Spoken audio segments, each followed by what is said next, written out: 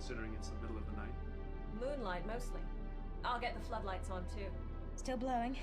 Hey, I thought I saw something. Just for a minute as the lights came on. The anomaly.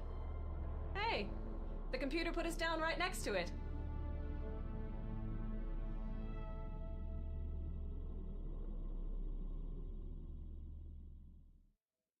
Here's another one, Doctor.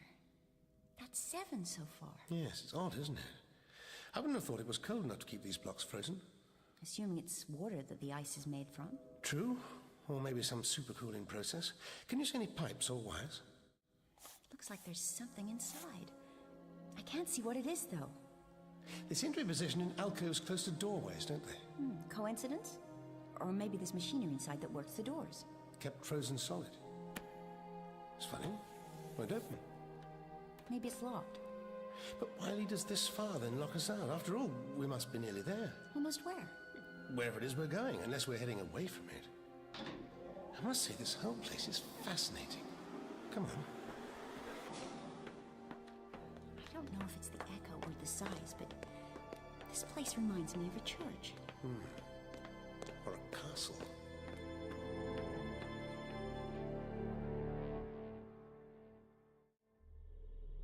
The dust's settling. Can't see the anomaly. It should be over. Must be that bump.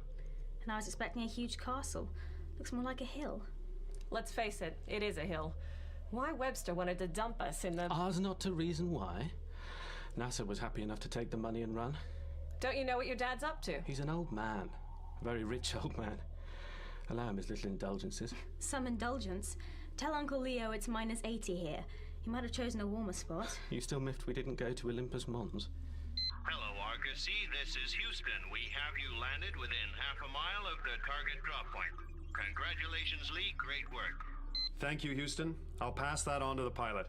By the time you hear this, we'll already be out on the surface.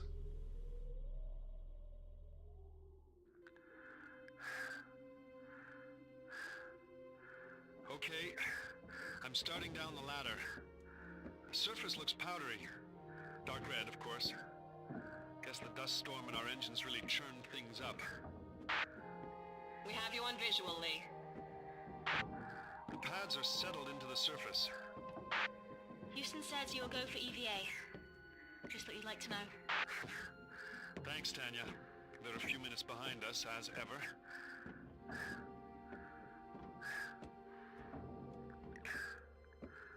I'm at the base of the ladder now. Stepping off. This is the biggest step so far on the ladder of man's achievement. You're in the history books, Lee. Along with those jokers from the Mars probe fiasco. That was a waste of good money. Tactful as ever, Paul. I'm down. Turning west now. Towards the anomaly. I can see it through the dust. Taking a short walk, I'll be out of the camera view. And I can see now that the anomaly is... Oh my god. Commander Forbes, we're losing audio. Lee, what's going on? Talk to us, Commander. Lee! Doctor, are we getting anywhere? I'm beginning to wonder that myself.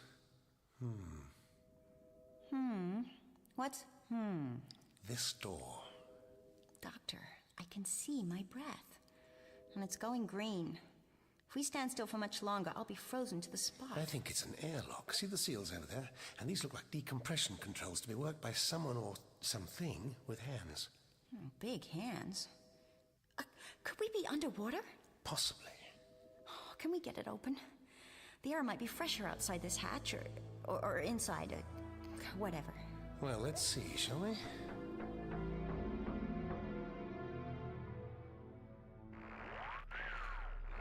Release the hatch, I'm coming in. Commander, what happened? Just unlock the hatch. Hatch to manual. Clamps released. Commander, Lee. Wait, just a minute. What are you doing, sir? That's the main comm system. Useless. Here, you try. Try what? Just see if you can raise mission control. Houston, this is Argosy. Respond, please. It'll be 4 minutes before... No, it won't. There's no carrier signal. Look, nothing. Try the command module in orbit. They're closer. As if it makes any difference. Ares 1, respond please. They should come back straight away. Ares, can you hear me? Respond. Nothing. Same as affected my radio on the surface. The dust storm. The anomaly. What? Are you serious? It's a structure. A building. You're kidding. It looks like a giant green shell. Organic? I don't know. What made you think that? I'm going back out there. Susan, I want you to suit up. This I have to see. Me too. No, Tanya. You and Paul get the excursion gear out of storage. Start with the geology kits. And keep crying Houston. Stay in touch. We want to know. Don't worry. We all want to know.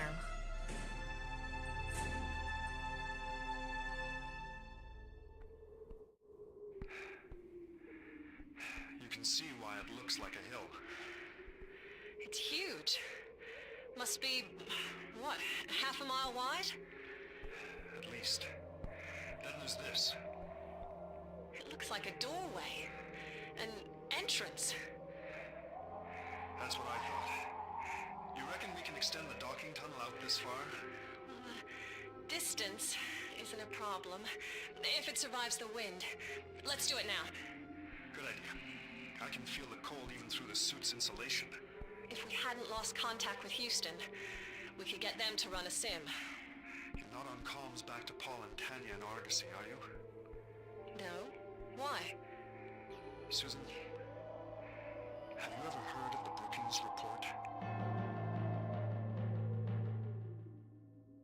Funny how sometimes they open and sometimes they don't. Wonder if they're using biometrics. You mean checking your pulse? Stuff like that? As you say, stuff like that. What I say while touching the plate, perhaps. How could it possibly be? Or what I think. That did it anyway. No, it didn't. It wasn't touching. Doctor, what are they? Some sort of survival suit. Hello, we mean you no harm. Who the hell are you? Houston, respond please. You're wasting your time. Oh, well, that's the geology kits unpacked anyway. All sorts of useful toys. Now, that could come in handy. They got the docking tube across anyway. So why aren't they back on PTT? They should be able to hear us all right. Commander, this is Argosy. What's going on out there? What have you found? Give us a moment, Tanya. We have company. Company? Well, we're here, aren't we? Evidently. Look, can we just leave it at that for now, Commander Forbes? We will explain, I promise you. I'll look forward to that, Doctor. Susan, you get back to the MEM and help the others get the gear unpacked. It'll take us a while. Doctor, it's so cold here. Yes, I know, Perry. Just a moment. It's close to minus 100 out on the surface. We've run a docking tube across. It's not so bad in there. The aircon from the MEM will keep it warmer. The only reason my teeth aren't chattering is because they're frozen together. We have a spare thermal suit you can borrow. Take her back to the Argosy and get her kitted out, Susan. What about you, Doctor? Are you... I'm quite all right, thank you. I don't seem to feel the cold. Good. Then you can show me what you found here. We're on our way back through the tube, Tanya. Do you have the spare thermal suits unpacked? Survival gear's ready, I think. Paul?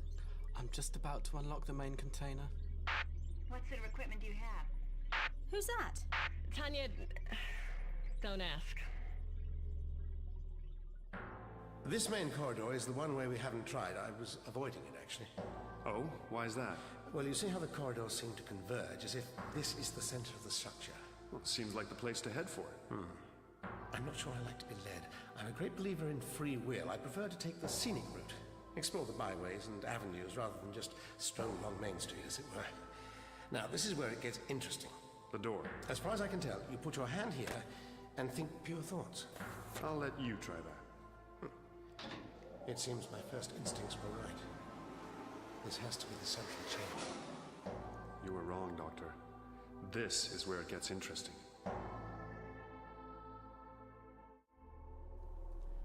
I'll get this gear over to Commander Forbes.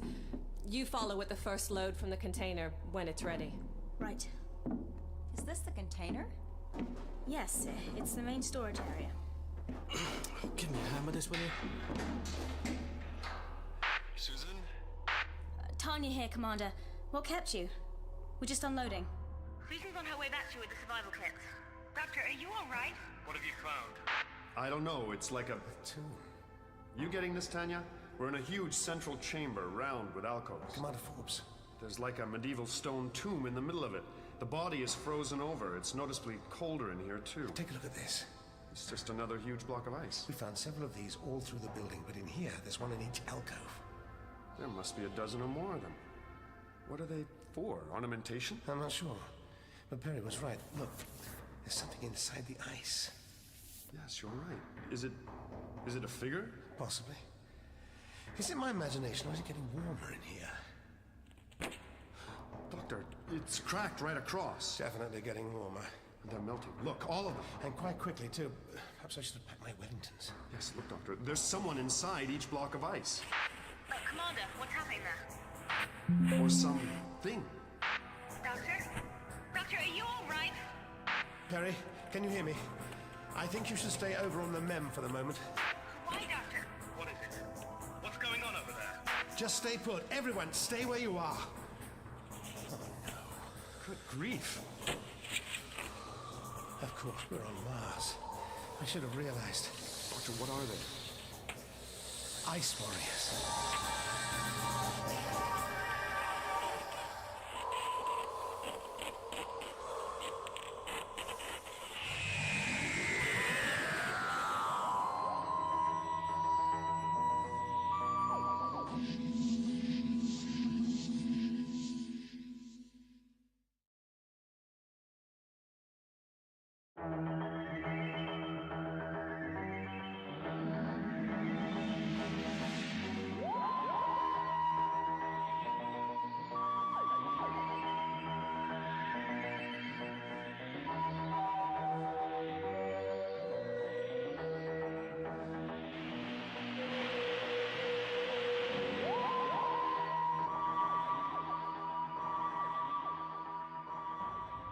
Susan's on her way back to you with the survival kits. Doctor, are you alright? What have you found? I don't know. It's like a tomb. You getting this, Tanya? We're in a huge central chamber, round with alcoves. Commander Forbes. There's like a medieval stone tomb in the middle of it. The body is frozen over. It's noticeably colder in here, too. Take a look at this. It's just another huge block of ice. We found several of these all through the building, but in here, there's one in each alcove. There must be a dozen or more of them. What are they for? Ornamentation? I'm not sure. But Perry was right. Look, there's something inside the ice. Yes, you're right. Is it a figure? Possibly. Is it my imagination, or is it getting warmer in here? Doctor, it's cracked right across. Definitely getting warmer. And they're melting. Look, all of them. And quite quickly, too. Perhaps I should have packed my Wellingtons. Yes, look, Doctor. There's someone inside each block of ice. Commander, what's happening there? Or something. Doctor? Doctor, are you alright? Perry, can you hear me? I think you should stay over on the MEM for the moment. Why, Doctor? What is it? What's going on over there? Just stay put. Everyone, stay where you are. Oh, no. Good grief. Of course, we're on Mars. I should have realized. Doctor, what are they? Ice warriors.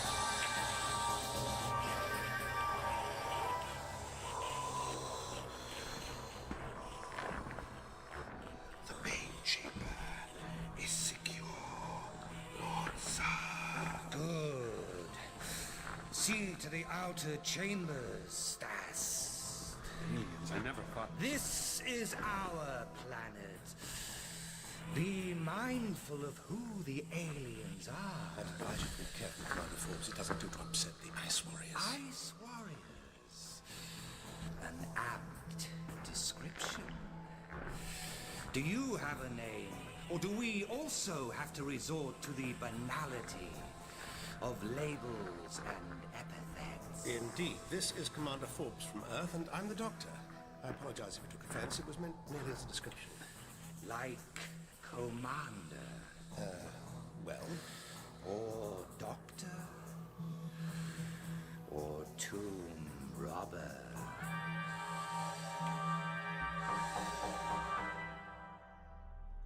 father wanted you both to come on the expedition? He likes to keep control in the family, even adopted family. But why did NASA have to listen to him? Funding? NASA's practically broke. The enlightened US taxpayer might have paid through the nose to send Apollo to the moon, but put a man on Mars? Why bother? So your father stumped up the cash? Most of it. His money, NASA's expertise. And the condition was that they bring you? That and getting them to land us close to the anomaly. But why, Paul? There are thousands of more interesting features on Mars. Olympus Mons is the biggest volcano in known creation, and it's just across the plain. Yes, I mean, he didn't know that this anomaly would turn out to be an alien building. Of course he knew. We got our fingers burned with the Mars probe missions over 30 years ago, but we've sent landers and robot probes since, while we waited for NASA to get its act together. And brought back some soil and rock samples. So what? Oh, we've brought back more than that, Tanya. Much more. What does Webster Corporation do exactly? What's your business? Everything. Everything? Pretty much. From pharmaceuticals to investment banking, computer software to online publishing. And what do you two do? I'm a geologist with the Oil Exploration Group. Paul heads up another one of the divisions. Investment banking? Defense development. Advanced weapons systems, armament, anti-terrorist technology. Weapons? And you knew, didn't you? You knew what was here. You want the alien technology. Paul? Is that it? We meant no disrespect, I assure you. We're explorers, that's all. And you think those things, whatever they are, will give it to you? Who says I'm going to ask?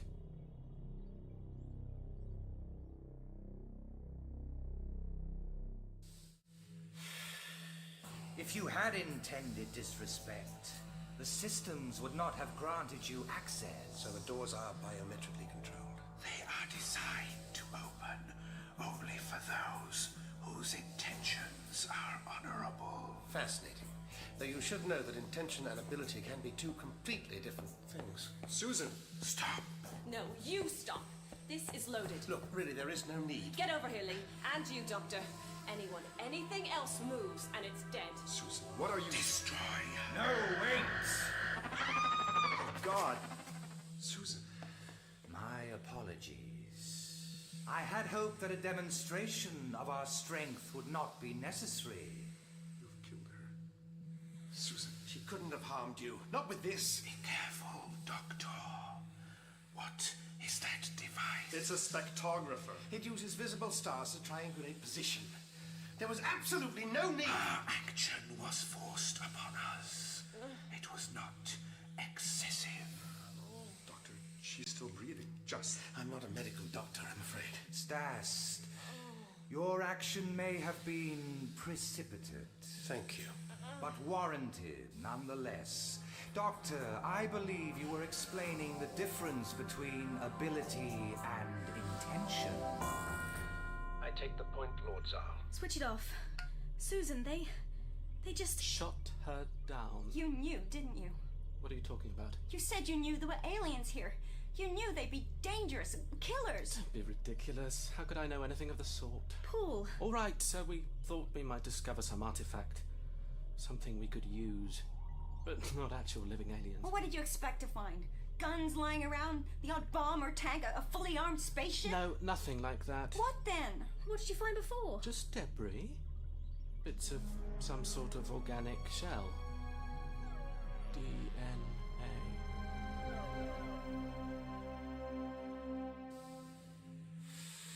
Bring the woman. Where are you taking her? She is dying. But we shall do what we can to relieve her pain. Zal and his warriors are honorable, Commander. They aren't given to lying. I guess I have to take your word for that, Doctor. That's what trust is all about. Come! We shall accompany your comrade to the treatment area. Lord Zal, perhaps on the way you'd tell us where we are. This is the tomb of Isdal. He's the guy frozen solid in the center? Isdal was the most heroic of our people. This is his final resting place, and we are the guardians of his vision for our race. Come. And what are you doing here? I thought you left Mars centuries ago when the atmosphere thinned and the temperature dropped too low even for you. Mission control. Do you think they forced the commander to tell us to stay here? This is Argosy to Houston. I don't know. The doctor wouldn't let the commander lie to us. You sure? Come in, please. You're wasting your time. There's nothing. There must be some reason. The aliens, they must be blocking it. How? They weren't around when we lost contact. So what then? Technical glitch? Just at the wrong moment? That's got to be too handy. What do you mean? She means it's deliberate. Intentional. Tanya, if you wanted to sabotage the communications, what would you do? How would you make sure there was no contact with Earth? I don't know. Think. There must be something. I suppose I'd reset the master cutout and assign a new password. That way it couldn't be rebooted. That's it, isn't it? Well, is it? I don't know, maybe. Maybe? The master cutout's been tripped. That isn't supposed to be possible. I'm rebooting now. It's asking for the password. Which is? Argosy. Access denied. So, what does that mean? It means either Commander Forbes or Pilot Roberts deliberately cut us off. But why?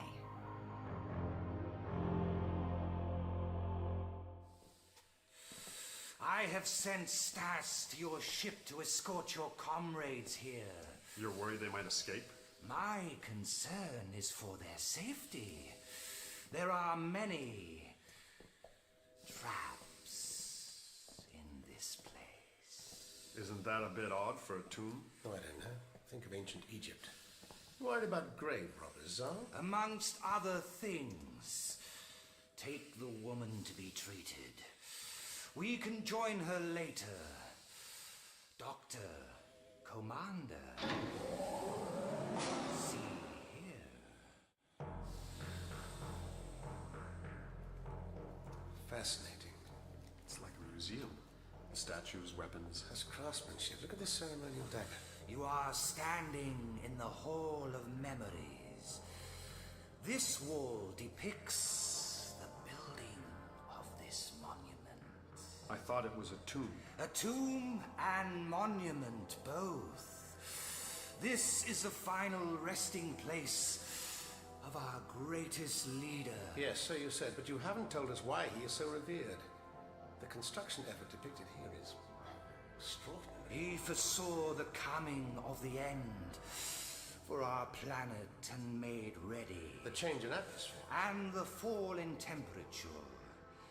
Isdal predicted the coming of the Red Dawn and organized the evacuation. The Red Dawn? It was the Red Dawn that killed him. A noble death. He died to save us. This is his ceremonial sword.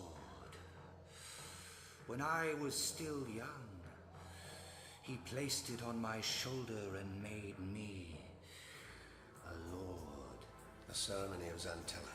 You know something of our history, Doctor. I know that Xantella is the greatest pinnacle of nobility that a warrior can achieve. Nobility and honor.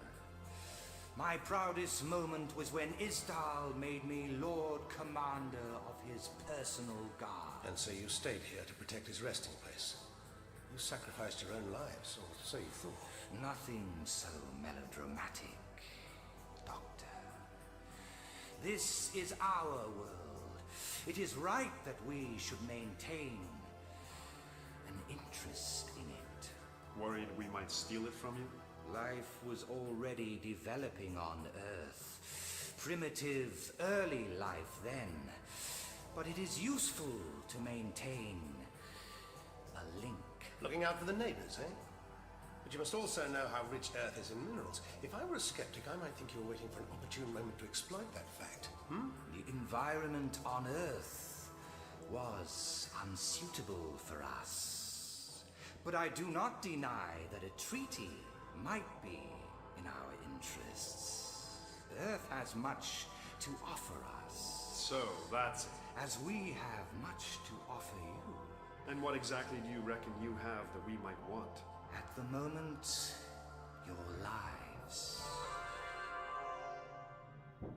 What's that? It's one of those things. It's in the docking tube trying to get in. It's asking us to let it in. It's knocking on the door. Then let's open the hatch. Wait a moment. Right, ready? What are you doing with that, Paul? What is it? Oxygen cylinder. Hatch released. Doubt it's much of a weapon. It depends on what you're used to breathing. You will come with me. It's huge. Fantastic. Now, Lord Zal orders it. Then he should have said please. You must come.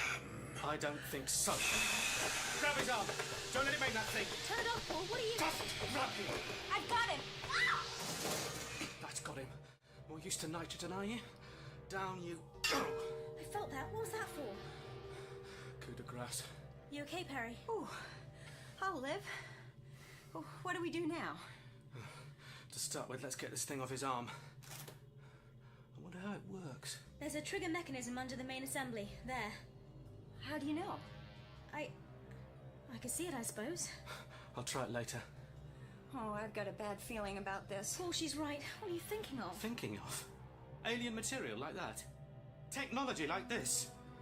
In case you hadn't got the message yet, Tanya, this is what we came for. This is what it's all about.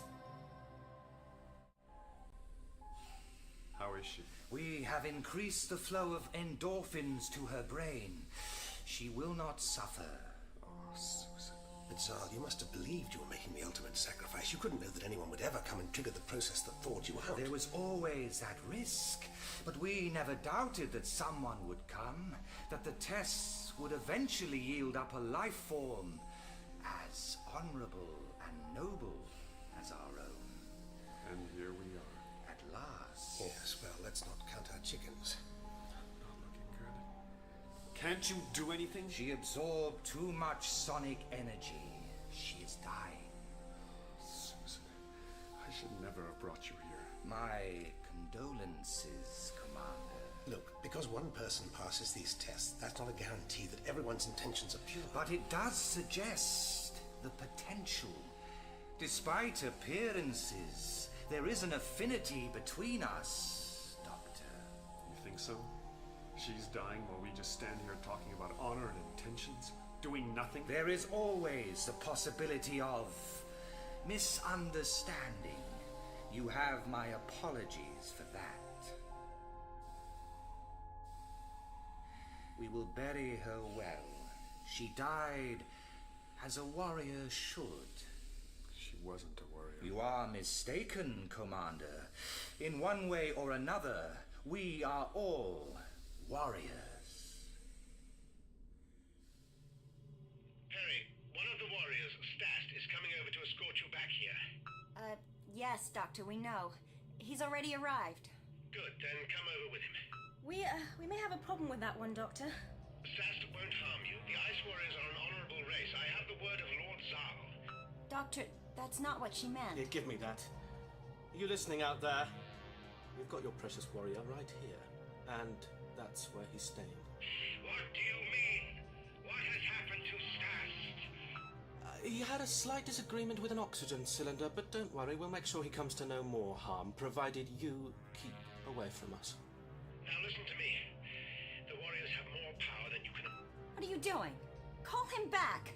The doctor The doctor can stay with his alien friends. We have what we need. You don't have a clue what we need. What gives you the right to... This does. The warrior's gone. You don't know how to use it. You want to take a bet on that? No. Get some spare cable. I want that thing tied up so tight he can't move. Paul. Now! Lord Zal, I'm sorry. Be silent! One of my warriors is threatened, captured while we were tending your fallen comrade.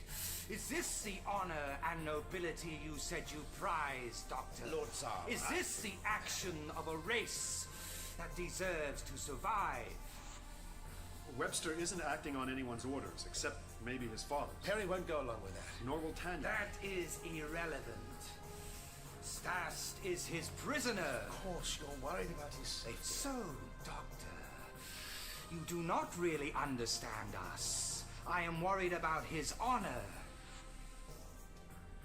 I'm not sure things are going terribly well. What will he do? He's conferring with his officers. I imagine they'll rescue Stast if they can. And if they can't? Lord Zal, look, I'm sure we can sort this out without any further misunderstanding. There is no misunderstanding, Doctor. My warriors have their orders. No. Wait. Saskan, Zizmar, go. Yes, Lord Zal. Where are they going? If Stast remains a hostage, he puts his comrades at a disadvantage. That's what you meant about his honor, isn't it, Zal? So what will they do? If they cannot rescue Stast, they will make certain he has an honorable death. They'll destroy the Mars module and everyone in it. Tanya. And Perry.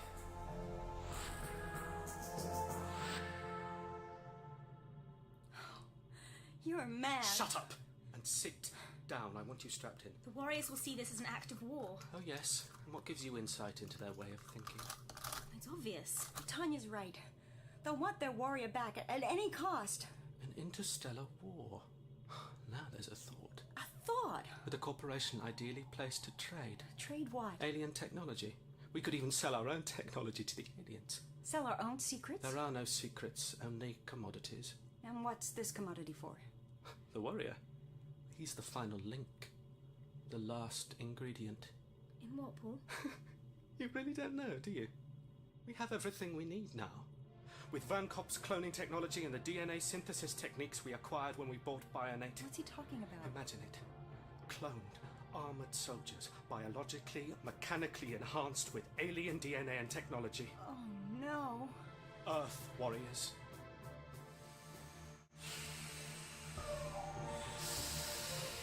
The hatchway is sealed. Then we must use force.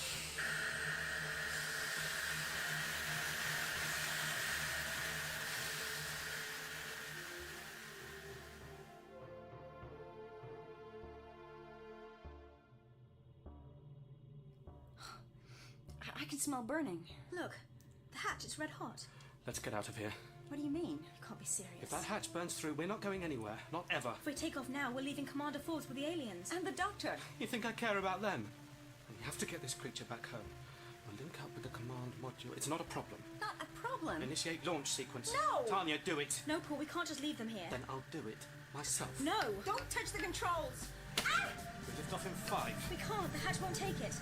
They're almost through. 2, 1. No! Ignition!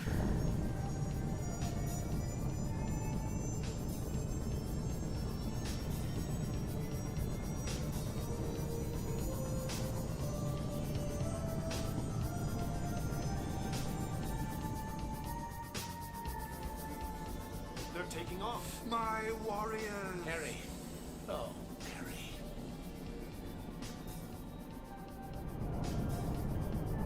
Doctor! Oh, Doctor! We have liftoff. Engines at full capacity. On course for Mars orbital insertion. Yes. They have launched, Lord Zal. They cannot be allowed to take Stast. And how are you going to stop them? Prepare the defense chamber. Arm all systems. Yes, Lord Zal. Defense chamber. Let's not do anything precipitate, hmm? Come on, Commander. I think we better follow them.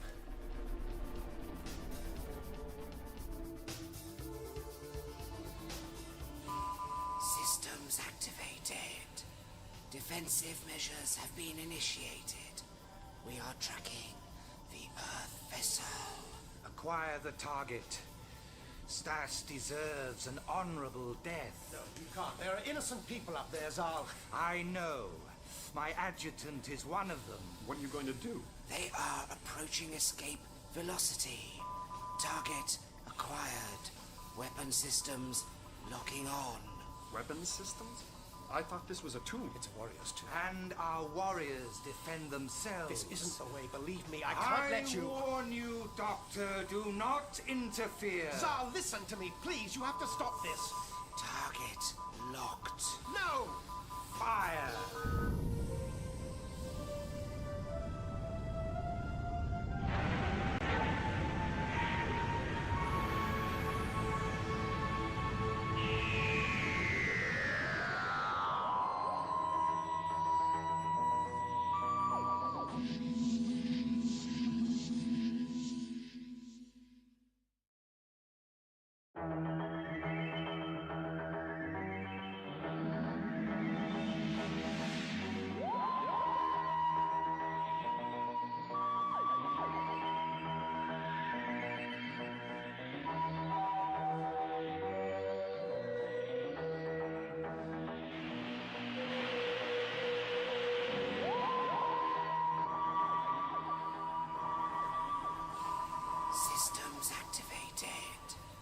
Defensive measures have been initiated.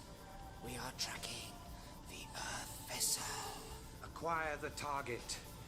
Stas deserves an honorable death. No, you can't. There are innocent people up there, Zal. I know. My adjutant is one of them. What are you going to do? They are approaching escape velocity. Target acquired. Weapon systems locking on. Weapons systems? I thought this was a tomb. It's a warrior's tomb. And our warriors defend themselves. This isn't the way, believe me. I can't let you... I warn you, Doctor, do not interfere. Zal, listen to me, please. You have to stop this. Target locked. No! Fire!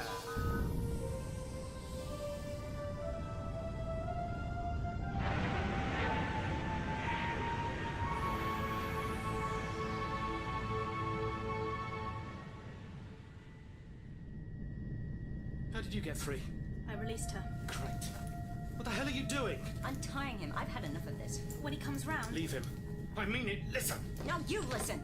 I've had enough of this. If we free him, then when he comes around, we might just be able to explain what's going on. We don't have to explain anything. We're going back for the Doctor and Commander Forbes. Are you mad? Me? Am I mad? You're the one waving the Ice Warrior's gun around. That's right. Don't forget it. Now leave him and get back in your seat. Per, I think he's serious. Leave him. Okay. Okay. You're in charge. Damn right I am. I don't want to hear another... Shh. What's that? It sounds like a... Collision alarm. They're trying to shoot us down! Can't you shut that noise up? That noise is telling us what's wrong. Perry, read me the text on each flashing button, then press to reset. Okay, where do I start? Who cares? Can you fly this thing? What? Then shut up and leave it to someone who can. Start top left, work across. Main bus B. Hell. O2. The oxygen tanks. Comms, guidance control. We're spiraling. I know. Attitude adjustment. Radar lock. Collision alarm. Incoming missile. Hell, I can see it. Hold tight. We're venting something. I can see steam out there. It's the oxygen. Low fuel alert. Navicom. Is that the oxygen leak I can hear? What? That hissing sound. If you can hear it, we're dead. Come on, Arcasy, you can do it. Warrior. He's waking up. No, put the gun down. Get off me! Don't be stupid. Idiot! I could have shot him. Now he's breaking loose. No, leave him! Be free. Loosen the cord, you stupid woman. He'll kill us all. Paul, keep away from him. You can't. Hold it right. It's killed him. He will recover.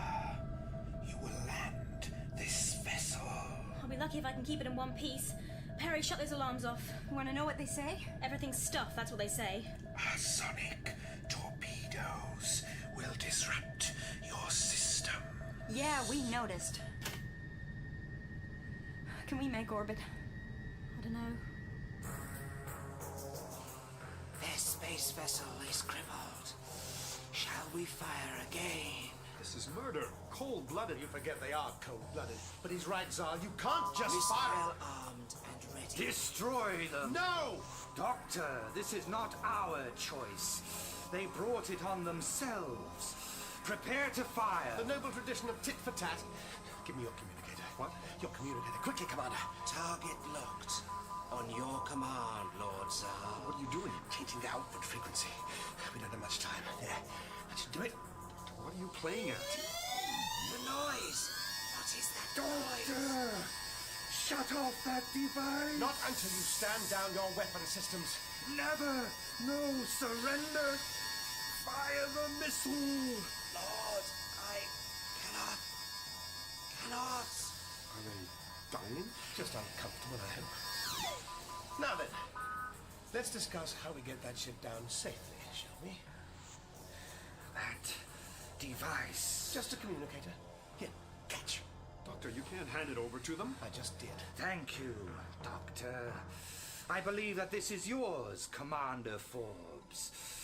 I suggest you use it to contact your comrades. You're calling off the attack? The Doctor has defeated us and shown mercy. The least that we can do is to return his trust. Mars Request to Argosy. What's your situation? You may answer them. Thanks. I was going to. I think desperate pretty much says it. We've lost main bus B. Power levels are critical. Engines past tolerance, and we're venting oxygen like a burst balloon. That's what I said. What of my warrior? The warrior is... well, he's a bit groggy, but okay. Webster's out cold. I am in command here, Lord Saul. Lee, what are our options? Apart from dying up here, that is. There's no way we can make MOI. Stast will assume control of your vessel. No way. It belongs to NASA, to Earth. Your ship is dying. Be quiet, both of you. Let's worry about getting them down safely rather than petty protocol, Now, what's MOI? Mars orbital insertion. She's saying they won't make escape velocity. Then they will crash. What can we do, Lee? Listen, we're going to talk you down. You have to make a landing. You're kidding! We're breaking up already. We've got no landing radar, no altitude control, and we're running out of air. So don't let's waste time talking about it. Let's just do it. Well said, Perry. That's the spirit. Right, Commander, what do they need to do? Doctor, I don't know. What? Their systems are shot to hell. They're probably just about out of fuel. Susan was the mission pilot. Now I just fly planes. The sonic disruption will have affected their instruments. You're saying that they can't trust them? No. No, he's not. He's saying they may be in better shape than they think. Perry, are you still there? Where do you think I might be, Doctor? We're going to talk you down. Getting down isn't the problem. Listen, your instruments aren't reliable. You're in better shape than the instruments say. We know that. You do? Yeah. The instruments say we're dead. Do you have retros? The instruments say we do. But we're not relying on them. O2, tank 3, whatever that means. Better get suited up. It means we're breathing fumes. Now listen up. I want you to use the retros to turn Argosy. Flip her over. Is that our best shot? You're out of time, Tanya. You need a retro burn of about 6 seconds. Can they hear us? Push to talk, so not right now, no. What are their chances? Slim to zero. This vessel. What about it? It is a re-entry vehicle, as well as an orbital excursion module. Hell, I hadn't thought of that. You mean they have no heat shield? Not in the ascent stage. They weren't supposed to come down through the atmosphere in it, Doctor. If they are too close to achieving orbit, they will burn up on re-entry. What's to keep us smashing into bits when we hit? You can use the retros to slow the descent. If there's any fuel left. We can rotate them. If you have a better idea, then I'd go with it. Thanks. You, Stast, you watch through there and tell me when the planet's surface is directly above us. What do you want me to do? I want you to time the burn. 6 seconds. Right. Count down for me from 3. You ready, Stast? Ready. Okay, then, here we go.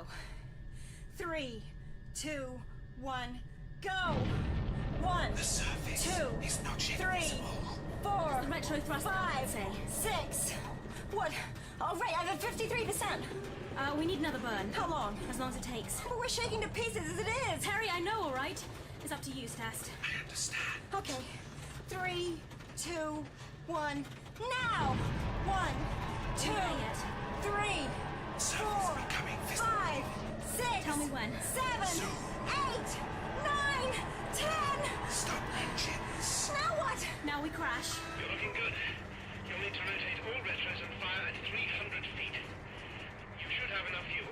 How'd you know that? He's guessing. Oh, great. Read me off the altitude. 11,000 feet. We're falling fast. It's already 9,000 feet. Calculating point of impact. I don't like the sound of that. What is the estimated point of impact? The main chamber of the tomb. What? You mean they're coming down here? Straight up, straight down. Right on top of us. 3,000 feet.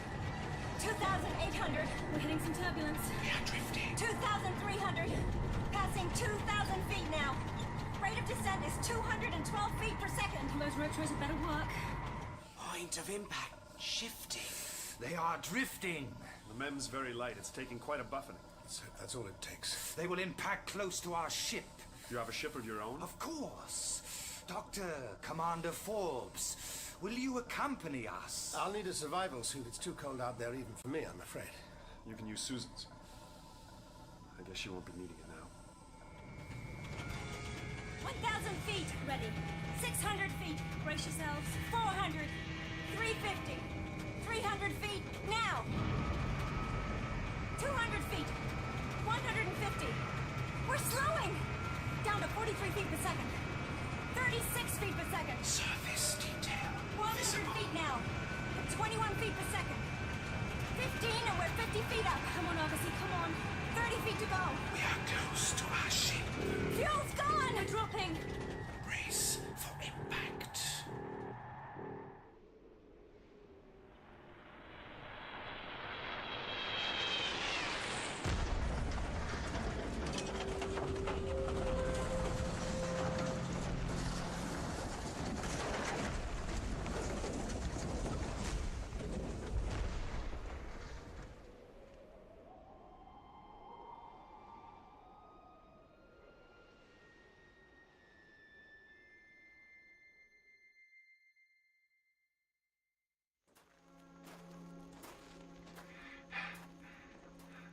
There it is.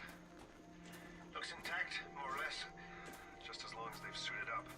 If there's a leak, they'll lose whatever they have left. It's none too warm. Minus 83 Celsius. No sign of life down there. Might get up to minus 30 when dawn breaks. Almost tropical. I imagine it suits you, though, Zal. It is too cold even for us, Doctor. We could not survive more than a few days. And the atmosphere has thinned.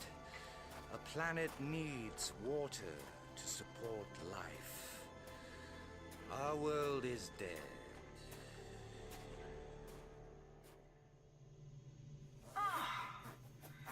That was quite a bump. If you can walk away from it, it doesn't matter how big the bump is. We haven't walked away yet. Beautiful out there, isn't it? I never thought I'd be so pleased to see red rocks, freezing cold temperatures, and poisonous atmospheres. Your friend's waking up. He's not my friend, just family, so you can't blame me for human nature. What? I mean, what Paul's done. Do not move. You are my prisoner. Ease up, Stast. He's not going anywhere. You are all my prisoners. Oh. Open the vessel. Yes, Lord Zal. Harry! Harry, are you all right? Yes, Doctor, we're fine. Stast, bring out the prisoners. Prisoners? Now hang on. They have attacked my warrior. Lord Zal, shall I execute them now? Execute? You can't. Silence! You have attacked us when we were at peace. You have captured and held prisoner one of my warriors. Zal, they are not all to blame. Send them home. They can't harm you now. Let the human justice system deal with this. My honor has been compromised. There is honor in being merciful, Stast. There is dignity in forgiveness, just as it is noble to exact revenge. The Doctor knows that. Yes, Lord Zal. We will take these humans back to the tomb. Then we shall send them home. Perhaps. We have a command module in orbit. You can transfer us to that. Thank you, Lord Talon. A noble decision. Be silent, Doctor. Take care that you do not exhaust what remains of my patience.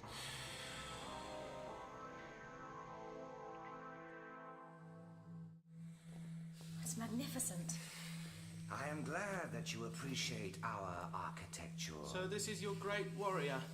What's his name? Please try to be quiet, Mr. Webster. I think you're in enough trouble as it is. It seems a reasonable question. He's obviously important to our alien friends. Stop that now! Stast! You will move away from the tomb. All right. Can't say it's a very pleasant sight anyway.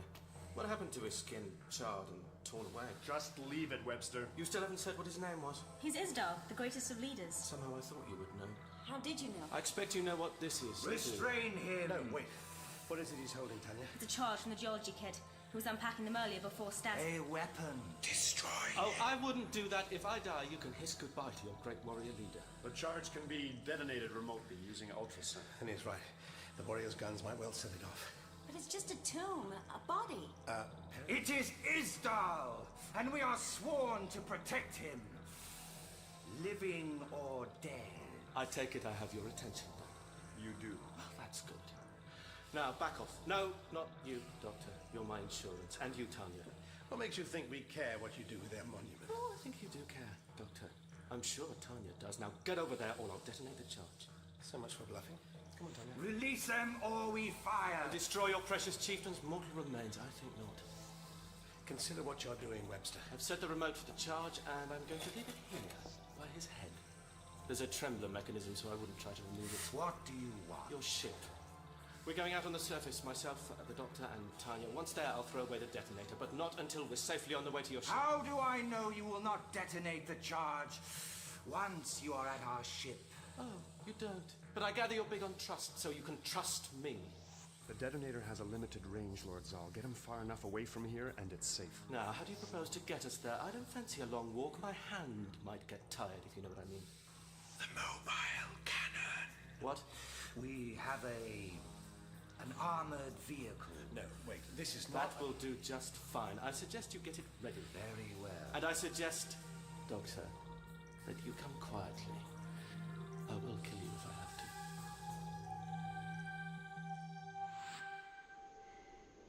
It looks almost like a tank. That figures. Webster's an arms dealer, after all. Is there nothing you can do, Lord Zal? Nothing yet. Until we have the detonator. Here you are. Don't say I never keep my word. He's thrown out the detonator. He knows it'll be out of range soon anyway. The question now is, can he get that thing moving? Good. Well, now you got rid of that, how about letting us go? No way, Doctor. Come on, this is ridiculous. You have no means of escape and nothing to keep us here. I mean it, Doctor. We will use their ship. You won't be able to fly it, any more than you can drive this thing. Oh, you'd be surprised what Tanya here can manage. Me? What is it? Come on, Tanya. Tell me we're going, I think. Can I take I think not, Doctor. Great. Staff's gone. I forgot about that. I've had enough of your insults and your prattling, Doctor. I don't need you now. Can you feel that? Is the metal as cold as the warrior's armor, Doctor? Is it so cold it burns your cheek? Look, why don't we discuss this like sensible, rational... Is it? Paul, don't. It's time to say goodbye, Doctor.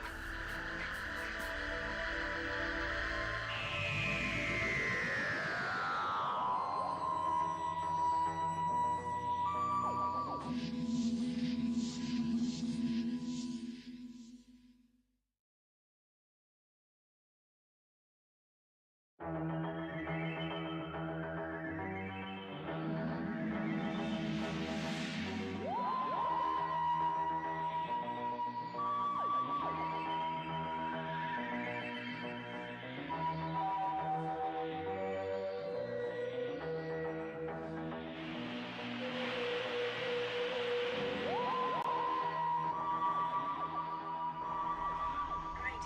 Staff's gone. I forgot about that. I've had enough of your insults and your prattling, Doctor.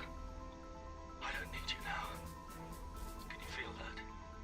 Is the metal as cold as the warrior's armor, Doctor? Is it so cold it burns your cheek? Look, why don't we discuss this like sensible, rational... Is it? Paul, don't. It's time to say goodbye, Doctor.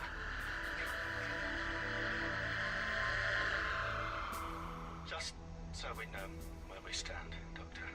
Now it really is time to say goodbye. Wave to your friends. After all, you won't be seeing them again. Ever. Oh, yes, I will. You won't succeed, Webster. People like you never succeed. Get inside. And I mean it, Doctor. One wrong move, one hint of trouble, one more misjudged insult, and I will blow your head clean off. Goodbye, Perry. I'll see you.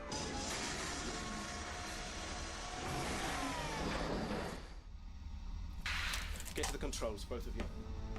What makes you think I can drive this thing? I don't, Doctor. I think Tanya can. Oh, you have to be joking. I can't. I've never seen anything like this. Oh, you'll manage, Tanya. Look at it. It will make sense to you. Think about it, but not for too long. If you open the hatch, I'm sure I can persuade Zal to send you home. No, we do this on my terms. Quickly, Tanya, or the Doctor dies. You can't expect... You know nothing, Doctor. She'll get this thing working. I don't know how to. You closed the hatch. It was just instinct, a lucky guess. Then trust to your instinct. Your Martian instinct. Hurry, please! The hatch is resistant to our weapons. This is an vehicle. But you have to get them out of there! We shall. It is just a matter of time. Time?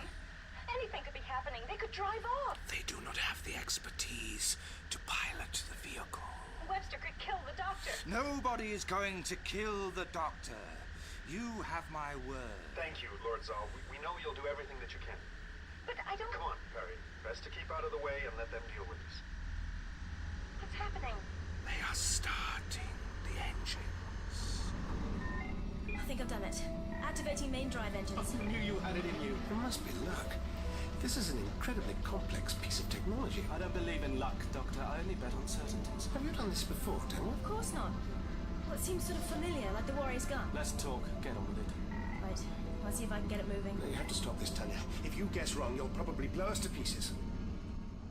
They have started the main engines. We must activate the cutout now. Do so. What are you doing? There is an emergency cutout in the main engine assembly. Stast has sent a warrior to activate it. Actually inside the engine housing? They're about to drive off. Lord Zal, Rasper is reporting. Is there time? Perhaps not. Approaching. Cut off. It is hot. So hot. But nevertheless, it must be done.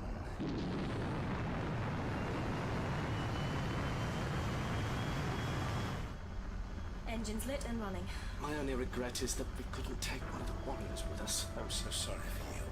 But I have the next best thing. Don't you think, Doctor? I have located the cutout. He'll never make it. Activating cutout now. Too late. They're moving. Back, get out of its way. There they go. That's it then. The engines have stopped. They're stopping. The cutout must have worked. The systems take several seconds to shut down safely. So now they're stuck.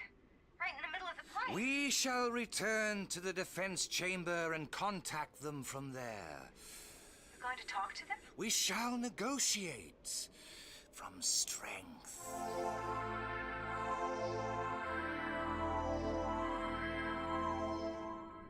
Give it up, Webster. Can't you see it's over? What are you going to do, Paul? Negotiate. Negotiate? With what? There's no way you're getting off this planet now. You won't even make it to their ship. What do you have that Zal might want? Let's start with you, Doctor. And Tanya. Tanya? When he knows who and what she is. What are you talking about, Paul? What do you mean? And don't forget, this is an armored tank. We're in a good position.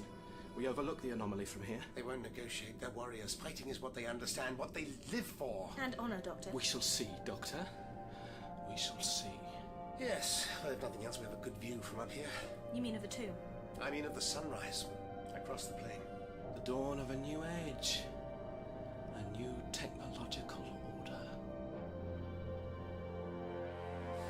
Their position is defensible. They overlook our position. I thought you were going to negotiate. Options? We should deploy a sonic charge. Destroy the vehicle. And the people inside? Would also be destroyed. What about Tanya and the doctor? They threaten this too. They have heavy armaments trained on us.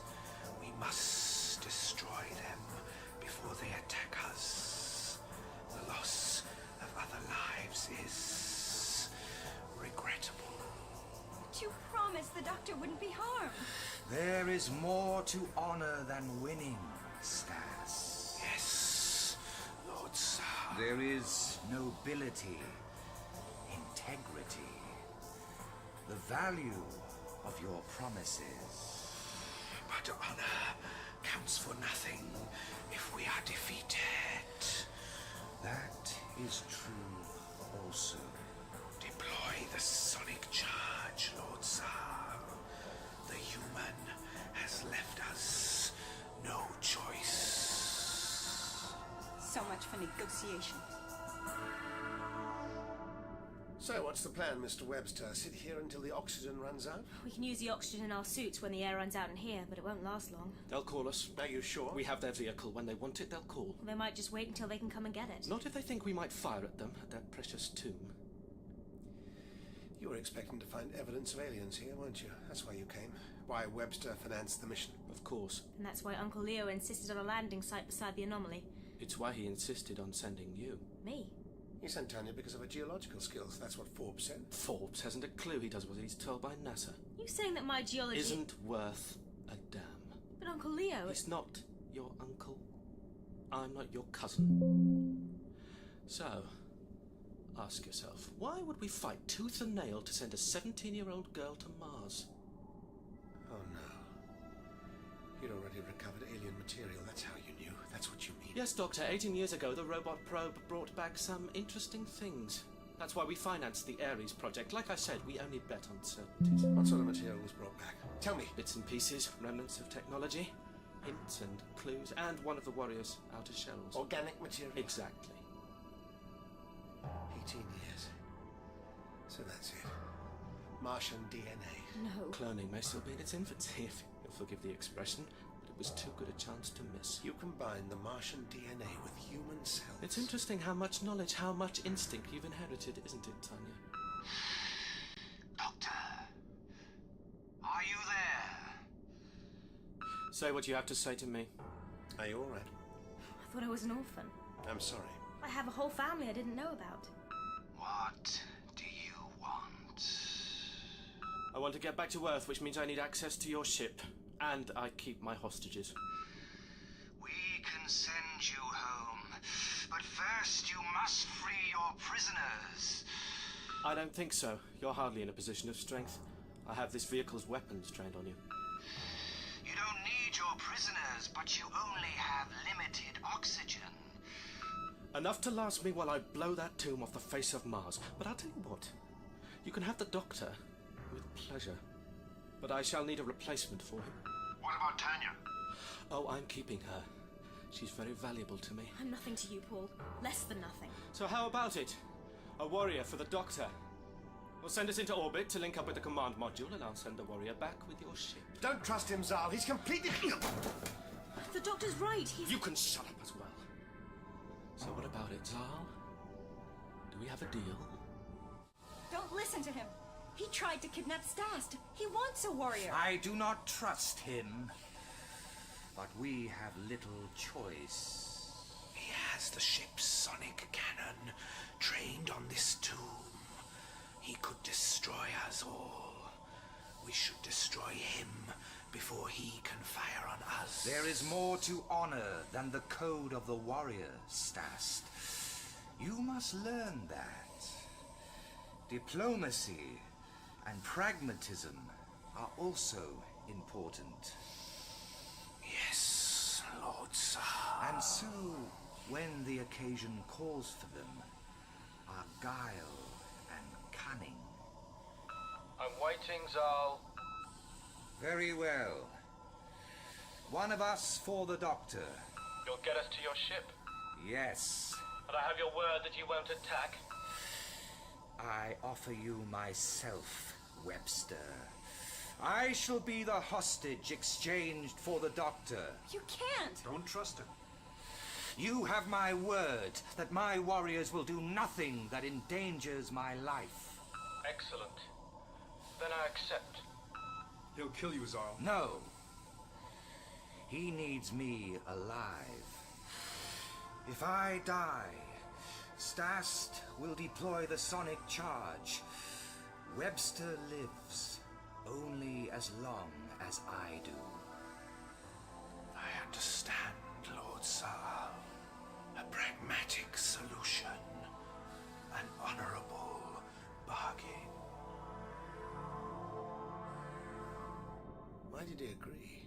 It's the honorable thing to do. But even when he knows Webster must be lying... You just can't accept that I've won, can you, Doctor? With Earth technology and Martian DNA, we shall create the ultimate warrior. The ultimate abomination. A scientific dark age of unspeakable technology. No, Doctor, the dawn of a new era. Dawn? Perhaps that's it. Does it get here at sunrise? Odd. It doesn't. The atmosphere's too thin to retain any heat. By midday, it may reach -20. Even for an ice warrior, that's cold. What are you two talking about? Nothing. The weather, that's all. Paul, how come we didn't hear about the alien artifacts? Well, it's in NASA's charter to make information available. That depends what information. The Brookings report. Exactly, Doctor.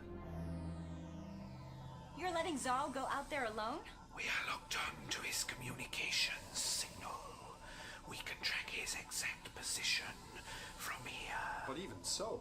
He goes alone, as a warrior should. You talk as if... Will Webster let the doctor go? I don't know. I wouldn't bet on it. Lord Zal has left the tomb. If you still had communications working, you could tell people what's happening. Warn the command module, you mean? What are you saying, Perry? Tanya told me that either you or Robert sabotaged the communications. She's sharper than I thought. You know, I never believed the anomaly, this tomb, was anything more than a hill. When I saw it through the dust storm, when I could tell it was artificial, a building. But why? Why cut off all communication with Earth? Standard procedures. What? Have you ever heard of the Brookings report? So you know about Brookings, Doctor? I don't. When NASA was set up in 1958, the US government commissioned the Brookings Institute to prepare a report on how NASA should conduct its business. And you're right, Tanya. The recommendation was that NASA make all information public for the good of everyone. With just one small exception. All sorts of experts worked on it. It was approved by the House Committee in April 1961, just as Gagarin was making history for the Russians, ironically enough. You know a lot about it. All mission commanders have to know about Brookings. But why? How can it still be relevant today? Because of one short chapter that starts on page 215. And that says you have to cut off communications if you find an alien building, does it? It's called Implications of a Discovery of Extraterrestrial Life. And that's exactly what it says. Lord Zal is approaching the vehicle. If I recall, it says that alien artifacts might possibly be discovered through our space activities on the Moon, Mars, or Venus. They never believed it was likely, but they accepted that it was possible. So how does that give NASA the right to disregard their charter? Brookings discusses the possible disintegration of human society. It's quite a sophisticated argument, actually, for its time. It gives historical examples of civilizations destroyed by coming into contact with more advanced societies before they were ready for it. We're on the brink of technological breakthroughs, the like of which humanity has never known. And NASA's afraid of the social implications. And which am I, Paul? A technological breakthrough or a social implication? Webster, I am here. Release the doctor. We'll join you in a moment, Zal. Now I have everything. The hybrid and a rich source of new material. Material? That's how you think of us? Seal your suits. We're going for a little walk. You know, I think it's going to be a lovely day. Right, out, both of you, and don't forget, I have a gun pointed right at you, Doctor. You don't have to do this, Sal. He can't break his word. It's in his nature. Sal, think again, please. This isn't necessary. Whatever you're doing, there must be another way. There is no other way, Doctor. Now go. I don't think so. Once we've got safely to the ship, then perhaps I'll let the doctor go. You would break your word? It's in his nature, Sal. Just as you and your warriors must keep your word. The sonic charge is primed and targeted. You can't! You promised! You said you would do nothing to endanger Zal's life. You are right. We cannot fire. If there is a risk, we will harm Lord Zal. Stast. I am about to lead the humans across the plain to our ship. You understand the terms of our agreement? I understand perfectly, Lord Zal. The doctor should also understand our agreement. You have learned much, Stas. Goodbye, my friend and comrade. It has been an honor!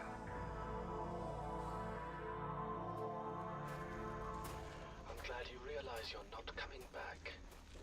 just gonna leave them here, stranded. I think that's Mr. Webster's plan in a nutshell. He has no intention of sending Zal or his ship back any more than he's prepared to let me go. You realize there is no way the Ice Warriors will let you get away with this, Mr. Webster? It is almost dawn. A last request. From the condemned alien? May we pause for a moment? I wish to watch the dawn. Permit me to watch the sunrise on my own planet. One last time. Zal, I really don't think... It is my wish, Doctor. I ask you not to interfere. Oh, very well. We have a little time and nothing to worry about from your friends. I'll allow you a few moments. I'll stand with you, Lord Zal, if I may. You can see the sunlight creeping across the plain. It's beautiful. The way it deepens the color of the rocks and sand. The Red Dawn. It is sunrise. Very well. Prepare to fire. But you promised! Won't you reconsider, Zal? You shouldn't have come out here. You knew he wouldn't let me go. But to mistrust his word makes us no better than him. I had to assume his honor. I had to come. This is all my fault. Yours, Doctor. If I hadn't opened the doors past the tests in the tomb, perhaps humanity isn't ready for this. Perhaps. But that is not my problem, Doctor. Not now. There's nothing I can say. Our greatest warrior was Isdal, the leader whose tomb I have guarded for so long. He stood alone on this plain and faced the Red Dawn. He knew that it was only by sacrificing himself that he could engender the support he needed to persuade our leaders to evacuate the planet. You cannot struggle against the weight of precedent, Doctor. Against the lessons of history. I'm sorry. The sunrise. Are you satisfied now, Zal? Very satisfied. What's happening to him? What's going on? Zal? Zal! It can't be the heat. The atmosphere's too thin to retain it. I die with honor. Of course. Thin atmosphere. Help him, can't you? Doctor, Stast will stand by his agreement. He will not endanger my life. Of course. I need him alive. Doctor, do something. There's nothing I can do. Without a protective suit, he's dying. But how? If not the heat, The ultraviolet. The Red Dawn. That is why we left Mars. What are you talking about? Ultraviolet radiation is filtered out on Earth by the layers of the atmosphere. it's too thin here. He's dying of sunburn. Save yourself, Doctor. And the girl. There is a nobility in her that transcends the others of her race. Farewell, my friend. Is he? Yes, I'm afraid he is. No! What do we do now? Run. Can't be! Doctor! Doctor, come back!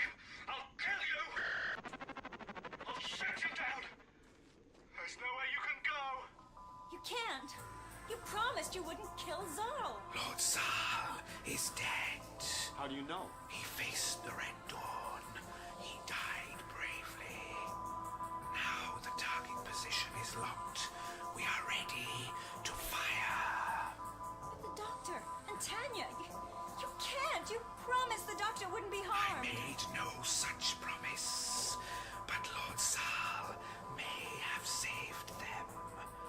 Destroy the alien. No, get away from there! Commander, stop him! Can't reach! Fire!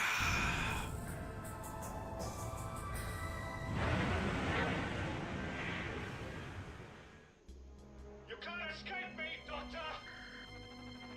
Now I see you, Doctor. Prepare to die! What's that? Down! No! Please! No!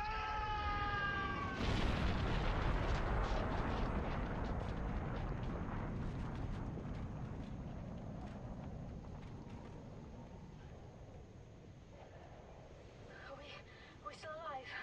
I very much hope so.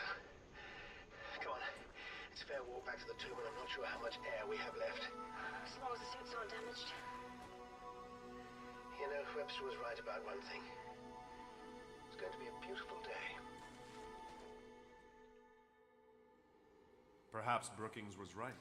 That's for you and Stas to decide. We shall contact our people. And what will you tell them? That the humans have much to learn. I'd have to agree with that. But some of them understand honor and nobility. There is hope for them. Well said. He'll have some explaining to do. To Webster's father, at least. Uncle Leo has some explaining of his own to do. Indeed, especially to you, I think, Tanya. No, I'm not going back. You mean you're staying here? Tanya? We have spoken. It is agreed. Whether anything is made public, Earth will need someone to open communications. An ambassador. But you can't stay here. How will I explain all this? I did an exchange with a pen friend in Denver once. Oh, never again. Lee, I've made up my mind. Something good has to come out of all this. We must ensure that Lord Zal did not die in vain. His vision was cooperation with the humans. We must respect that and live up to his vision as he died for it. It sounds as if you've learned as well, Stas. I have a feeling that if he were still with us, Zal would be organizing the ceremony of Xantella to welcome a new lord to the noble aristocracy of Mars. You ennoble me with the thought, Doctor. I've no idea what I'm going to tell NASA. I suppose I shall have to resort to the truth. Come on, Perry. Time we were leaving. Afraid they might start asking questions about your diplomatic skills? No.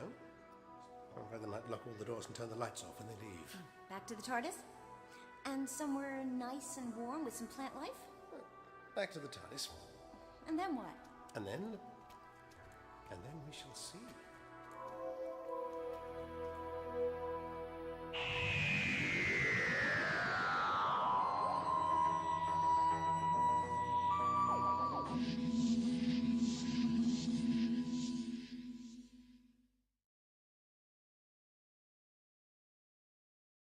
And now, a new 4-part adventure starring Colin Baker in Doctor Who.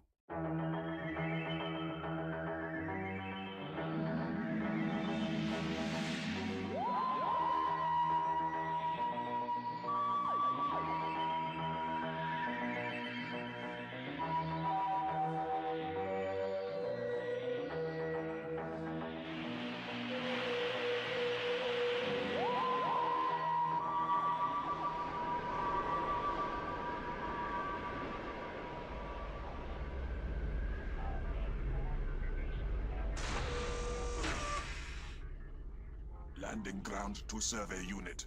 Emergency takeoff procedure initiated. Request position. Where are you, Sankrita? Skrifan. I'm collecting samples of the third quadrant of Sector 19. Sector 19? What was that? Primitive indigenous scavengers.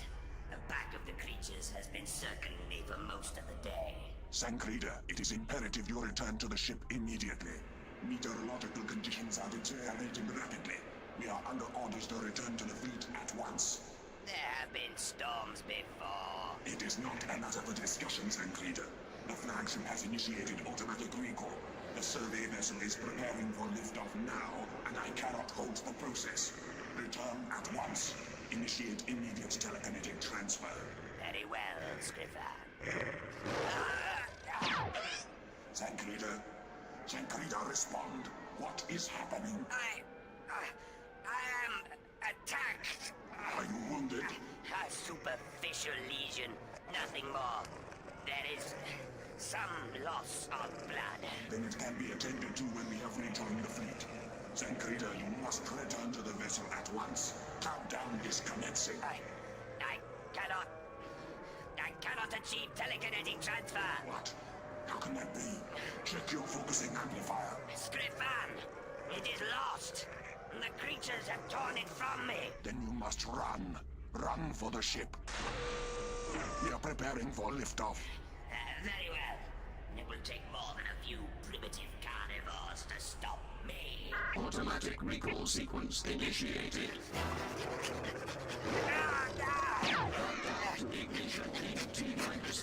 Postpone the countdown. I am nearly there. Where are you? I cannot override the recall procedure. Gripper, do not leave. Do not abandon me. Gripper.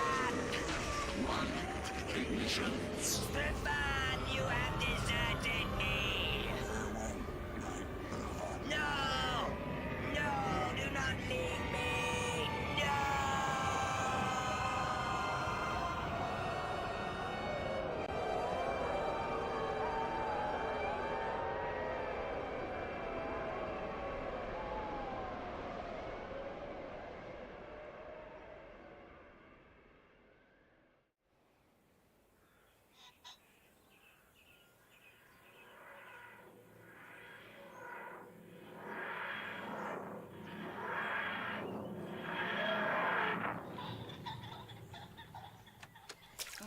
Marvellous. What's it like? You could have picked a better spot. We're up to our necks in wet bracken. I expect you'll be needing a Macintosh then. Thanks. Another highly desirable holiday destination, I see. Evelyn, I didn't choose to materialize here. Now, why doesn't that surprise me? Some external force interfering with the orientation circuits. We've been drawn off course. I've heard that one before. Still, I rather like the look of it here. Yes, terrific. The ideal place for you to recover from your cold. It's wet, it's foggy, and it definitely isn't the Galapagos Islands. We're probably in the middle of post-apocalypse Bronze Grove in the 95th century. If this is Earth at all. Of course it's Earth. Nowhere else in the cosmos has the same October mornings. And listen. There you are. A pheasant. Oh, come on then. Let's get out of the bracken at any rate. That's the spirit. We'll try this way. Why not? It looks by far the muddiest. Yes. There we are. What did I say? What did you say? Down there in the valley, I can see a church tower. Looks like a village. All right, Doctor. You win. I expect this is a bridle path. Can't be more than a couple of miles. Come on, we'll be there in time for breakfast. Oh! And watch out for that puddle. Oh, honestly, couldn't we just for once arrive somewhere in the middle of summer? Shh. What? There's something on the path ahead of us. When I give the word, back up the hill to the TARDIS, all right? Right. Buster! Buster! Ben! Here, sir, Buster! Quiet, boy! Good morning. Oh, good morning to you. I say, early birds, eh? Going to see the fugu? What? Yes, that's right. I hear it's a particularly fascinating example. They do say so. Well, fork left just down there, then it's up the hill in front of you. Buster! And this path goes straight on down to, Griffin? Yes. Straight down the path and it comes out behind the school. Golly gosh, don't tell me you yomped all the way over the hill from Tremaine. Yes, that's right. Nothing like a jolly old yomp before breakfast. My thoughts entirely. Well, good day. Buster, stop that. Ben. Bye. Bye. All right, Doctor. I admit it's Earth. No other planet could produce more than one Joyce Grenfell. I can do better than that. We're in England. Cornwall, to be precise. Probably west of the River Fowl. How on earth could you know that? Pengriffin, Tremaine. I get it. By tree, fallen pen, ye shall know Cornishmen. That's right. Ancient Cornish prefixes. Not exactly cast iron evidence. True, but then there's the fugu. Yes, I was going to ask you about that. Some sort of ancient monument, is it? Yeah, and an unusual one at that. A fugu is an underground passage built by Iron Age man. They're unique to the far west of Cornwall. Not my period at all. Doctor? How is it, when you've been to so many planets in so many different galaxies, you always seem to know more about this one than I do? I suppose I just read a lot of history books. You rotter. Here we are. Fork in the track. Fugu up there. And breakfast down there. Oh, let's have a quick look, shall we? I haven't seen a decent Cornish fugu for centuries. Same here. All right, come on then. Just a quick look, and then it's straight down the hill for scrambled eggs on toast. I promise. Is that it? Is what it? Up there, there's a sort of mound on the ridge of the hill. Oh, yes. No, that's not it. That's a Neolithic tumulus. Oh, of course it is. So where's the... what's it called again? Fugu. Fugu. Where's the fugu? Well, they're not always that easy to spot. They tend to... Ah. Got it. Where? Over here. Come on. Oh, splendid. More bracken. There it is again. Ah, Mr. Ludgate, still enjoying the new toy? It's responding again, Professor. Definitely some sort of electrical activity up on the moor. The only electrical activity round here takes place in your overheated brain, Mr. Ludgate. One day you'll resign yourself to the plain fact that 99% of archaeological work is carried out not with a computing machine, but with a trowel. Now, I want some coffee. Where's Mrs. Moynihan? She's out walking the dogs. Oh, hell's bells, it's rank mutiny. Everyone's deserting their posts. I don't suppose the Brigadier has put in an appearance this morning? Not yet. Professor? Oh, yes, what do you want? You always want something when you start with Professor. It's these readings. If you don't mind, I think I'll just nip out with some of the portable gear and see if I can make any sense of things up at the dig. The day we make any sense of things on this survey is the day I get my knighthood. Yes, fine, off you go. I'll stay here and take any messages while you're all out. Thanks, Professor. I'll only be 20 minutes. Well, what do you think? It's rather impressive. Shine your torch up there again. Look at the craftsmanship. See how the walls are corbelled upwards to meet the roof slabs? So this would be Celtic, would it? That's right, around about 1st century BC. Amazing, really, isn't it? People think of the Celts as being not much more than cavemen. Cool, nothing primitive about Celtic society. They were a highly sophisticated civilization. Tin miners, weren't they? Well, tin streamers, to be pedantic. Here in Cornwall, they controlled an international industry with customers stretching right down to the Mediterranean. Not that it was Cornwall at the time, of course. The Greeks called it Belerion. So that tumulus up on the hill, that's presumably a lot older. Oh, yes. That's a chamber tomb from the New Stone Age. Probably already disused 2,500 years before the Fugu was built. If you think about it, there's as great a gap between them as there is between this Fugu and the Sydney Opera House. What's it for? Oh, nobody's quite certain. The original idea was to stage operas there, but nowadays it's just used for photo opportunities by the New South Wales Tourist Board. Not Sydney Opera House, you clot. This. Ah, well, likewise, nobody really knows. There's a theory that they were used for storing grain. Seems an awful lot of trouble to go through just for that. True. But some archaeologists think the Fugus were also used as defensive stockades. Others believe they had some sort of religious significance. The truth is, we'll probably never know. Maybe I'll go back sometime and find out. Fancy a look inside? Why not? At last. Mrs. Moynihan, what kept you?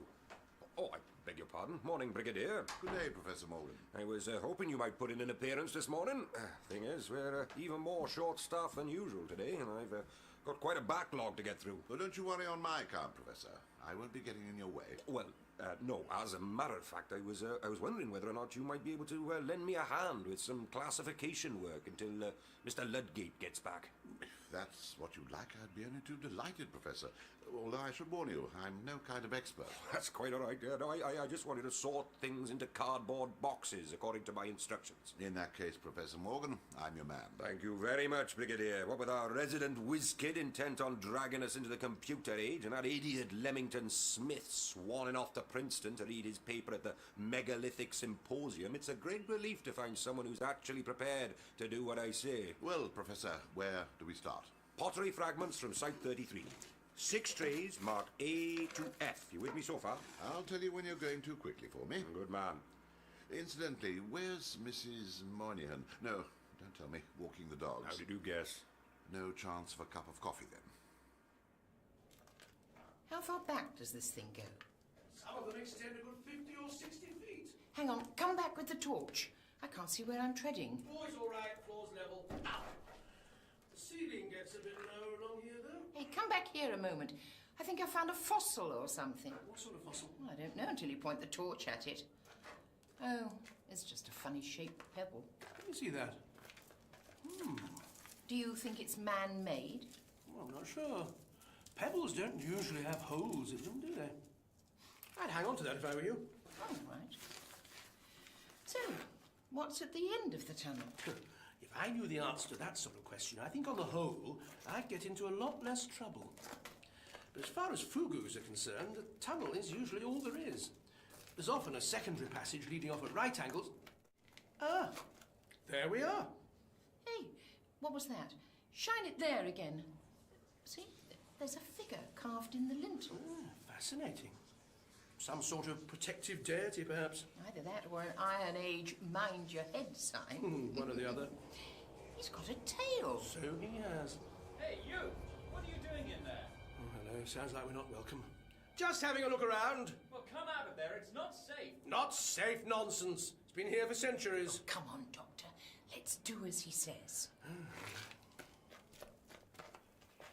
Here, take my hand. It's very kind of you. Philip Ludgate. Very kind of you, Philip. Well, that settles it. I told the professor we should have put up some sort of warning sign. I don't know what you think is so dangerous, young man. Hello? You're getting some very high readings, Mr. Ludgate. Well, my point exactly. 7.4? That's most unusual for a granite upland. You're familiar with geoelectrical isography? Oh, I get by. Look, why didn't you both come down to the Institute? Have you had breakfast yet? No, we haven't. What institute would that be? It's where I work. Lanyon Moor Archaeological Institute. Nowhere near as grand as it sounds, I'm afraid. You're an archaeologist? Certainly am. Or at least I will be, once I finish my PhD. I'm modern archaeology's antidote to the old trowel scrapers. Indeed. Well, Mr. Ludgate, I should very much like to see your institute and, if possible, meet the old trowel scrapers for myself. Did you say Lanyon Moor? That's right. New to the area. You could say that. Well, all of this is Lanyon Moor, right across to Tremaine 5 miles that away. It was occupied by early man, right from the time of the first Neolithic settlers. I see. Anyway, the Institute's this way. We're barracked up in an old gamekeeper's lodge about half a mile down the hill. Lead the way, Mr. Ludgate. Come on, Evelyn, keep up. Lanyon Moor. Where have I heard that before? And finally, Romano-British at the stab circa AD 100. So, tradie for that one, thank you, Brigadier. Glad to be of service, Professor. All right, now I've got some fascinating lumps of rusty metal for you to look at. Good morning, gentlemen. Oh, Mrs. Moynihan, thank heavens. You see before you 2 dying men. A large pot of strong coffee at your earliest convenience, if you please. Golly Moses, if you men can't even put the kettle on by yourselves, how are you going to cope while I'm away? Oh, don't worry. I'm sure Mr. Ludgate is as proficient with a cafetier as he is with a computer. Mrs. Moynihan, I'm sure we all adore the delightful mutts, but you really must keep them out of here. I've got valuable specimen trays all over the place. Get off my leg, you little... Buster! Buster down! Bad boy. There we are, you see. What a lot of fuss about nothing. 1 pot of coffee coming up. Come on, Buster, through here. Away from the nasty man. Yeah. Strangle those little blighters one day, I swear. I heard that. There's somebody here to see you, Professor Morgan. Professor? Ah, Sir Archibald, good morning. You know the Brigadier, don't you? Yes, we've met. Morning, Brigadier. Morning, sir. Have a seat if you can find one amongst the wreckage. Now, to what do we owe this honour? Oh, I just thought I'd drop by and see how things are going. Any news on the Spectre of Lanyon Moor? The what? He means these electrical discharges the boy keeps picking up on his ground survey, Brigadier. No, I'm afraid you've come at the wrong time, Sir Archibald. At this very moment, Mr. Ludgate is out there on the moor gathering evidence for his increasingly deranged theories. He's been gone nearly half an hour, so I expect by now he'll have spotted a swarm of UFOs, discovered the Loch Ness Monster, and solved the mysteries of the pyramids. Do I detect a hint of skepticism? Well, really, for someone who calls himself a scientist, that young man is one of the most credulous characters I've ever come across. I'm not so sure, Professor. I think we can all learn a great deal from the new methods. Who knows? This electrical business might have something to do with, I don't know, precious metals buried under the ground, or magnetism, or something. Not a boffin myself, as you know, but I'm prepared to give the boy a fair hearing. You could give him a hearing now, if you like, sir. He's coming up the back path. Who the devil's that with him? A tall fellow with the most extraordinary coat. He's got rather a handsome lady with him as well. More waifs and strays, no doubt. I hope you don't include me in that category, Professor. Oh, of course not, Sir Archibald. You know you're always welcome here. Thank you. Hello, everyone. I can smell coffee. Allow me to introduce the... Brigadier. Oh, Have you two met before? We most certainly have. Lethbridge Stewart, you old rogue, how are you? I'm extremely well, thank you. You know who I am? To judge by the clothes, the unexpected arrival, and the manner of your greeting, I can only conclude that I know exactly who you are. I take it there's a police box somewhere in the vicinity. You're getting better at this, aren't you, Brigadier? Well, I've had some experience, haven't I? It's good to see you, Doctor. What are you doing here? All in good time. Aren't you going to introduce me to your friend? Oh, I'm so sorry. Brigadier Lethbridge Stewart, allow me to Evelyn introduce... Smythe. Delighted to meet you. The pleasure's mine, Miss Smythe. Or is it Mrs. Smythe? It's Dr. Smythe, actually, but you don't have to call me that. Oh, both of you doctors, eh? Oh, Doctor, this is Professor Morgan, head of the Institute. Delighted to meet you, Professor. Likewise, I'm sure. A doctor of what, if I may make so bold? Ooh, this and that. Mostly that, you know. Just at the moment, I'm very interested in fugus. We were exploring yours when we met your colleague here. Since we're making introductions, I'm Flint. I'm so sorry, Sir Archibald. I didn't see you there. That's quite all right, young man. Doctor, Evelyn, this is Sir Archibald Flint, 13th Baronet of Pengriffin. Charmed, Dr. Smythe. Didn't catch your name, Doctor... Are you an archaeologist too, Sir Archibald? Good Lord, no. No, to resort to a current vulgarity, I am the money. Sir Archibald owns Pengriffin Manor and most of the moorland round here.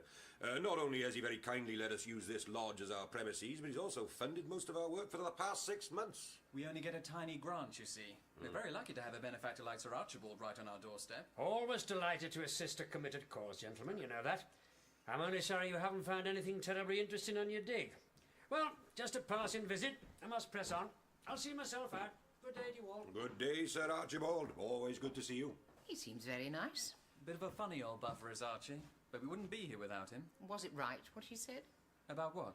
That you haven't found anything terribly interesting. I'm afraid so, Dr. Smythe. Plenty of standard fare, all good stuff for the county museum, but nothing that's likely to set the academic world ablaze. Ooh, on the contrary, Professor. I think this may yet prove to be one of the most fascinating surveys ever undertaken. Indeed. And what makes you say that? Well, for one thing, the contents of this box. Careful. Those haven't been classified yet. No, don't get them mixed up with the others. Where was this found? In a cremation cyst, a couple of 100 yards from the tumulus on the top of the hill. Now, why? Extraordinary. Well, not particularly. It's just a bronze axe head. Pretty straightforward Beaker period stuff.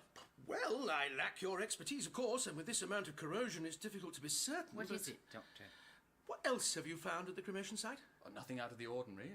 Hairpins, jewellery, remnants of leather and wool, a few charred bones, of course. Can I see them? What, the bones? Everything. May I ask why, Doctor? Oh, just idle curiosity. Well, I'm afraid the answer is no, you may not. It's been most pleasant to meet you, Doctor, but I'm sure you will appreciate that I have a survey to run here, and we're already badly behind schedule. Now, if you go across the hall into the kitchen, Mrs. Moynihan will make you a nice cup of coffee before you go. Good day to you. Now, you listen to me, Professor. The equipment your young colleague here is using to survey the historical disturbance of the terrain has been picking up far more than the usual background radiation. Somewhere on that moor, something is emitting phased electrical pulses. This is not the remains of a bronze axe head. It's a fragment of molectic bonded discilum, corroded by the extreme cold of deep space. And if I'm right, what's happening up on that hill could be the beginning of something far more dangerous than you can possibly comprehend. Now, if you don't mind, I'd very much like to see what else you've dug up. With the greatest respect, Doctor, I am sorry to have to tell you that you are talking utter rubbish. I know the nonsense Mr. Ludgate's been filling your head with, and he's obviously found a kindred spirit. But I have neither the time nor the inclination to indulge so much as another minute of this ridiculous poppycock. Mr. Ludgate, will you kindly see your friends out? Just one moment, Professor. As it happens, the Doctor is a respected government employee of many years' standing, and I propose to enlist his help in my current work. Oh, marvellous. May I remind you, Brigadier, that you are here on an entirely unofficial basis. And may I remind you, Professor Morgan, what it would mean to your survey if I were to make my presence here official? Oh, very well, Brigadier. Have it your own way. But if you people get under my nose, I shall be quite prepared to make an official complaint. Sorry about the delay. I've been trying to keep count of all the comings and goings. Coffee for 5, is it? The voice of sanity. Thank you, Mrs. Moynihan. I'm going to have mine on a terrace. Righty-ho. While the sun's still shining. Bring it out to me there, will you? Oh, and Mr. Ludgate. Better show them whatever damn things they want to see. Will do. Dr. Evelyn, this is Mrs. Moynihan. Yes, we met on the moor this morning. Indeed we did. I was taking Buster and Ben out for one last run. She's off to sunnier climes today, aren't you, Mrs. M? That's right. I'm all packed. The taxi's coming at 11:30. I should be at Heathrow by 6. I've just said goodbye to the doggies. Are they going into kennels? No, I could never do that. No. A neighbour's coming into my cottage to look after them, yeah. Oh, what a pretty little stone. Do you like it? I picked it up in the Fugu this morning. What unusual shape. Well, I can't diddle about here. I better get a move on. We expect a postcard by Tuesday at the latest. No, I'll do my best, Philip. Where are you going? Greece, dear. A week in Athens to begin with, and then I'm touring the islands. I'm not half so clever as these boys, of course, but I'm so looking forward to seeing the Parthenon, what have you. Yes, I've always meant to pop back and see it now that it's finished. Oh, strange sense of humour.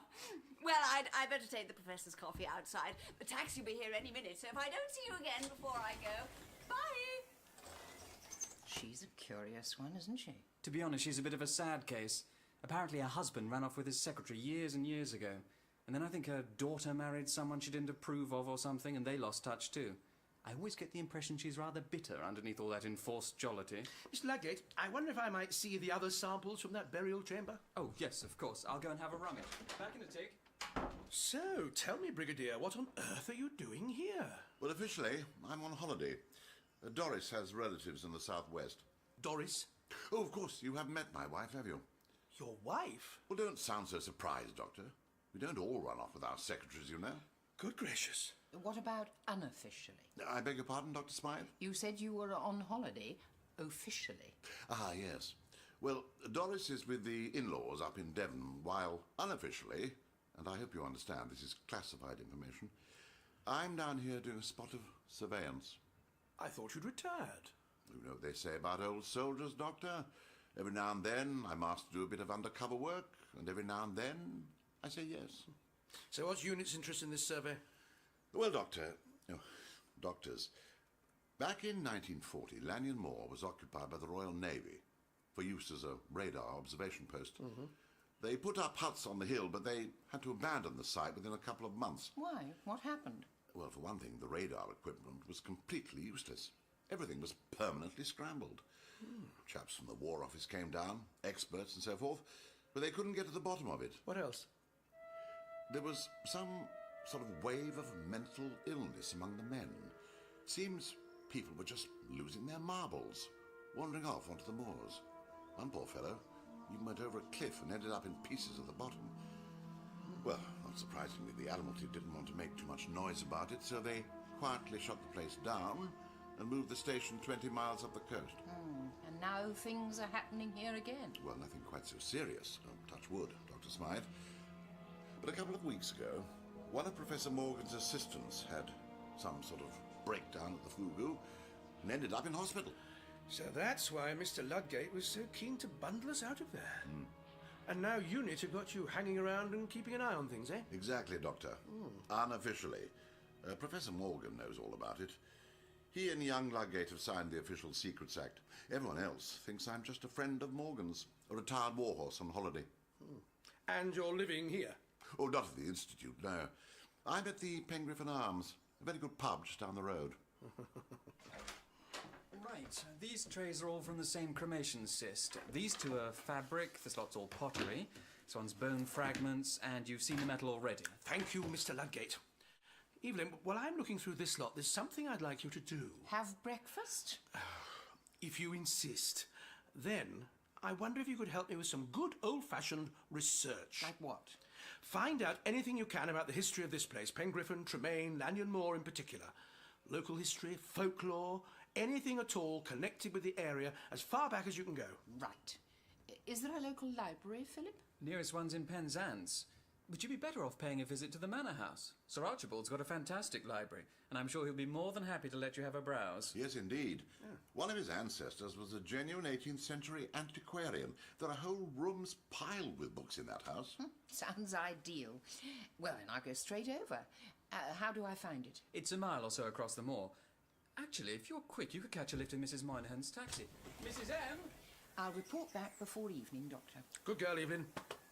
We'll meet here at 7. Well, Doctor, if I don't get back to work, Professor Morgan will probably have a seizure. Is there anything else I can get you? Oh, thank you, Mr. Ludgate. The Brigadier and I have quite enough to be going on with here. This is very kind of you, Sir Archibald. Not at all, Dr. Smythe. It's a pleasure to have such a charming visitor. I'm afraid my butler is away visiting his mother this weekend, so I shall have to do my poor best to look after you myself. The library is this way. It's a very impressive house. Elizabethan, isn't it? Spot on, my dear. 1571. The architect was Sir John Arundel. His gabled facade is the earliest of its kind in the country. It's a beautiful hallway. And here's our famous window, you see. 576 individual panes, most of them original. That's quite something. The window cleanly detested, of course. Has the house always been in your family, Sir Archibald? Only since the 17th century. It was a gift from Charles II in recognition of our support during the Civil War. Now, here we are.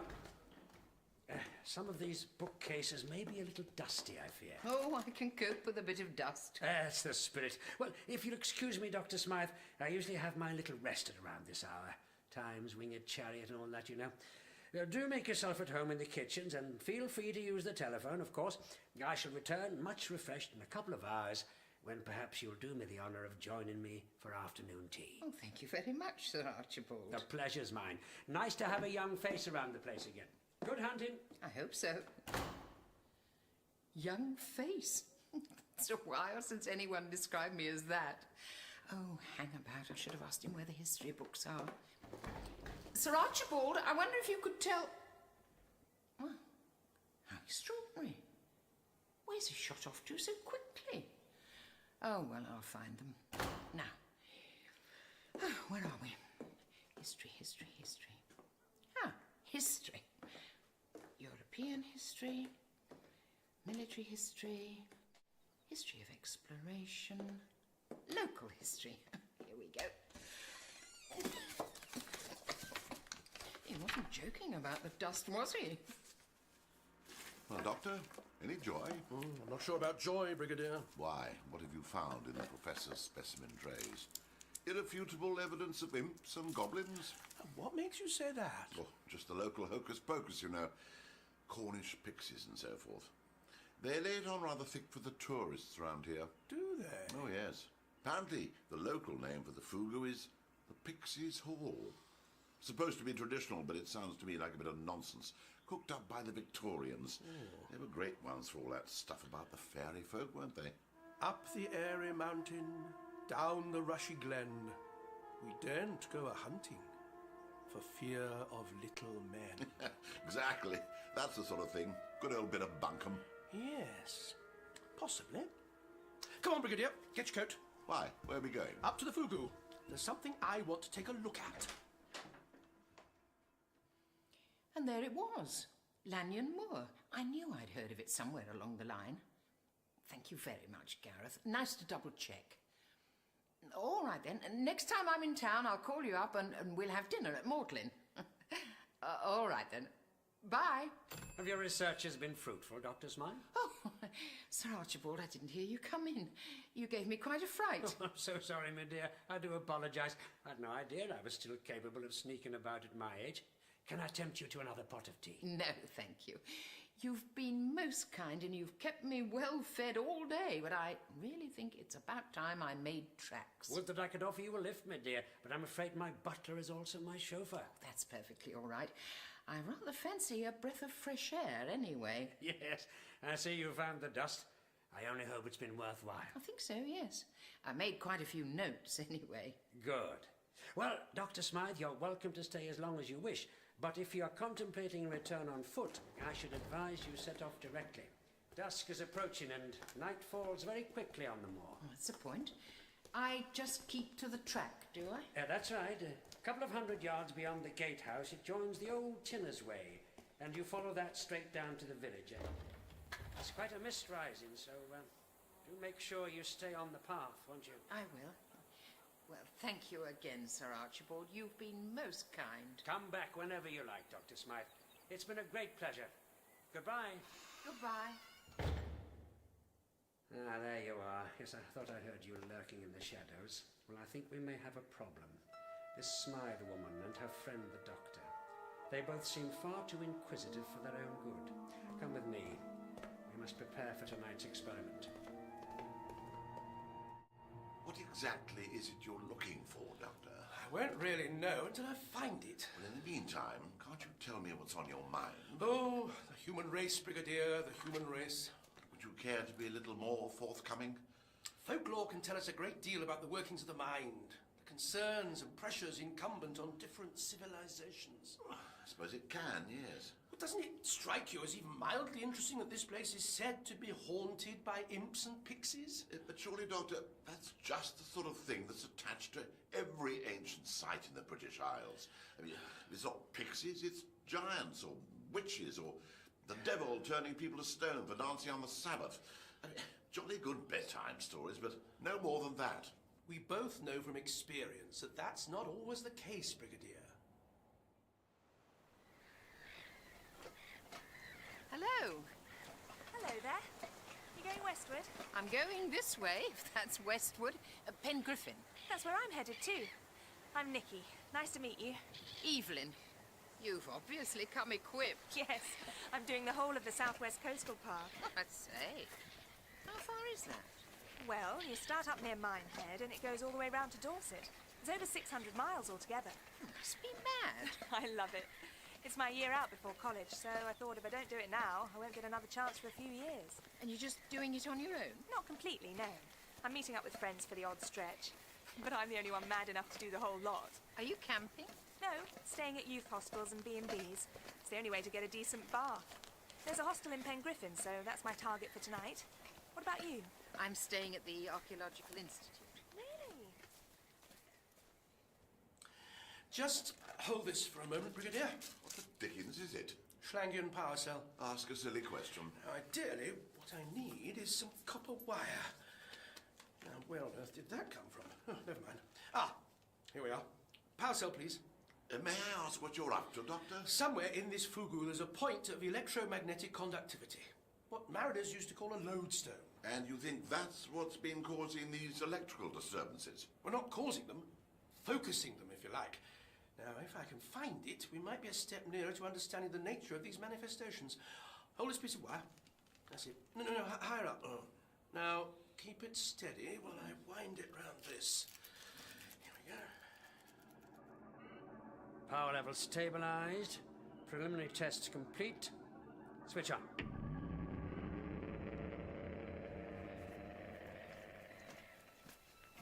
Did you hear something? Where? Just up ahead. Listen. What was that? I don't know, but I don't like the sound of it very much. Oh, come on, let's get going. It's just this fog making us imagine things. Nothing's going to get between me and my Horlicks. No, wait. Don't. It's getting nearer. Oh, it's just a bird or something. Nikki, I think we should go back the way we came. I think you could be right. Just turn round slowly and... Run! Run!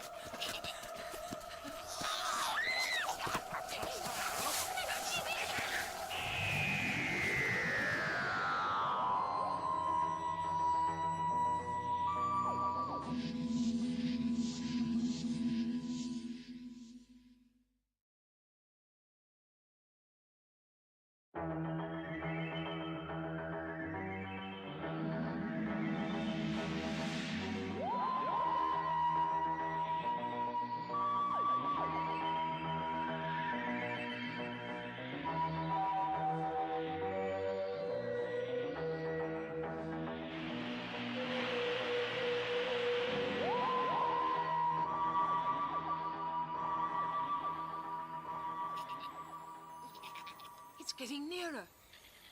Oh, it's just a bird or something. Nikki, I think we should go back the way we came. I think you could be right. Just turn round slowly and... Run! Run!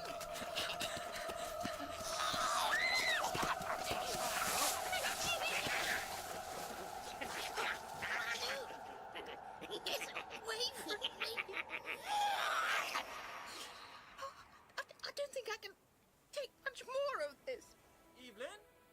Evelyn, is that you? Oh, Philip!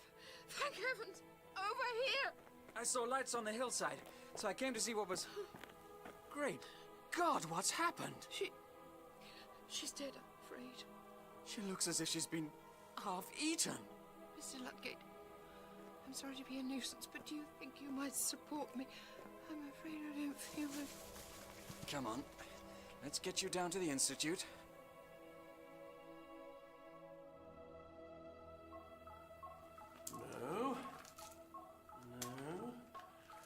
No. Got you. I beg your pardon, Doctor. See the dysphasic pulse registering on the power cell? This stone here is the point of conductivity I was looking for. It was just a matter of finding the right one by trial and error.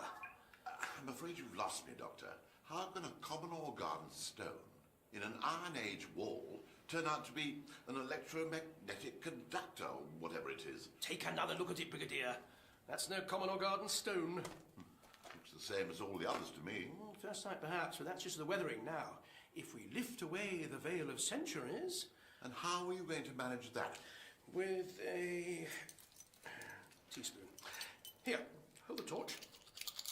There we are. You see? It's of algae and soot and calcification, but underneath, it's as fresh as a daisy. Bless my soul. It's metal. Not strictly speaking. It's a mineral compound. A rock, like any other. But it certainly doesn't belong in this parish. The colours, I've never seen anything like it. Well, that's hardly surprising. It was probably quarried on the planet Sperris. I'll take your word for that, Doctor. So, what's it doing here?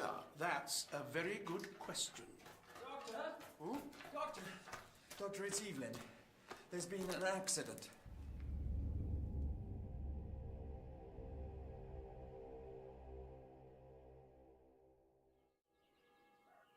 Evelyn, I'm so sorry. I'd have done anything to prevent this from happening. I just can't help thinking about that poor girl. A whole life ahead of her. Try not to dwell on that, Dr. Smythe. You've had a nasty shock yourself, and you must concentrate on making a full recovery. Thank you, Brigadier. I made of quite stern stuff, really. Doctor, it was some sort of creature. An imp, or a goblin, even. Remarkable. A physical manifestation of psionic energy. Oh, it was real enough. Oh, I don't doubt that. A fully fledged manifestation would have the power to influence the material plane on any level it wanted. Which it certainly did. You should have seen what was left of the... Thank you. That will do, Mr. Ludgate. I'm sorry. Look, Evelyn, I'll go and get you another cup of tea. Hot chocolate, if you've got it. Hot chocolate it shall be. What's being done about making her decent? I've been on the line to unit. An undercover team is supervising things even now. We need to keep this whole business under wraps for the time being, Dr. Smythe. But don't worry. The deceased will be given every respect, and her relatives are being contacted straight away. Thank you, Brigadier. Evelyn, do you feel up to telling me about this creature you saw? Doctor, I really think we Well, should Brigadier, it's fine, really. I'm feeling much better now. And anyway, I shall feel a great deal worse if we sit around and let something like this happen again. That's a spirit. Now, tell me exactly what you saw. It was getting dark, Doctor, and it was very foggy, so I'm afraid it wasn't exactly ideal conditions. But the first thing we heard was a sort of chuckling sound. There was something horribly malevolent about it. And then there were the lights, little dots in the mist like fireflies. And then it was just there, on the path, in front of us. It was hideous, Doctor. Like something out of Grimm's fairy tales. It couldn't have been more than about 3 feet tall, but you could see it was incredibly strong and sinewy, I suppose is the word. And it was grinning at us. I'm afraid I don't remember anything too clearly after that. Well done, Evelyn. Fascinating. A complete psionic projection of the creature itself. But why didn't it attack me? I'm not entirely certain. You say it just disappeared? Well, the thing launched itself right at me. I thought I'd had it, but then, quick as a flash, it just melted away in midair. Well, Doctor, what's the explanation? Oh, I don't know. It sounds as though Evelyn must have repulsed the psionic field somehow. Oh, thank you very much. But to do that, you'd need to be surrounded by... Wait a minute. Were you carrying that little stone you found in the fugu? Yeah, I think I put it in my handbag. May I? Go ahead. Do I gather that Dr. Smythe was protected from this creature by another piece of alien rock, Doctor? It's possible. Honestly, Evelyn, how do you ever find anything in this mess? Oh, if that isn't the pot calling the kettle black, I don't know what is. Ah, here we are. Curious-looking thing. It's a bisilicate compound of some kind. I wonder. Some sort of magnetic induction loop, perhaps? It's just a pebble with a hole in it. Yes, it is, isn't it? We're dealing with an entirely alien technology here. Still, the fact that you were carrying this explains how you managed to dissipate the psionic field when the projection got too close to you. What course of action do you propose now, Doctor? I think it's time we got to know our enemy a little better. Evelyn, did you find anything in Sir Archibald's library? Rather a lot, as a matter of fact. Hot chocolate as requested. Bless you, Mr. Ludgate. And would you just pass over my bag? Oh, thank you. Now, then. There's quite a history of things going bump in the night round here. I knew I'd heard of Lanyon Moor somewhere along the line, and yesterday afternoon I suddenly realised where. So I phoned up a friend of mine who lectures in history at Oxford. Now, listen to this. It comes from the diary of a fellow called Edward Hopkins, who fought with the Royalists in the Civil War. In 1645, he was on the run from a party of Roundheads, and he hid in the Fugu overnight. There, read that. Mortal dread was my only companion. For that place, the Fogey Hole has long been called a home of witches and devils. The night was passed in watchful prayer, and in the morning I gave thanks to leave that ungodly pit with my life. I reached a place known as Pengriffin's Nap, whereat I made a strange and wonderful discovery that brought me in mind of how near I had come to my doom. The persecutors of the king's army had made their camp beside that ancient hillock, and around the embers of their campfire I found their pitiful remains. Torn asunder they were to the last man. Whether by the onslaught of some fearful beast or by divine retribution against their wickedness, I cannot tell. Well, he had a cavalier attitude. Don't joke, it's horrible. Yes, it is. What else did you find? Right. There's one of Sir Archibald's ancestors, a fellow called Sir Percival Flint, who controlled the tin mining industry round these parts at the end of the 18th century. Anyway, it seems that Percy was a bit of an amateur archaeologist. They all were in those days. Amateur, I mean. Did more damage than good, digging everything up willy-nilly and not putting it back properly. Please don't interrupt, Mr. Ludgate. I can't abide interruptions. Ah, there you are, Dr. Smythe. Oh, so sorry to hear about your awful experience. I'm much better now, thank you, Professor. What happened to Sir Percival, Evelyn? Where was I? Oh, yes. In 1783, he tried to excavate one of the chambered tombs, and according to him, all hell broke loose. Listen to this. No sooner had the great portal stone been dragged from its place than a fearful wind blew up, which, together with ghastly shrieks and screams, such as might have arisen from the unholiest depths, caused the men to desert their work and flee. Fascinating. Oh, really, Doctor, that sort of thing's all very well for a busload of hippies at Tintagel, but I expect a little more rigour from an academic like yourself. Oh, I think you'll find that the Doctor can be quite rigorous when the occasion demands, Professor. Thank you, Brigadier. Go on, Evelyn. Well, it carries on in the same vein for a bit, blah, blah, blah. Oh, here we are. When at length the men were prevailed upon to return the stone to its former position, it was found that whereas 6 horses had been necessary to remove it from the mound, only 2 were required to bring it back. And this, despite the latter operation taking an uphill gradient. Oh, the early antiquarians are full of that sort of nonsense. Fancy and flummery. It's all whipped up to get a bit of publicity. Well, I don't know how you explain the next bit. Tell on. In the 1840s, there was a tenant farmer who decided to flatten the tumulus so he could plough up the hill and plant more crops. He'd hardly started digging when he had a heart attack. Dropped down dead right there on top of the mound. Yes, that one's a well-known story around here. They reckon his entire herd of cattle died within the next month. And when the new farmer moved in, his crops failed for 7 years. Oh, for pity's sake, Mr. Ludgate, don't you start. Remarkable. An enormous release of psionic energy triggered by interference with the mound, I imagine. Enough to annihilate life and poison the soil in the immediate area. A formidable defense mechanism. A formidable release of preposterous flim-flam, you mean? Enough to drive any self-respecting academic to distraction. Professor Morgan, have you ever heard the expression, only the used key shines? You talking about? Wherever I go in the universe, I invariably meet people like you, intelligent, knowledgeable people who, for reasons I can only guess at, reach a point in their lives when they arbitrarily decide to close their minds to anything new.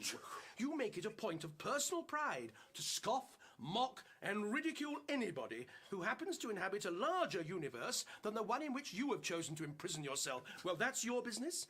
You may believe I'm talking nonsense, and I can't help what you personally choose to believe, but I do know this. The only way to learn is to keep your mind open to the input of those who are more knowledgeable than yourself. Now, I suggest we all go downstairs and let Evelyn get some rest. Well, of all the overbearing, condescending... What's your plan, Doctor? We need to trace the source of the energy emissions. Now, I'm going back to the moor to fetch some equipment from the TARDIS, and while I'm away, nobody is to go anywhere near that fugu. Is that understood? I shall go where I please, when I please. I must tell you that I am not accustomed to being addressed in that manner. And furthermore... Perfectly understood, Doctor. Now, come along, Professor, please. Come on. Mr. Ludgate, let's leave Dr. Smythe in peace, shall we? Come on. Try and get some sleep, Evelyn. Doctor, I'm fine, really. I know you are. But I have a feeling we'll need all the energy we can muster over the next day or so. All right. I'll try. That's the spirit. If I do that, will you go downstairs and apologise to Professor Morgan? What? What on earth for? The man's an idiot. No, he isn't. He's a very clever man at the top of his profession who just doesn't understand what's going on. What? I'm not saying I don't agree with every word of what you said, because I do. But try and look at things from his point of view. Here he is trying to run a nice, straightforward survey, and all of a sudden he's got doctors and brigadiers and pixies and goodness knows what cluttering the place up. And now this poor girl getting killed. Under the circumstances, you can't blame him for taking it out on us. It's a wonder the man hasn't gone completely doolally. Just try and be nice to him. Oh, I suppose you're right. Very well. I'll apologise. Thank you. Oh, and by the way... Yes? Good work at the library. Oh, my pleasure. Sleep tight.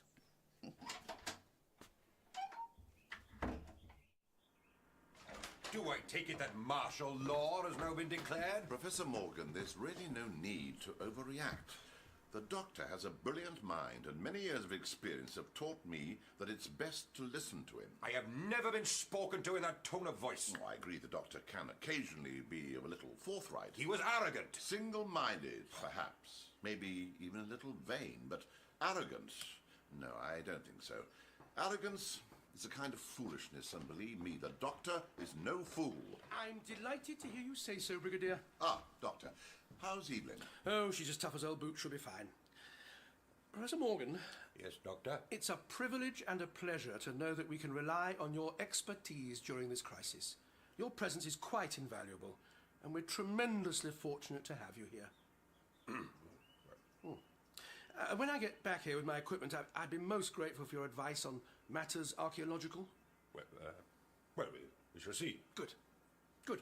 Well, I should be back within the hour. And remember, no go fugu. Understood, Doctor. What an infuriating man. Oh, he can be. He can be.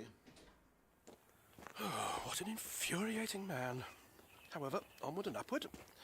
Portable field vector map should do the trick. It'll be fun carrying that down the hill. Come in. I bought you another hot chocolate. Oh, you're a man after my own heart, Mr. Ludgate. Oh, don't keep calling me that. Philip, please. Oh, thank you. One of my students is called Philip. I suppose you're not much older than him, come to think of it, are you? I don't know how old he is, but I'm 25, if that helps. Listen, Philip, I think there's something not quite right up at the manor. How do you mean? I don't know. All his servants were away. Sir Archibald's all alone in that great big house, and yet... What? I don't know. I just got the impression that there was more going on in that house than he wanted me to think. Just a sort of gut feeling I had. Well, he's a funny old boy, that's for sure. He's probably the original Norman Bates. Got his mother in the cellar. No, I'm serious.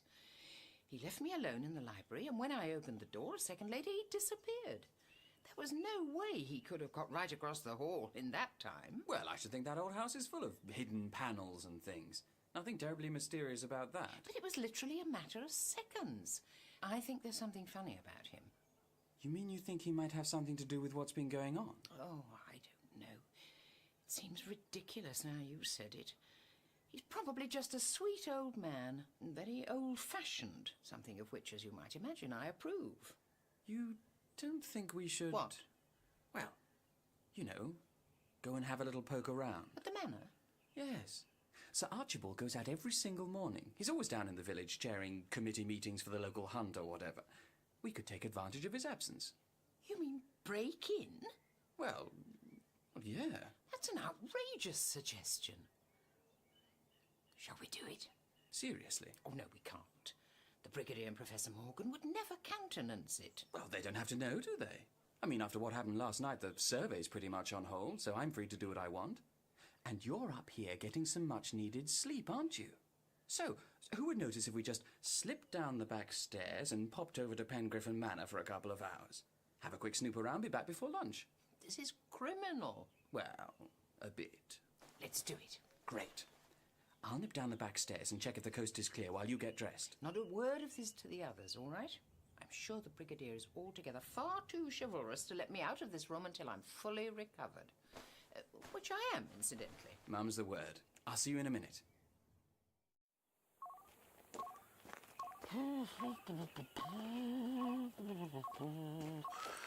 Oh, I've wandered up and down this particular area mountain quite enough times already.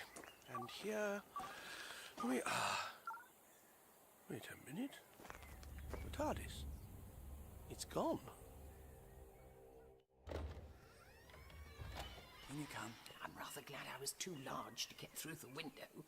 I'm afraid I make a rather nervous housebreaker. Well, it could have been a lot harder. We should be thankful Sir Archibald doesn't have burglar alarms. Shh, keep your voice down. Oh, there's no one about, honestly. Nobody here but us chickens. So, where do you want to start? I don't even know what we're doing here, really. All right, you start on the rooms down that corridor. I'll go across the hall and start on the other wing. Right. What am I looking for, exactly?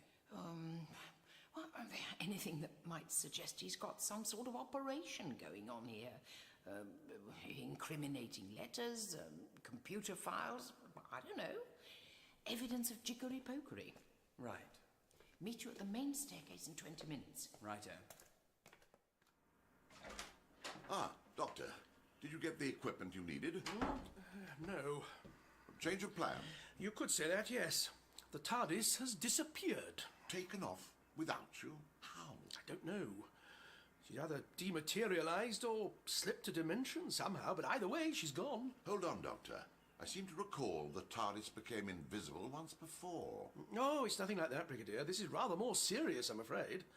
This creature, whatever it is, doesn't want me to have access to the TARDIS. I suspect it's already sensed that I might be a threat to its plans. Well, that's just it, Doctor. What is it? And what are its plans? I wish I knew. Nothing here, either. Oh, this is ridiculous. Breaking and entering at my age. You should be ashamed of yourself, woman. I'm getting out of here. Hello? What on earth is this? This is incredible. What is it? It's my laboratory, Dr. Smythe. Do you like it? Sir Archibald, what are you doing in here? Isn't that the very question I ought to be asking you, Dr. Smythe? Yes, that is rather difficult to explain, isn't it? I feel confident that you'll give it a go. Well, you did say I could come back whenever I liked. Call me an old traditionalist, but I had rather naively imagined that you might have come to the front door and rung the bell. Well, I must say, this is all terribly exciting. I've never had burglars before. Are you alone? Or do you have accomplices casing the joint? I'm alone. You're quite sure about that, are you? You can see for yourself there's nobody else here. I came on my own. Well, that's fortunate. But only for me, I'm afraid. You really shouldn't have come here, Dr. Smythe. I'd better be on my way. Oh, no, I don't think so. Not now. I'm afraid you've seen things you really oughtn't to have seen. The question is, what am I going to do with you? The Question is, how can I trace the source of the energy emissions? Without your gubbins from the TARDIS, you mean? Exactly. Time to empty the pockets again, I think. Oh, that reminds me, I've still got your roll of copper wire in my coat pocket. Shall I get it? Not much help just at the moment, Brigadier. Good gracious. A meta-dimensional rheostat. I wonder how long I've been carrying that around. Any good for the job in hand? Completely useless, unfortunately. I suppose I could lash up a short-range scanner. That'll do the trick, will it? Well, it'll be a bit of a botch-up. I'd have to cannibalise the tracking equipment in here. I'm sure that will endear you to Professor Morgan no end. Well, you can't have everything, can you? There's just one problem. There always is. Clearly, this creature has highly developed powers of psychic manipulation. The moment I switch on, it'll almost certainly realise what I'm up to and set up a field of psionic interference. You mean a kind of jamming signal? Exactly. A jamming signal. The TARDIS's telepathic circuits would have circumvented that problem, but without them... Go on. Well, the only way I can do it is by amplifying my own alpha waves and introducing them as a random factor in the scanning operation. Doctor, as I'm sure you are only too aware, I'm hanging on to this conversation by my fingernails. Are you saying that this device will need your own mental powers to make it work? In effect, yes. But that makes it sound more complicated than it is. Isn't it going to be rather dangerous, Doctor, going head-to-head with this psychic creature? Potentially lethal, I should think. In that case, I absolutely forbid it. Brigadier, it's the only way. We have to find out what this creature is doing. There may only have been one death so far, but believe me, unless we get cracking, it won't be the last by a long chalk. There must be another way. If there were, I should certainly take it, but there isn't. It's a necessary risk, Brigadier. If my suspicions are correct, your planet is in the gravest danger. Comfortable, Dr. Smythe? Do I look comfortable? You don't, but as you've already discovered today, appearances can be deceptive. Will you please untie me? I'll be missed, you know. That doesn't really matter. By the time people come looking, I'll be in charge. You're a bit crackers, aren't you? Am I? It's all so subjective, isn't it?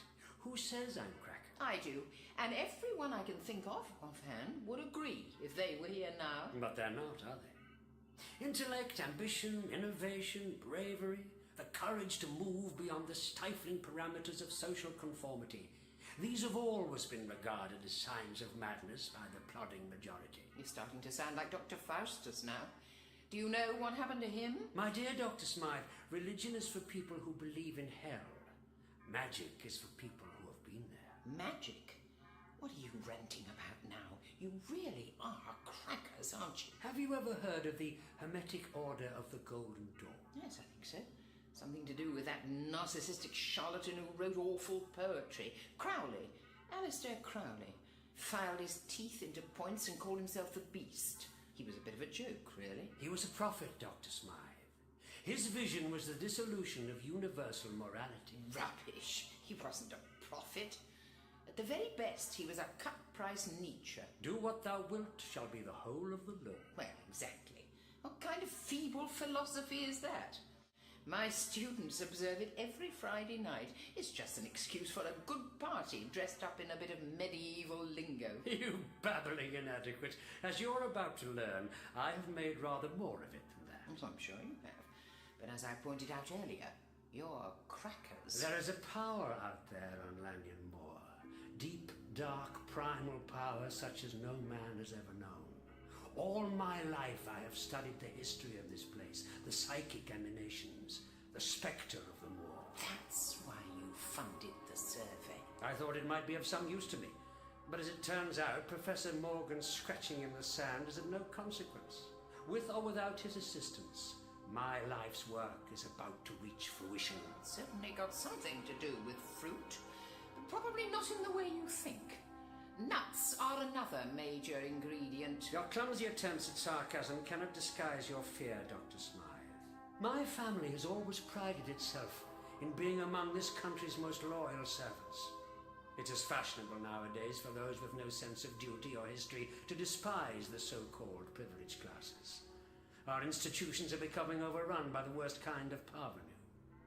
Well, my service may no longer be required, but my blood cannot be taken from me so easily. Oh, don't let's get above ourselves, old chum. You're only a baronet, you know. That makes you a commoner, like me. You might think I have no sense of history, but I'm sufficiently up on the subject to know that your ancestors probably bought you your place on the lowest rung of the aristocracy. Your envy ill becomes you, Doctor. Anyway, what's all this got to do with Alistair Crowley? How does the dissolution of morality fit in with some two-bit lordling with a screw loose getting ideas above his station? Crowley, of all men, knew that his flock needed leadership. And a prophet, after all, is merely one who prepares the way for a Messiah. Oh, I see. A Messiah. And that would be you, would it? Have a care, Dr. Smythe. I am on the threshold of fulfilling my destiny. Well, that's nice for you. You mock me, but I smell the terror in your mind. What you see around you are the results of decades of privately funded research. The equipment in this laboratory focuses the power of my will.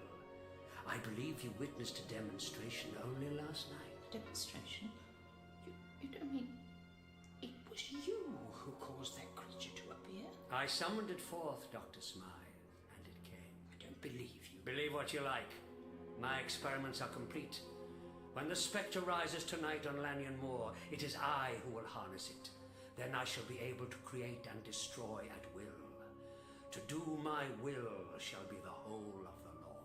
You really are mad, aren't you? You actually believe all this rubbish. Doubt is devil-born, Dr. Smythe.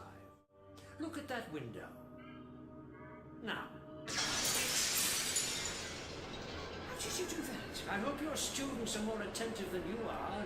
I did it with my mind, Dr. Smythe. Shall we put it back together again? Now. 16th century. Wouldn't want it broken, would we? You did that? It's a pity you didn't believe me in the first place, Dr. Smythe. When forced to provide a demonstration, one does feel rather like a performing seal. What are you going to do with me? If you haven't already seen too much, you must certainly have now, my dear. And it occurs to me that I've never had a human subject before. What do you mean, a human subject? When I was a little boy, before the war, I remember my best friend and I used to enjoy burning ants with a magnifying glass. That doesn't surprise me in the slightest. He died in Korea. But I'm straying away from the point. What is the point? Now who's being a cut-price Nietzsche? The point, Dr. Smythe, is that although I'm still beset by ants, I don't need a magnifying glass anymore. You're totally unhinged. This laboratory is my glass, and with the merest twitch of my mind, I can make things crackle and smolder. Now, since it was your eyes that got you into this pickle, I think it's only fitting that they should be the first part of you to be put out of their misery. I shall exercise the utmost discipline and boil them out very slowly, Dr. Smythe. I want you to feel the benefit. Do excuse me for a moment while I make the necessary adjustments to my apparatus. Oh, Doctor.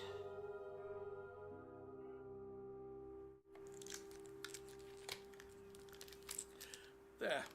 That should do it. Looks like the crystal wireless sets I used to make when I was a boy. Is this thing really going to work, Doctor? Should do. Now, Brigadier, I have to confess I'm not entirely sure exactly what will happen when I switch on. I might look as though I'm in some pain. Come to think of it, I might be in some pain. But at all costs, don't switch off. And don't pull the headset off me. It might take some time to get a proper triangulation. Oh, very well, Doctor. But are you quite sure this is entirely sensible? I think, on reflection, this has to be one of the least sensible things I've ever done. But I have no choice, Brigadier. But surely if it's just a matter of tracing some transmissions, we could do it at a unit tracking station. You're forgetting the psionic jamming signal, Brigadier. Unlikely as it may seem, this little lash-up is our best option. And anyway, time is of the essence. I won't detain you for very much longer, Doctor. You'll never get away with this, you know. People will stop you. I don't think so, Dr. Smythe. You see, they simply won't have the willpower. Why on earth do you want to do it anyway? Why impose your will on the whole world? What for? It is my destiny, my birthright. I can see now why they wanted to get rid of the hereditary peers. You're an educated woman, Dr. Smythe. Do you really want to end your life chattering like an ape? I wasn't planning to end it at all, actually. There. Everything is ready. And we switch on... here. Oh, this will be most interesting. Eyes first, didn't we agree? Very well, Dr. Smythe. Are you sitting comfortably? Then we'll begin.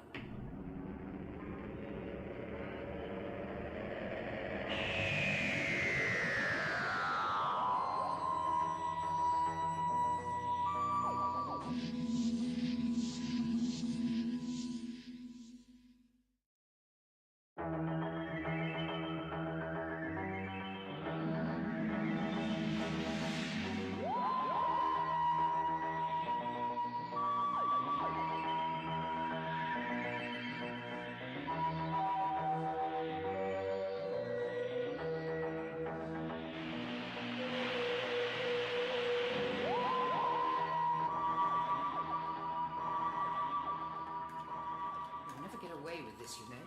People will stop you. I don't think so, Dr. Smythe. You see, they simply won't have the willpower. Why on earth do you want to do it anyway? Why impose your will on the whole world? What for? It is my destiny.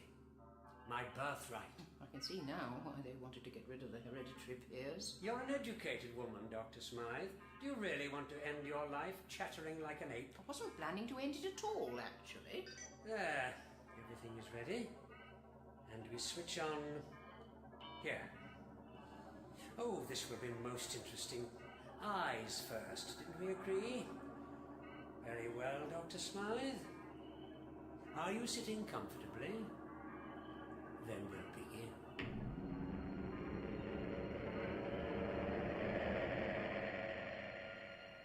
Well, no time like the present.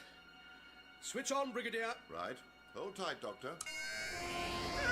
Doctor! Doctor, are you all right?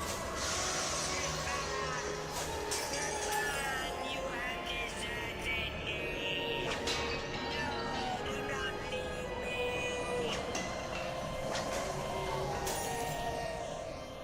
Can you feel anything yet, Dr. Smythe?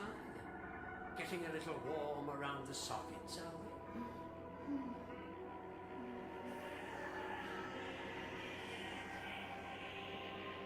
What's this? Circuit overload? How can it go? My eyes are fine. Shut up! Whatever has happened, my dear, I can assure you that your stay of execution is entirely temporary. Doctor? Doctor, can you hear me? Doctor, I'm going to switch off. Doctor? Doctor? Doctor, wake up. Doctor, can you hear me?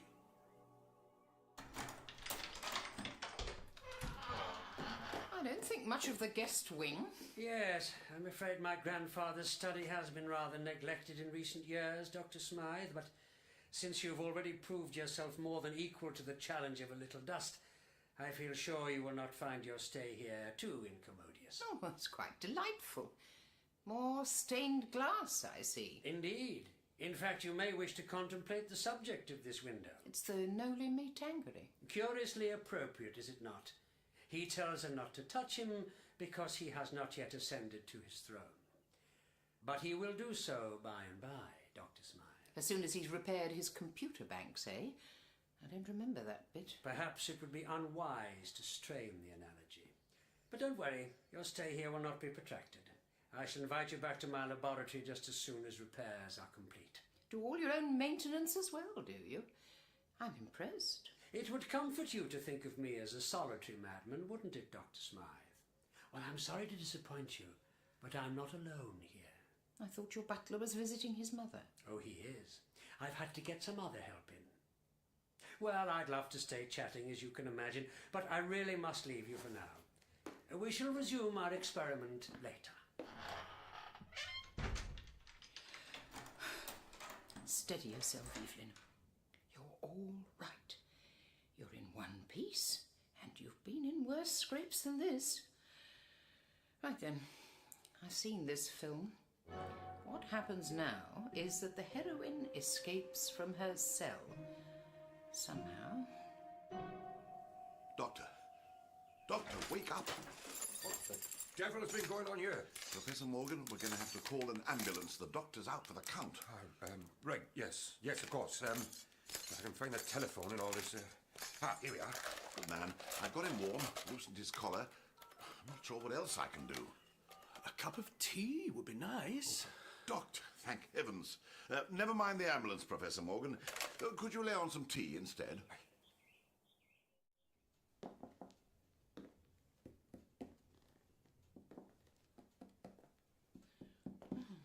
Well, that's the walls, then.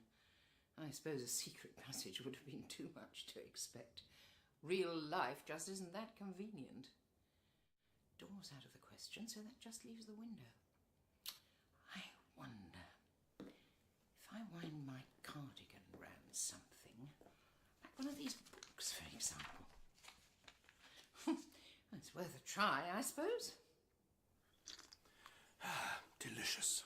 Well, I'm glad you're feeling better, Doctor, but what Sir Archibald is going to say about the devastation here, I cannot imagine.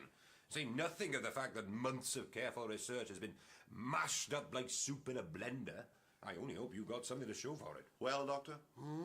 Was it worth risking your life and near enough destroying Professor Morgan's lab? And have you got the readings? 2, 3, 6. Just working them out now, Brigadier. I'll tell you what would be of the utmost assistance at this moment. Yes? A pencil. Have you got one over there, Professor? Be my guest. Thank you so much. As my old tutor was fond of telling me, you can go a long way with no talent, but you'll never get anywhere without a pencil. Did I say 2, 3, 6? I think so, yes. Good.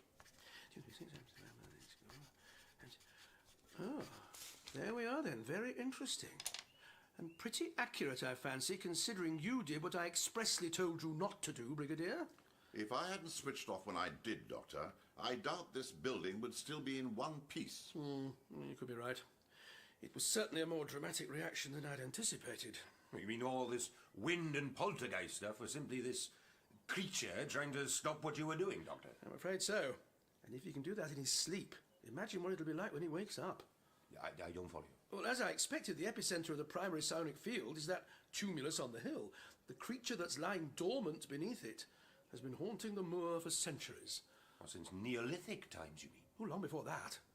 My guess will be that it arrived on Earth anything up to 20,000 years ago. When the Neolithic settlers arrived, they probably plonked their graveyard up there because it seemed to them that the site had connections with the spirit world. And this creature is roused from its sleep whenever the ground is disturbed. Exactly, Brigadier. Hence the trouble with the archaeologists and the Royal Navy and so forth. Well, what about the fugu? I mean, isn't that supposed to have been built thousands of years later? Where does that fit in? I should imagine it was built by the Iron Age farmers as some kind of refuge when the haunting was particularly strong. Unfortunately for them, they used materials that were lying around the hillside. And in the process, they used that piece of moon rock or whatever it was. Seems likely, so rather than a shelter, they ended up with a custom-built haunted house. So you're saying that the imps that are supposed to haunt this place are some sort of psychic image of the creature itself? That's exactly right. There's supposed to be a whole army of them. Oh, no reason why the creature can't create a multiple manifestation of itself. Mind you, an army of projections will be nothing compared with just one of the real thing. Any idea what kind of creature it is, Doctor? Judging by Evelyn's description, together with the psionic activity and the lodestone in the fugu, I think I have a theory, yes. And it's not a very comforting one. Well, don't keep us in suspense. I think it's a Triganon, a planet-hopping colonist from the Spurgian system. For a race of 3-foot-high trolls, they're a particularly vicious bunch, I'm afraid. Millions of years ago, they found a way to regulate the electrical activity of their brains with the help of certain psychoactive minerals found in their part of the galaxy. As a result, their entire technology is based on psionic energy and bits of old rock.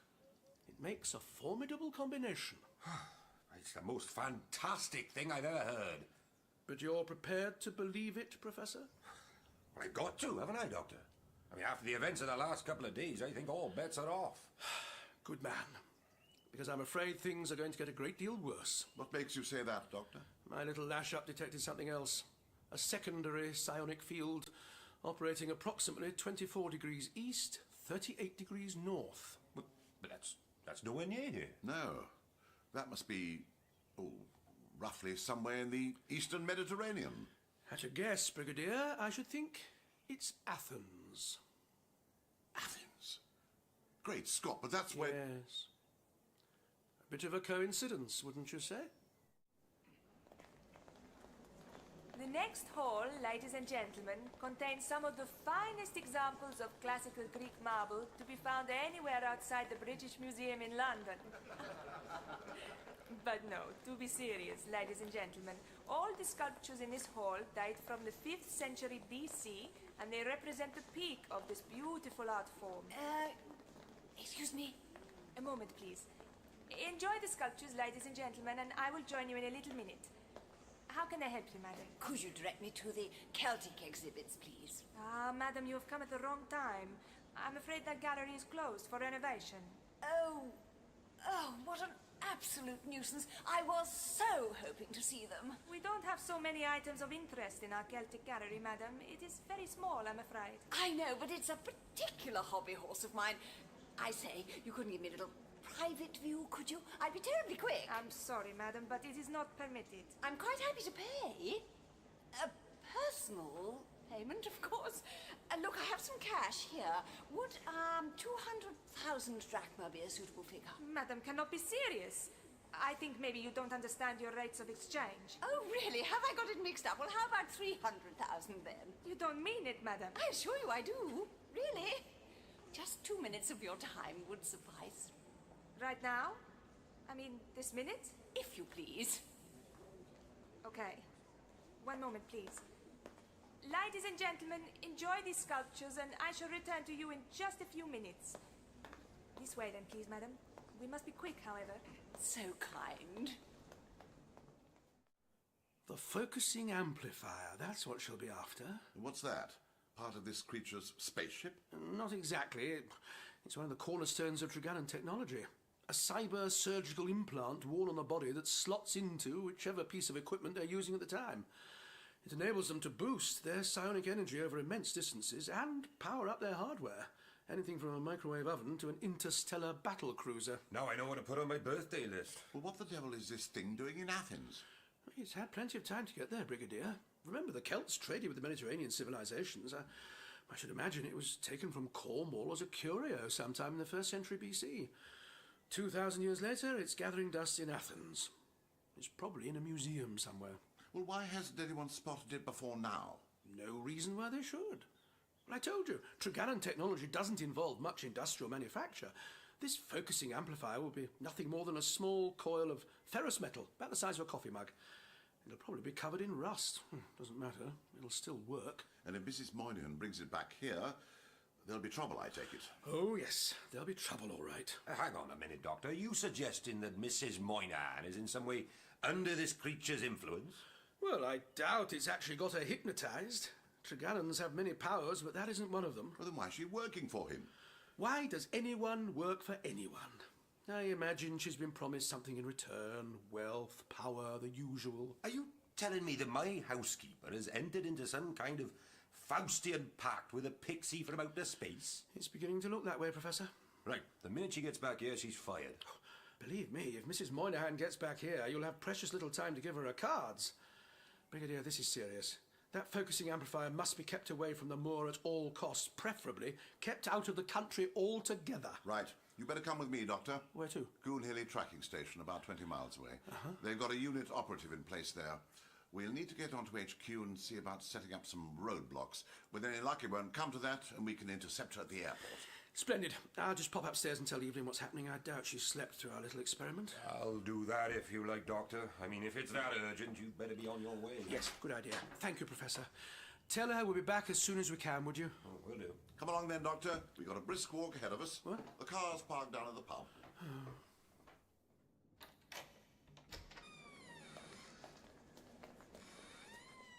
This is where we keep our small Celtic collection, madam. Oh, splendid. Thank you so much. You may go. No, madam. I must stay while you are here. Oh, really? so I can then lock up afterwards. And we have not very much time. No, indeed, I see. Very well. Then I better see if I can find what I'm looking for. It is here. It is in this room. Search. Oh, yes, they are fascinating. Really, they are. Let's see. What do we have here? There. Before you now in the second cabinet. It is the focusing amplifier. Really? That old thing at the back? I beg your pardon, madam? It doesn't look at all how I imagined. What doesn't? Oh, do shut up, you irritating little fool. I beg madam's pardon. You know, it offends me deeply that I even have to speak to people like you. You only brought me here because I offered you money. Look at you. With your high heels and your makeup and your greedy little eyes. You disgust me. Madam, I must ask you to leave now so that I can lock up. Oh, I'm leaving, all right. But you're not. Since you obviously have a penchant for cheap glass jewellery, perhaps you can make use of this.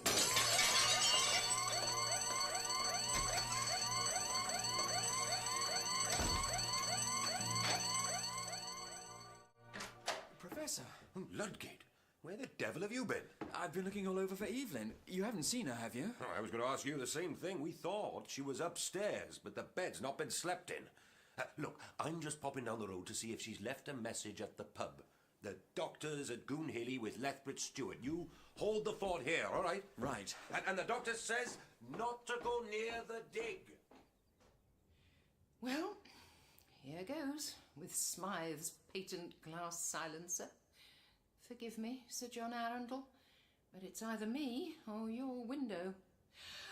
So far, so good. Now, for the tricky bit. Goonhilly is one of the UN's telecommunication nerve centres, Doctor. Once they get a unit incident team set up in here, we should be able to get some results. How much longer is it going to take? Matter of minutes now. I've just had confirmation that the team's flown into Calderon. Now, about time, too. We were hanging around a reception for the best part of 2 hours. Yes, I'm sorry, Doctor, but you must appreciate I've been retired for a few years now. Gone are the days when all I had to do was reach for the red telephone. The desk it's on is 300 miles away, and someone else's feet are under it, so I'm afraid the security clearances take a little longer. Bumbling bureaucracy. I wouldn't be surprised if Mrs. Moynihan's back in the country by now. Brigadier Lethbridge Stewart? Yes, Captain. Ashford, sir. International liaison. Pleased to meet you, Captain Ashford. This is the Doctor. How do you do, sir? It's an honour to work with you both. All right, Captain, we need to crack on with this business straight away. So I understand, sir. We're already setting up a cordon around the immediate area, roadblocks on all the major routes, and we're posting sentries on the approaches to the burial chamber. Any news from Athens? Yes, sir, and I'm afraid it's not good. This report's just through. Pelagia Stamatis, part-time guide at the Athens Central Museum, was found unconscious with severe head injuries in a locked gallery at 12:25 local time today. The police are treating it as aggravated burglary. Burglary? One of the display cases was smashed to bits. The girl hasn't come round yet, so they're not sure whether anything's missing. Oh, something's missing, Captain, believe me. 12:25 Athens time, so that was 10:25 this morning. How long did it take them to find her? Not very long, sir. The alarms went off as soon as the case was smashed, but there would have been enough time for the culprit to leave the museum. And that was, what, 5 hours ago? More than enough time for Mrs. Moynihan to fly back home and clear customs. How long have you been watching the airport? Flights into Gatwick and Heathrow have been under surveillance for the last half hour, sir. Nothing yet. We're setting up all the other major ones now. Stansted, East Midlands, Birmingham. What about the small, local airports? Plymouth, Exeter, Bristol. Has anyone checked if they take flights from Athens? I'm not sure, sir. Not sure? Damn it, man. Those are the first ones you should have secured. This isn't just a matter of picking up some harmless old granny as she goes through the green gate, you know. She'll be working to a plan. Yes, sir. Well, don't just stand there, Captain. Get on to it. Sir.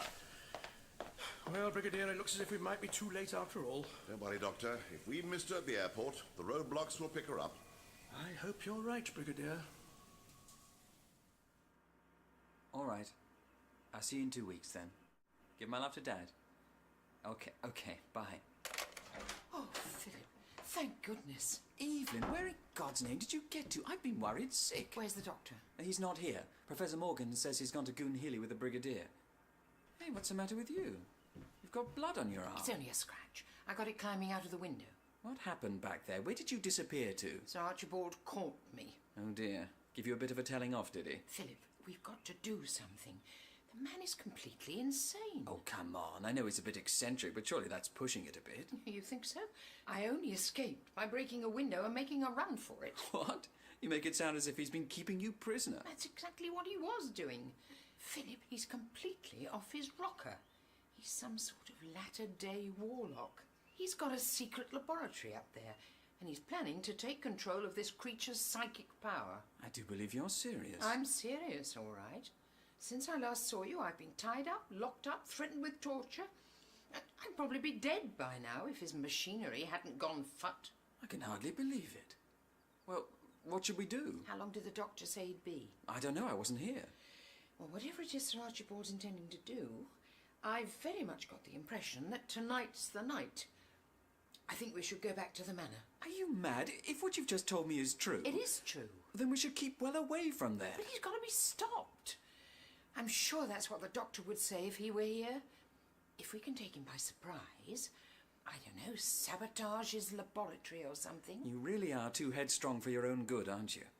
You're the kind of girl my mother warned me about. Since I'm old enough to be your mother, I'll take that as a compliment. Well, you coming? I must be mad. Come on then. But let's tread carefully. Oh, don't worry, I will.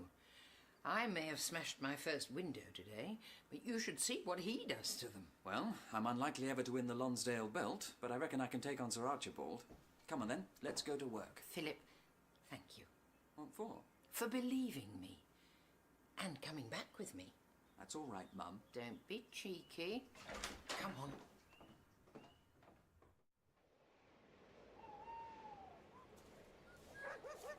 Buster, down, boy. There's a good boy. Good evening, young man. Oh, evening, Mum. What brings you up here? I only live just down the road. It is a free country, you know. So it is, Mum, but I'm afraid you can't come up here tonight. Why ever not? Well, it's just my orders, Mum. It's restricted. There's roadblocks and sentries all round this part of the mall. I say, how terribly exciting. What on earth is it all about? An unexploded bomb? Or perhaps Abel Magwitch has escaped from the prison hulks? I'm not at liberty to say, Mum. I see. Well, my lad, this is the shortcut I've taken every day for the last 25 years, and I really don't see why I should stop now. It would upset my dogs. I'll just pop through, shall I? No, I really can't allow that, Mum. Sorry. Did you do that to intimidate me? Look, Mum, I've got my orders, and my orders are that nobody is allowed past here. And I'm sorry, but that does include you. Young people today. You're all the same, aren't you? When I was your age, I showed a bit of respect for my elders and betters. Oh, listen, Mum. No, you listen to me. You think you can just barge through life getting your own way at all costs? Well, let me tell you, young man, you're going to pay for your contemptuous attitude. I do not have any kind of an attitude, Mum. Now, I think we've all had enough... What's that? This? Oh, it's just a bit of old metal. But look what it does.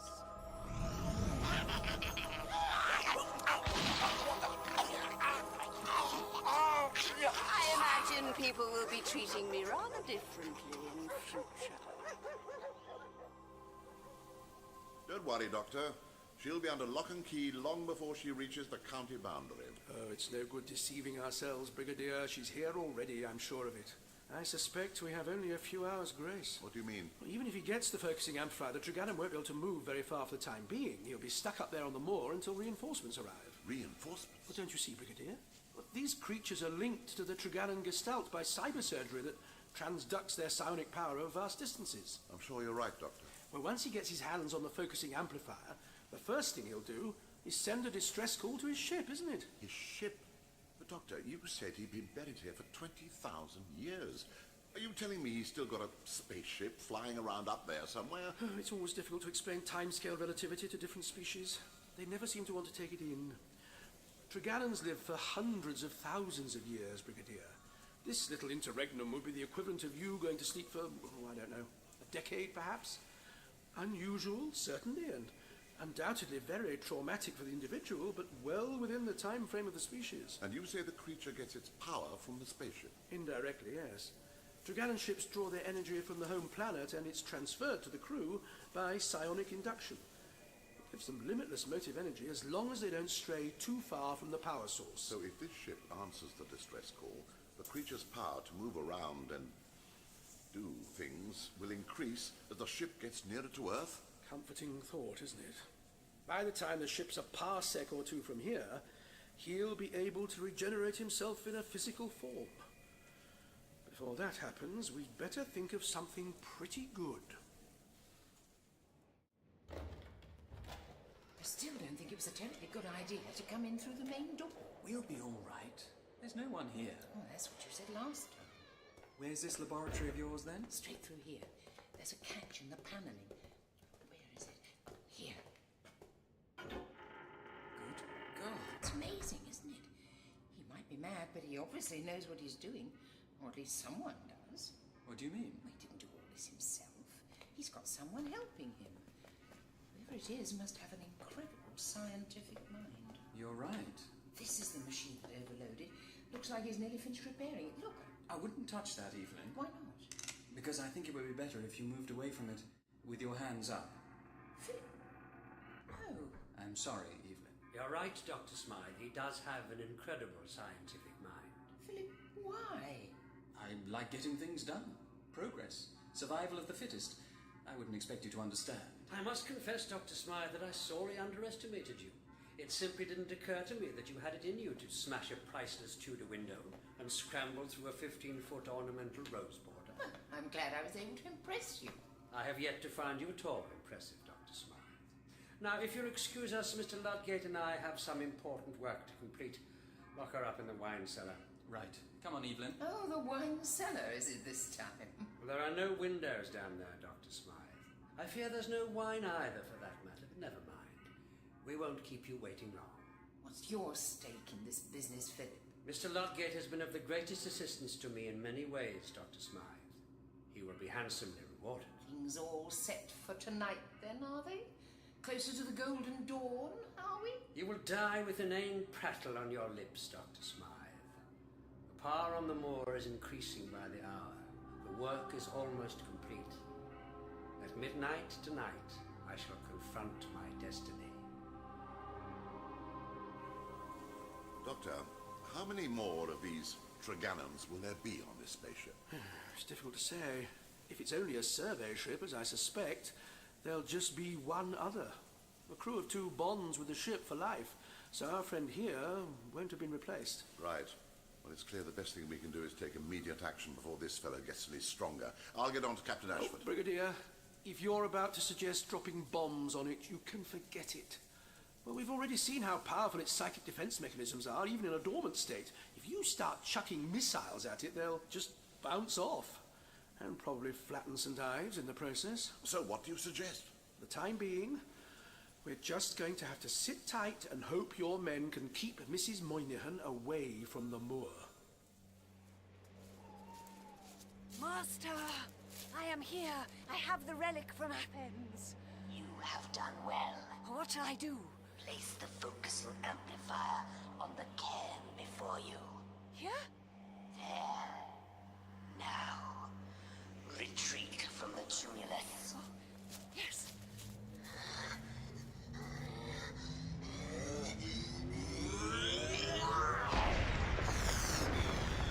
Master, you live! I live. At last. And now, after 18,000 years of torment, here on this primitive speck of mud in this benighted solar system, here begins my revenge!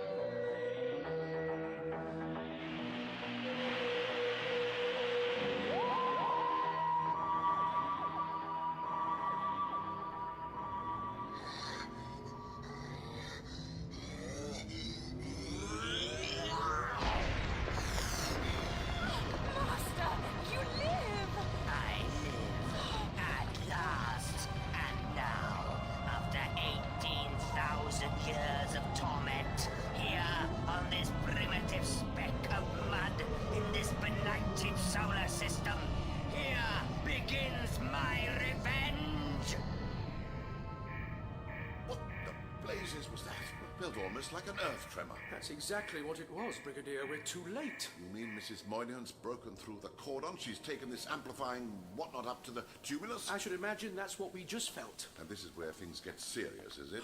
That's putting it mildly, Brigadier. Sir? Yes, Captain, what is it? We've just had confirmation from Jodrell Banks, sir. Deep space tracking stations are picking up an unidentified object, approaching the Earth at a rate of knots. Still too far away to be able to say what it is. Oh, we know what it is, all right. Sir? Any idea how long it'll take to get here, Captain? Yes, if it maintains its current speed and trajectory, sir, they reckon an approximate ETA of 2,300 hours. Tonight? Yes, sir. Well, that didn't take long. Oh, it doesn't, Brigadier. Not when your technology operates at the speed of thought. You have done well. We aim to please. What would you like me to do now? Return to your dwelling and await my summons. Right. Once the ship has arrived and I have concluded my personal business, you shall join me in my victory over this planet and its people. Your brother has a surprise coming. My brother will pay for abandoning me here. 18,000 years of paralysis on this repellent planet. 18,000 years of pain and hatred. His death will be slow and terrible. Revenge will be sweet. I know exactly how you feel. Wait! The Menantolian induction loop is missing.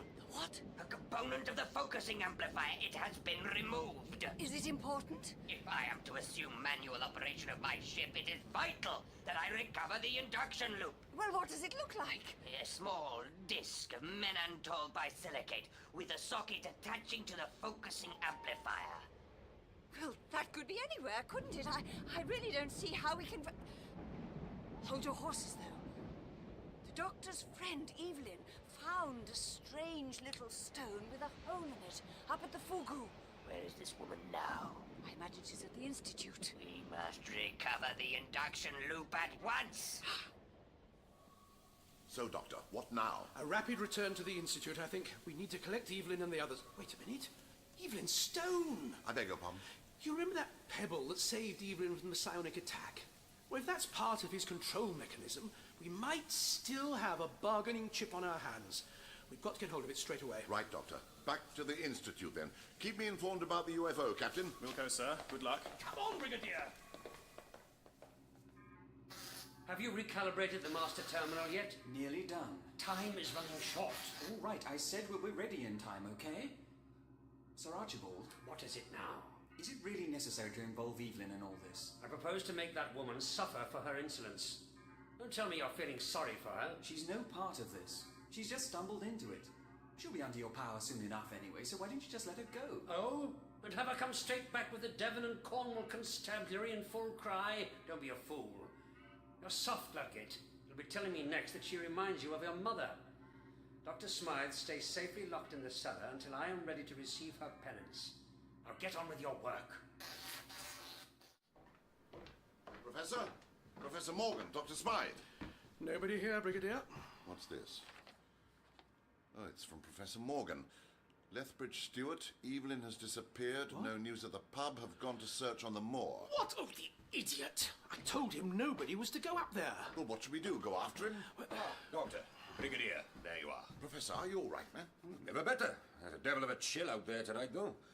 Doctor, I've been up to the dig. Yes, I know. We've just seen your note. I thought I expressly warned you. All right. Keep your hair on. Nothing happened. The whole place was deserted. But, Doctor, the tumulus has been broken right open. There's a great gaping hole in the top of the mound. It's almost as though something had burst out from inside. That's exactly what has happened. And you can count yourself lucky that you didn't meet it. Now listen, from now on, we must all stay right away from the moor. That's where his power is strongest. Brigadier, I want you to stay here and hold the fort. Right. Professor, I wonder if you'd mind driving over to Pengriffin Manor and warning Sir Archibald. You could ask him if he'd seen Evelyn while you're at it. I wonder where she's got to. We must find that stone of hers. Stone? A little pebble about so big, with a hole in the middle. Evelyn's got it in her handbag. It's vital that we get it under lock and key as soon as possible. Righto, Doctor. I'll get up there straight away. And what about you? I'm going to see an old lady about a dog. You mean Mrs. Moynihan? I thought she was still in Greece. I wish she were, Professor. But right now, I imagine she's holed up in her cottage. I'd better come with you, Doctor. Oh, thank you, Brigadier, but I need you to stay here in case Evelyn comes back. Don't worry. I'll be careful. Very well, keep me up to speed on that. Over and out. Yes, what is it, Corporal? Sir, something started happening to our satellite links. What sort of something? We're losing contact with the geostationary satellites for this whole sector, sir. They just seem to be powering down in an expanding circle, with southwest England at the centre. Well, when did this start? A couple of minutes ago, sir. It seems to have slowed down now, but there's a blackout shadow the size of Australia up there. Right, you'd better get me the Ministry of Defence. I tell you, I heard something. You're getting jumpy in your old age, Ludgate. There's nothing here. Come on, let's get back to the laboratory. It was like a voice. It was probably your friend Dr. Smythe talking to herself in the cellar. Ludgate, we don't have time for this nonsense. There. What was that? Nothing. Just the wind. Well, I'm going to look. Ludgate, that's enough. Well, there doesn't seem to be anything out here. I'm just going to go and check this. Come along, Ludgate. We're short of time as it is. Ludgate? Ludgate, is that you? So, can this etiolated weakling be the creature that has so tormented me? What are you? I am Sankrida, he whose power you have sought to make your own. Greetings, Sankrida. I have looked forward to our meeting with eager anticipation. But nevertheless, I find you unprepared, do I not? You, who have presumed to draw energy from my psionic field. You, who believe it lies within your puny ambit to harness and drive me like some primitive pack animal. You, who have plotted to ensnare my power at the moment of my resurrection and make me your slave. You misunderstand me, Sankrida. I seek a partnership with you. Together, you and I can rule the people of the world. A partnership? Ha! I enter into partnership with a cowering microbe to preside over the affairs of this trivial planet? Your petty ambitions are of no interest to me. Your drain on my psionic field has already caused me pain, anger, and delay. And now it is time for you to settle your account. What have I to account for? I am Sir Archibald Flint, 13th Baronet. I have only to flick a switch, and you will be my creature. Flick a switch? How quaint. I have only to release a psionic pulse. And you will find that your switches are no longer in any condition to perform their primitive mechanical function. Wait, we can do some sort of a deal. I do not speak of deals. I speak only of debts. And yours, to me, is long overdue. No!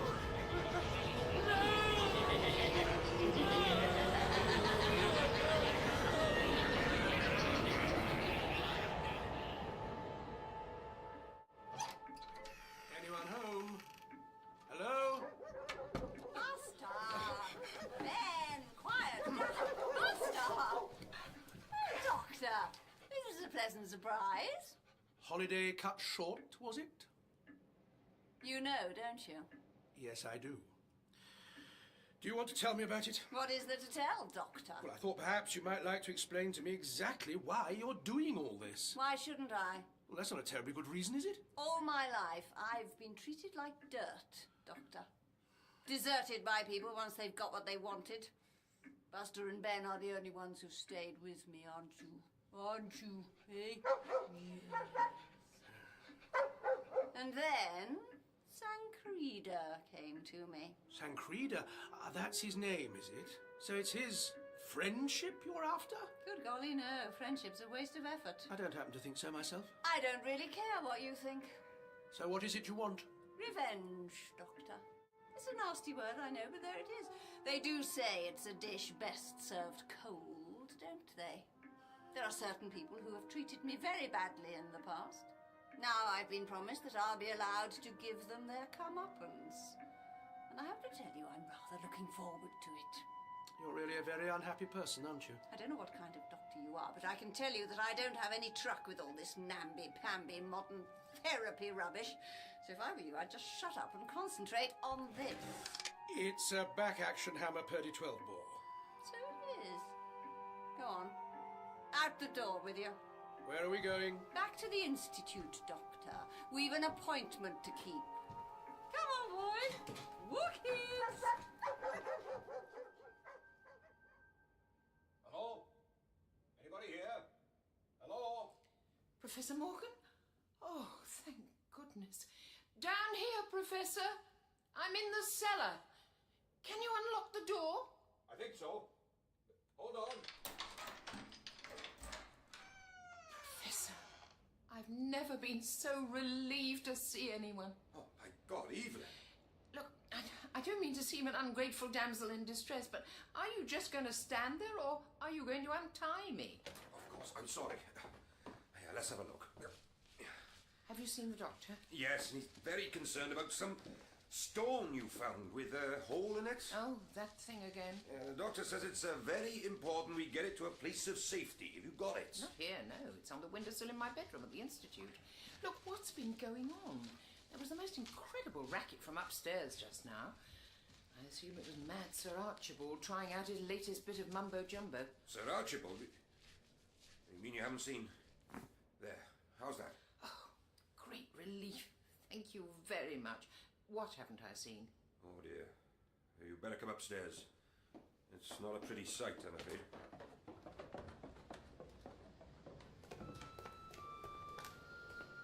Well, whoever did this had no interest in historic architecture. It's been utterly devastated. Where's Sir Archibald? He's just over there, foot of the stairs. Well, most of him, anyway. Oh. And what about Philip? He's in the hall. Look, come on, Evelyn. Let's get out of here. The doctor should be back at the Institute by now. Yes. Right. Come on. Very well, Minister. Yes, Goonhilly are keeping me informed. Then we're agreed for the time being there's to be no action whatsoever? Yes, I appreciate your concern, sir. But it's been made quite clear to us that the reprisals will be disastrous. Very well, Minister. I'll report back as soon as I can. Ah, Doctor, there you are at last. Look, the Minister's getting trigger-happy, so I suggest you think of something to... What's going on? Just stay where you are, Brigadier. It is loaded. You realise you are committing a number of very serious offences, Mrs. Moynihan. I'm afraid she's past caring about anything like that, aren't you? You can blabber away all you like, Doctor. We'll just wait here, nice and comfy. Well, what are we waiting for, exactly? A rendezvous with a friend of mine. Ah, Doctor, Brigadier. Here we all are, safe and sound. Doctor. Evelyn, thank goodness you're safe. Where on earth have you been? It's a long story, Doctor, but I'm glad to be back. Just move away from him and get over by the wall, Dr. Smythe. I beg your pardon? What are you waving that gun about I'm for? afraid you're a little behind the times, dear. You see, the worm has turned. The tea lady is in charge now. Oh, I doubt that very much. I've made a bargain, Doctor. Sancreda is my ally, my business partner, if you like. I've helped him, and he's helping me. Now he's on the loose, do you really think Sancreda's going to think twice about you? Why shouldn't he?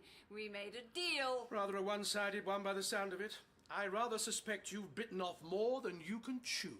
I'm afraid the doctor's right, Mrs. Moynihan. Now, you can pipe down, Professor. I've had more than enough of your dismissive attitude to me without having to listen to your opinions now. Oh, but I think you should. As opinions go, mine is a highly informed one. What are you blethering about? I think you'd better move away from the Professor, Mrs. Moynihan. Doctor? What's happening? Professor Morgan. Professor Morgan is up at the dig. He's been there for several hours now. What? He really should have heeded the doctor's warning, I'm afraid. Poor Professor Morgan. He put up quite a fight in the end, you know. But once he had vacated his body, I was able to make good use of the physiological imprint. I was wondering when we'd finally meet. Yes, Doctor. Now you see me as I truly am. Very nice. Doctor, it's the creature that attacked me. Not quite. This is the genuine article, I'm afraid. So, your ship's close enough to have assisted cellular reintegration, eh? You, Doctor? How can you know so much about my people? You, who exist in this irrelevant backwater of galactic space. Oh, you'd be surprised, Sancreda. Cornwall's a popular place for tourists. You rescued me from the cellar, so it was you who... Yes, it was I who crushed those presumptuous insects at the manor house. How else am I to reward those who seek to enslave me? And you, Dr. Smythe, you were only spared in order that you might lead me to the Menantolian induction loop. The what? The stone you found in the Fugu, dear. Go and fetch it for him. I don't know where it is. A pointless lie. You told me it was in this very building. Now, bring it to me or die. You'd better go and get it, Evelyn. Go on. No tricks. Yes, Doctor. All right, Sancreda, you've got everything you wanted. You've regenerated yourself, your ship is on its way to pick you up. And we'll hand over the induction loop. Now, why don't you just go in peace? Ha! You know nothing of my wishes, Doctor. Nothing. The first of them is that this futile, tiny-minded servitor be made to pay for her intolerable importunity. What are you talking about? Oh, leave her alone, Sancreda. She's just a sad old woman. What possible reason can you have to harm her? Silence! Who are you that I should give you reasons? This insufferable primitive has told me often enough how these two cringing brutes are her only friends. Let us see, then, how they respond to a little empathic suggestion. What are you doing? Master, what's wrong? Ben! Get down! Down, boy! Down! Doctor, what's he doing? Ben!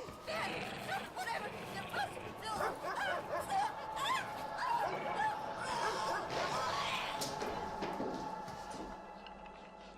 After 18,000 years, patience is a quality I possess in abundance.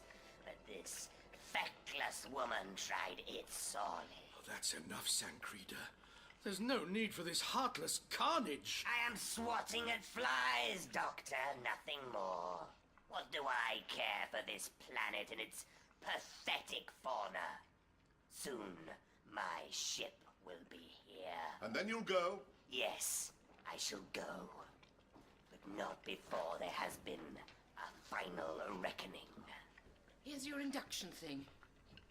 Don't look, Dr. Smythe. The induction loop. The function is unimpaired. Excellent. Now, come, all of you. We must go to the moor. I have an appointment with my brother. Now move, or die. The ship approaches. We shall not have long to wait. Doctor, what do you suppose he meant about a final reckoning? It is no secret. 18,000 years ago, I was deserted on this planet by the pilot of my survey vessel. My brother, Skrifan, left me to my fate. For 18,000 years, I have waited for this moment. And now, at long last, it approaches. So when your ship arrives, it'll have your brother in it? The other half of the two-man crew. And what are you going to do with him? He will die, Doctor. Very slowly. I see. Won't that make it rather difficult for you to escape? The vessel is very easily piloted solo, Doctor. As indeed it has been for the last 18 millennia. So that's what all this boils down to, is it? A petty spot of sibling rivalry? Petty, Doctor? You call 18,000 years of cold, helpless exile petty? Doesn't it occur to you as rather strange that he hasn't come back to rescue you before now? Skrifan is no fool, Doctor. He will know what I am thinking. Then why is he coming back at all? He has no choice. Deprived of the focusing amplifier, I was powerless to act. But once it was returned to me, I was able to transmit an imperative recall signal direct to the ship itself. Silence! Listen. He is coming. Skrifan is coming. Shouldn't we take cover, Doctor? I don't think so. It's coming in for a smooth landing.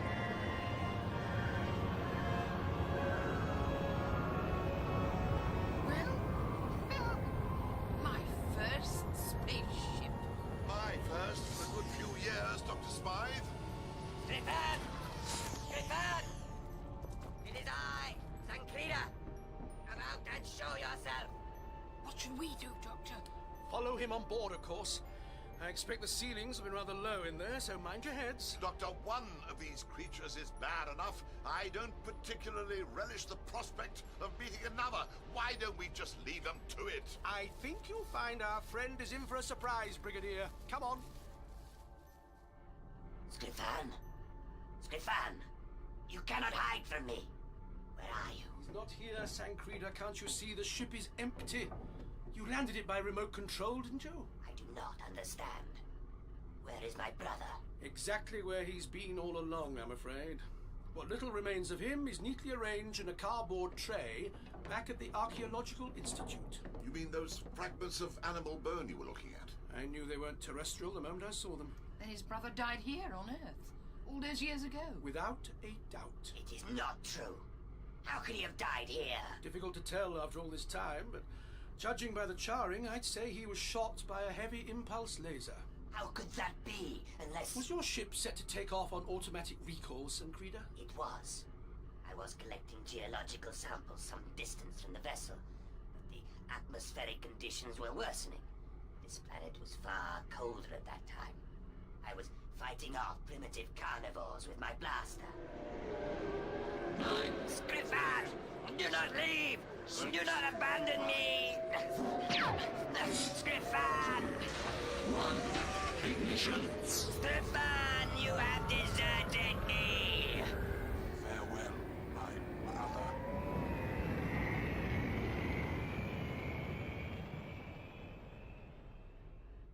Don't you see what happened? In your rush to get back to your ship through the blizzard... You shot him yourself. He wasn't taking off in the ship, he was keeling over in the snow. No, it cannot be! You are deceived! You're the only one who's deceived, Sancreda.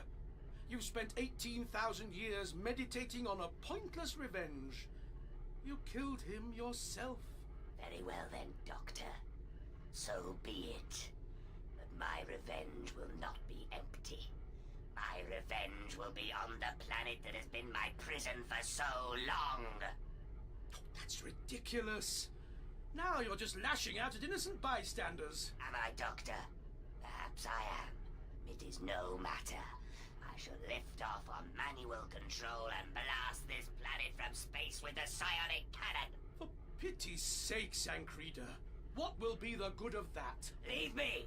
It's no use trying to reason with him. His mind's gone completely. How much damage could this ship do, Doctor? It draws its energy from the Trigun Gestalt. He can vaporize the Earth if he wants to. Thrust chambers cleared for ignition. Countdown procedure activated. Leave me, all of you! Leave the ship! I can't allow you to do this, Sancreda. Navigation systems cleared and ready. You cannot prevent me, Doctor. Now, I will give you a choice. Am I going to kill you here and now, or are you going to leave the ship and die with your planet? It's not my planet, Sancreda, so maybe I'll call your bluff.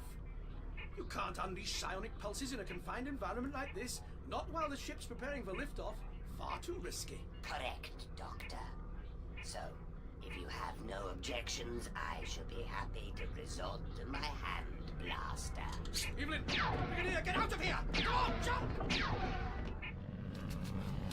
Don't stop running. We'll take cover down there. You all right? I'm all right. What about the Brigadier? Is he still in there? Brigadier! Have to do better than that, Sancreda. You barbarian fool. You are merely delaying the inevitable. Come out and face me. I got a better idea. Why don't you come and face me? Very well. If that is how you choose to die, it will be my pleasure.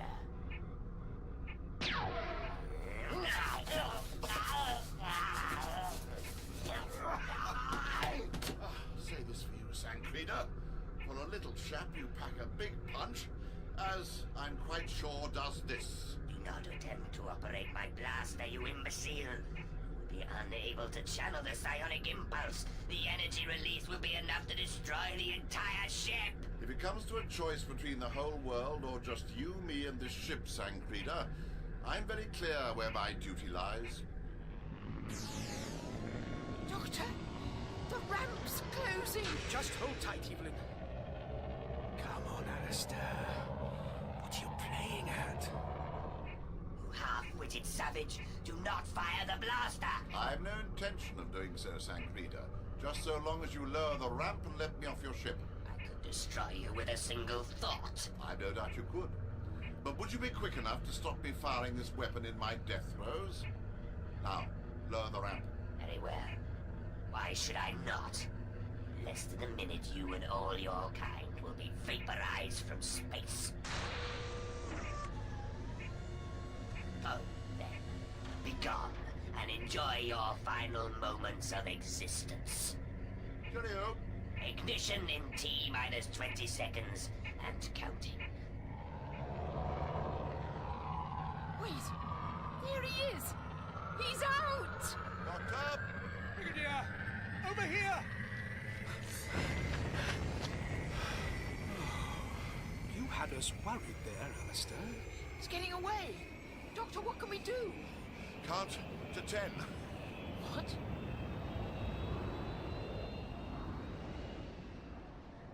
Clear of ionosphere.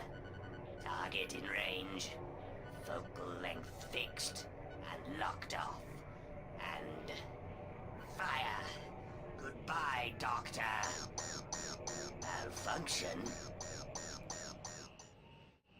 8, 9, 10. Did you see that? I think so. Well, Brigadier?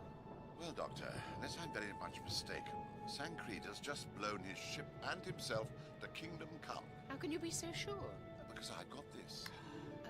His focusing amplifier. Thought it might do the trick. In my little tussle with Sancreda, I swapped it for your coil of copper wire, Doctor. He was so beside himself by then that I'm afraid he didn't notice. So what happened? Without a directional focus, the power of the psionic cannon had nowhere to go. It just discharged itself on the spot.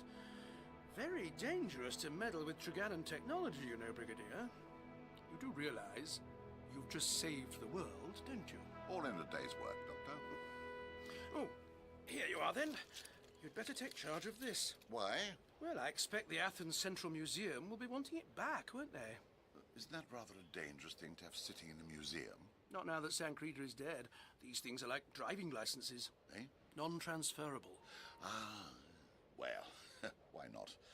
Doris and I have been meaning to go to Greece for years. I must meet this Doris of yours, Brigadier. Well, next time you're passing this way... Incidentally, that reminds me.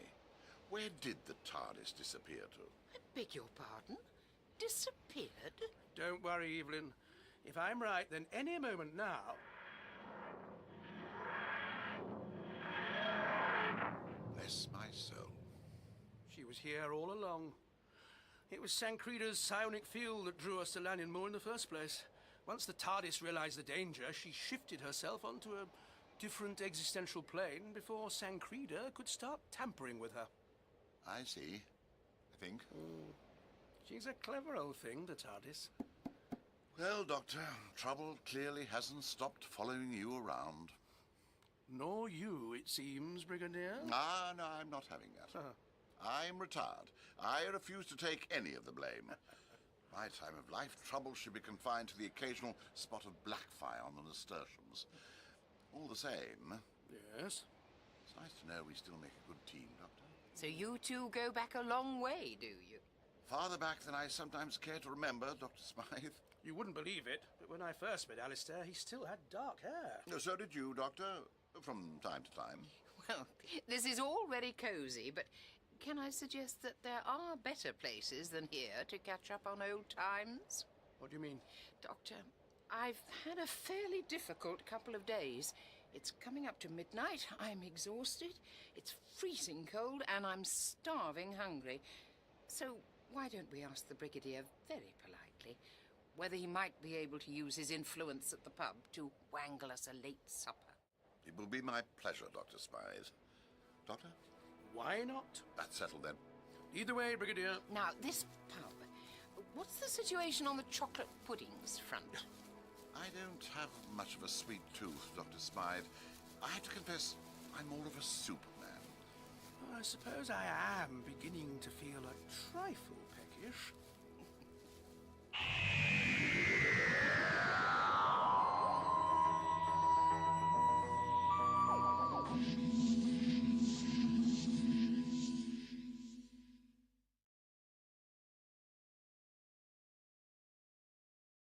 And now, a new 4-part adventure starring Peter Davison in Doctor Who.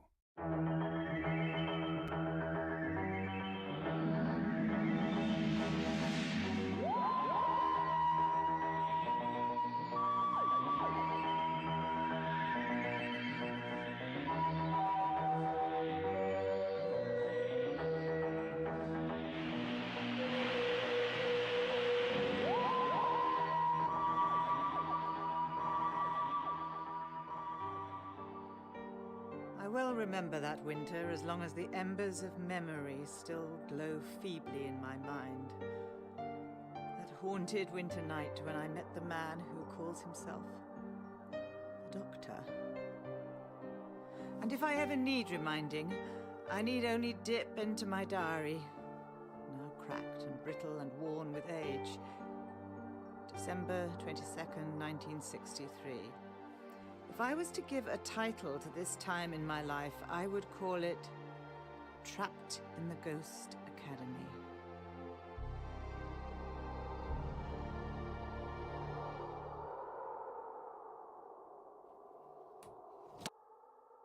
Dear Diary, I am staring out a high window in the academy, looking at the snowy roof in the moonlight. I can see the slope of it, the jutting Gothic shadow of the tall chimney, and the statuary which stand guard at the four corners of the compass. A more excitable person might call them gargoyles. All right, the academy is a little bit on the creepy side. Perhaps it reflects the character of its owner, Miss Tremaine. I'll never forget her opening speech to us new girls. Hygiene is key.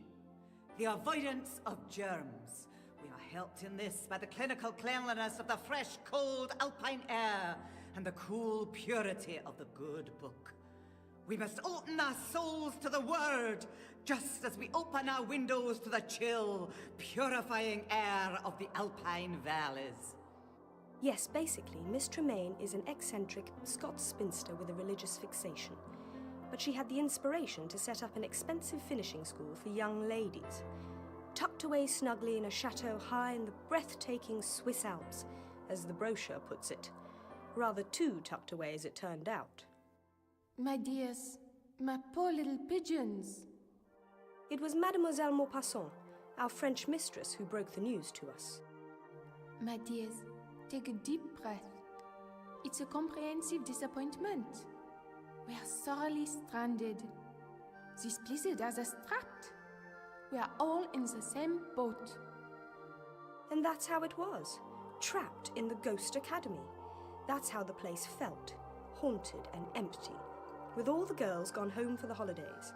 We were quite cut off. The snow had brought the telephone lines down. The last one to make a call was Peril. Peril and I were the only girls left. 3 days before Christmas, and the place is echoey and empty and ghostly.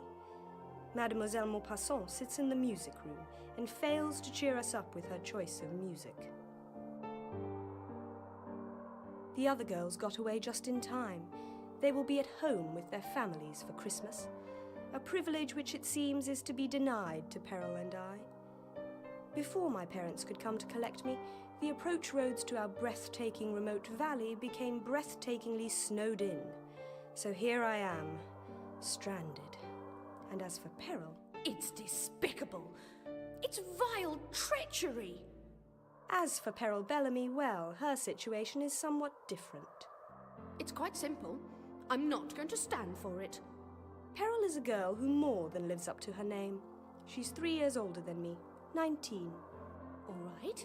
I haven't been an angel. And certain previous exploits of hers have led her parents to believe that they'll have a more pleasant and peaceful Christmas under certain conditions.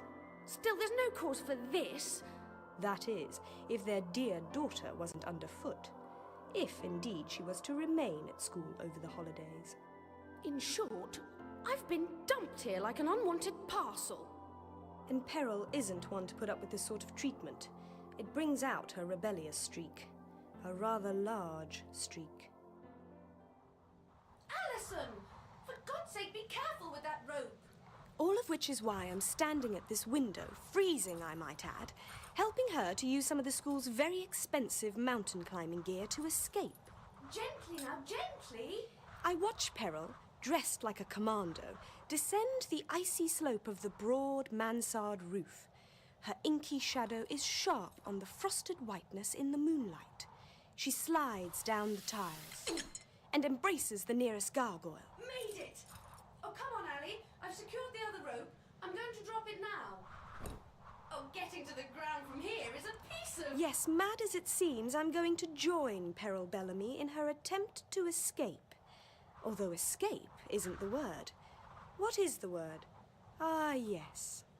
Elope.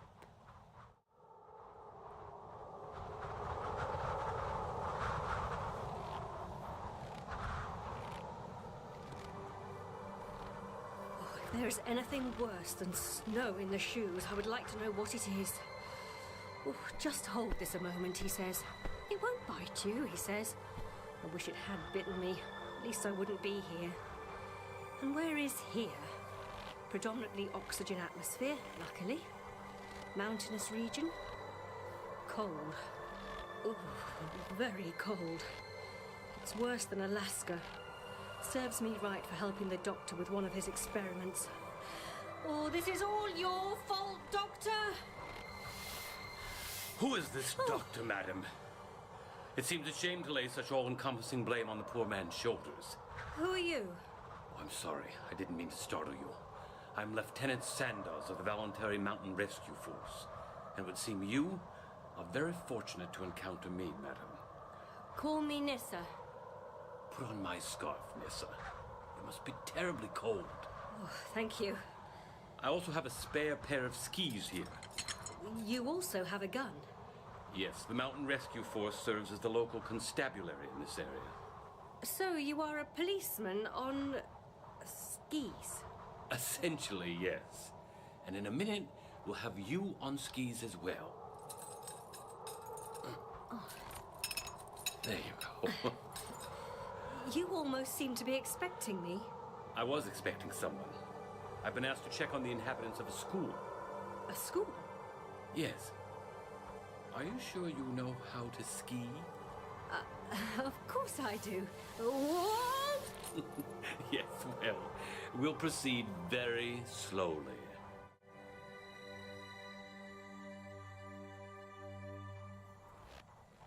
Peril, are you sure you're doing the right thing?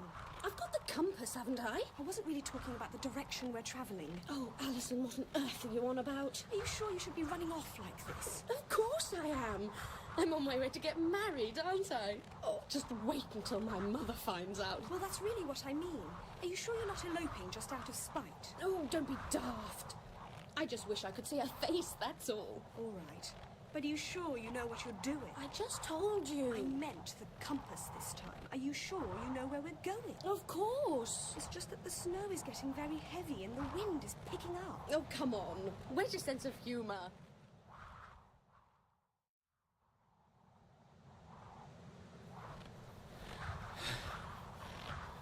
There it is, our destination. Oh, what an odd place for a school. It's an odd school, but we are fortunate to reach it in time. There's a bad mountain storm coming, and soon the visibility will drop to nothing. And it's so cold. Here, put this around you. Oh, thank you. You know, you didn't have to stop skiing just because I did. We're almost there now, and you actually did very well on skis. If I wasn't a walking bruise from head to toe, I might be more inclined to believe that. May I ask, How exactly did you come to be here in such inappropriate clothing? Well, it was perfectly appropriate on board the TARDIS. The TARDIS? The Doctor tends to keep the living quarters unacceptably warm and humid. Although it wouldn't be unacceptable now, I can tell you. Living quarters? I see this TARDIS as a ship? Yes, for travel between worlds. Between worlds? I see. My home world is called Traken. Why are you looking at me like that? Never mind. We're almost at the school now. I'm sure you'll feel better when you're inside in the warm. Wait. Someone's coming. Hello, Lieutenant. Thank the good Lord you've arrived. The girls have disappeared. I don't understand, Miss Tremaine. Disappeared. Crept away without our knowledge. They borrowed some mountain climbing equipment from the cupboard without permission. Didn't even bother to sign it out in the book. And climbed down from the roof with it. Why would they do such a thing? You don't know these girls. They smuggle hot water bottles into their rooms. The parents send them electric blankets, flannel pajamas. I'm sorry, I don't follow. Flannel pajamas? It's the warmth. It breeds corrupting ideas, disobedience and rebellion. And troubles never come singly. But there's something else. That's quite enough, madam. A storm is coming with lethal force, and these girls are out in it. I must find them. Take this young woman. Nissa. Take her inside with you and make her warm. Warm? But, Lieutenant, you haven't heard the worst of it. I must go. I must find the girls before the storm arrives. But, Lieutenant, we need your help. Perhaps I can help. I doubt it. It's a very particular problem. What is particular about it? Spirits. Spirits? Spirits of the dead. Ah, here comes my French mistress. Hello? I am Mademoiselle Maupassant. Hello. You're freezing. Come inside, you poor thing.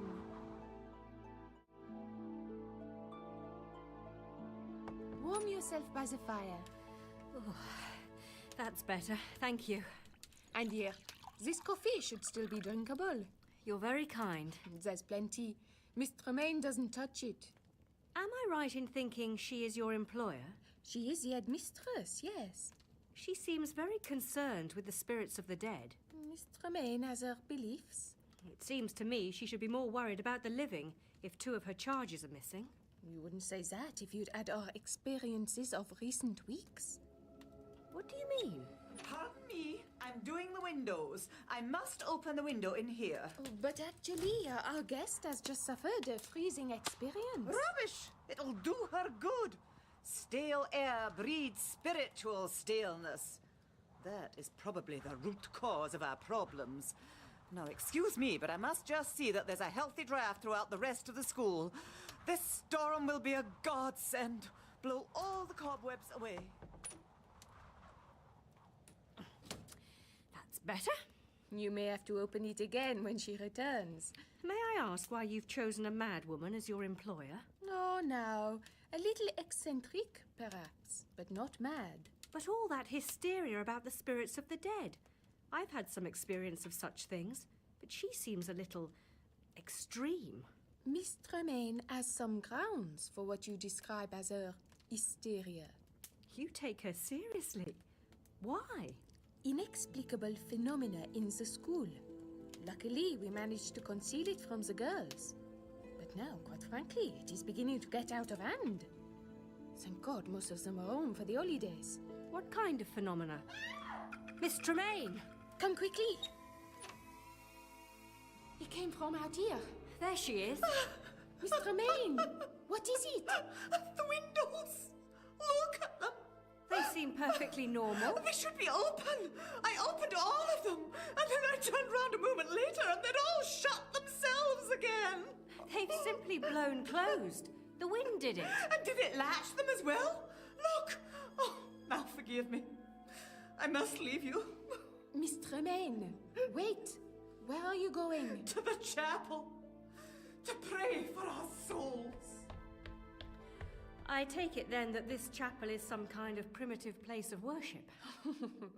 Don't let Miss Tremaine hear you call it primitive. Now come back into the warm. think after that we are entitled to open the school cognac. Here. Oh, no, thank you. She could have closed the windows herself, you know.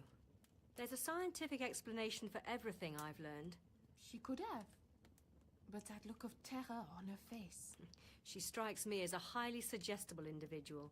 One who... What? Do you smell something? What? A faint scent, like dead roses. No. What's happening to the light? Oh, the bulb, it's... Merde! Now, where are the candles?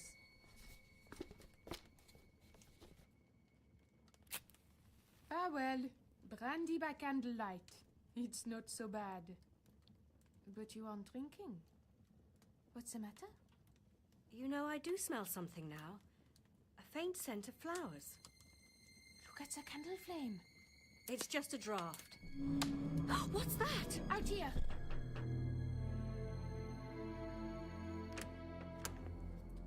It sounded like a piece of furniture being dragged. Yes, it happened before. Wait. That wardrobe was on the other side of the doorway, wasn't it? Yes. Now do you begin to see? It's too heavy. How could anyone move it so quickly? Have you ever heard the word poltergeist? No. What does it mean? The derivation is German. It refers to a mischievous ghost. Look at the floor here. Long scratches. That's where it was dragged. It looks almost like the marks of an animal. Claws. Mon Dieu! What is it? The door. Won't anyone let us in? Lieutenant Sandos? And it looks like he's found your girls. Quickly, one of them is ill. It's all right. It's just a migraine. I'll be all right. Bring them into the parlor.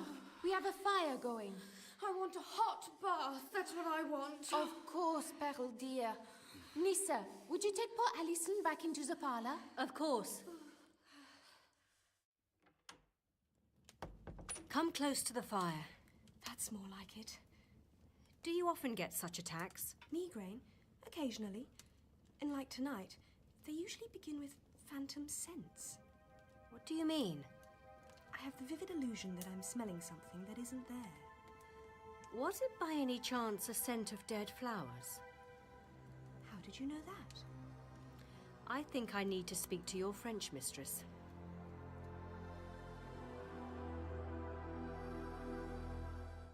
So, you begin to believe me? I'm still skeptical about this so-called poltergeist activity, but... But enough so that you drag me away from my supper. This is the chapel. Preserve our purity. Spare us from the spirits. There is no doubt, mademoiselle, that your head mistress has been exposed to something terrifying. Within and without. Miss Tremaine. Keep the windows of our soul open. Please, Miss Tremaine, forgive our intrusion. Slam them and seal them tight. Don't allow the pestilence to breed within. Her mind seems to have snapped. The poor woman. Excuse me, ladies. Satan is at the door. Miss Tremaine, I But must we shall speak not to you. let him in. Please, Miss Tremaine. You're fighting a lost cause. I must speak The with you. spirits of the dead seek to harm us, but we shall not I yield. must tell you the real reason I came here tonight. It's Through our no purity, good. we shall She drive can't off the hear menacing you. You see, spirits Miss and Tremaine, terror ran apparitions away of the because she was night. going to elope. Elope? Yes, with me. What? I can't believe what I am hearing. You were going to adopt one of my pupils? Nothing like it. We are in love. We are going to get married. Love? Married? I have a duty to protect my girls. I'm going to have you stripped of whatever dubious authority you once possessed, Lieutenant. Congratulations, Lieutenant.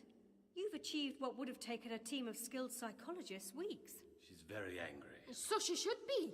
By any standards, your behavior is a disgrace. Still, Miss Tremaine's back to normal, apart from a tenacious belief in ghosts. Ghosts?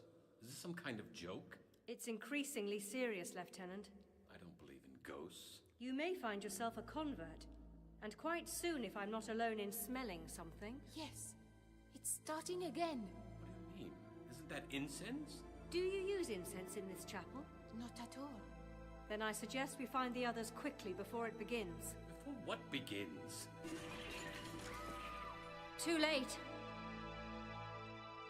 Peril, what did you do? I didn't touch it, I swear! Alison, Peril, what is going on? Are you all right? It was the big mirror on the refectory wall. Now it's the big mirror on the refectory floor in a million pieces. Look! It came flying off the wall. And missed me by the skin of its teeth. Something pulled it off the wall. Nonsense. The hook supporting it merely gave way. Impossible, it was secured by threaded nails. She means screws. Obviously a poor job, though. Look at it. Look at the pieces of mirror. Oh my goodness! They're moving. Oh, it's like a swarm of wasps. It's just a draft, some kind of a... Ow! They're stinging us! Peter, are you all right? Everybody out of here now! They're coming after us! Look out!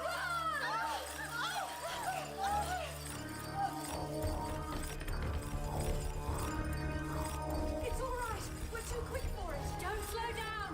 We're home and dry. The wardrobe again. Blocking the corridor. This way! Up the stairs to the attic!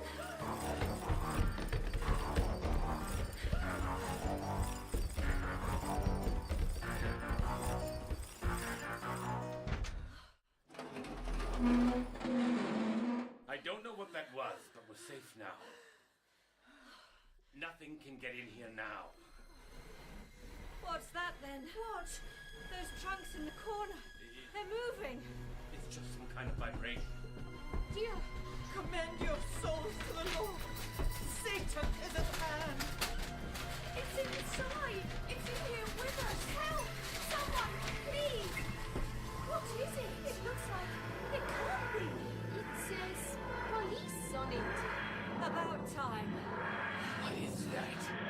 That, Lieutenant, is the TARDIS. Good evening.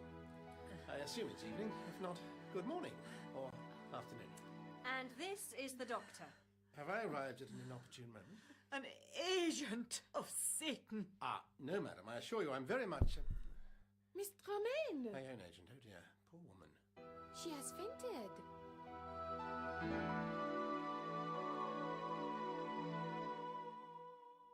Miss Tremaine. Miss Tremaine. Miss Tremaine. Are you feeling better? Why am I in bed? Where am I? The infirmary? Yes, you fainted.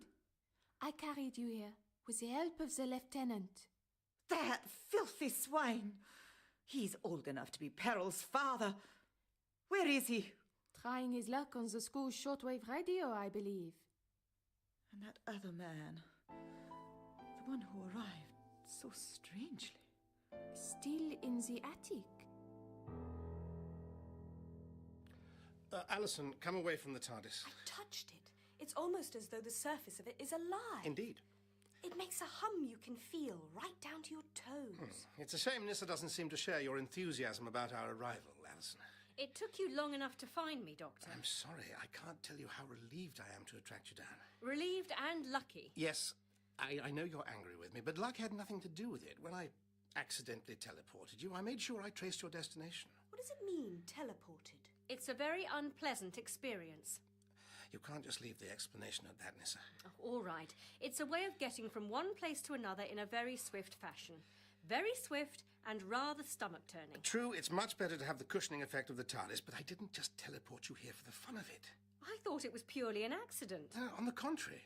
It was an unexpected side effect of a vital experiment in spillage detection. Spillage detection? What on earth is that? A method of detecting the spillages. Spillages, what are they? Nothing important. Why am I not convinced? Alison, come away from the TARDIS. I'm sorry, Doctor. It's just that I find it so fascinating. Can you really use it to travel anywhere in time or space? Only theoretically. What do you mean, only theoretically? How often have we ended up in the wrong place at the wrong time? Oh, now you're being philosophical. Oh, perhaps it's a side effect of being accidentally teleported. Don't be churlish, Nissa. I realised you might be somewhat uncomfortable, so I came as quickly as I could. Somewhat uncomfortable? I was up to my waist in snow. Lieutenant Sandoz rescued her. just as he rescued Peril and I. And brought you back just in time to witness some very interesting so-called poltergeist activity. But that was caused by the approach of the Doctor's TARDIS, wasn't it? No. I beg your pardon? No, not at all. But you appeared in the attic at the height of the poltergeist activity. True. And it ceased immediately you appeared. Also true, and there may well be some relationship between the TARDIS materializing and this phenomenon you describe, but nothing straightforward. It never is. And the TARDIS is certainly not the cause of it. We must look elsewhere for that. But, Doctor, what are you saying? Oh, yes. It really would seem we have some kind of genuine haunting here.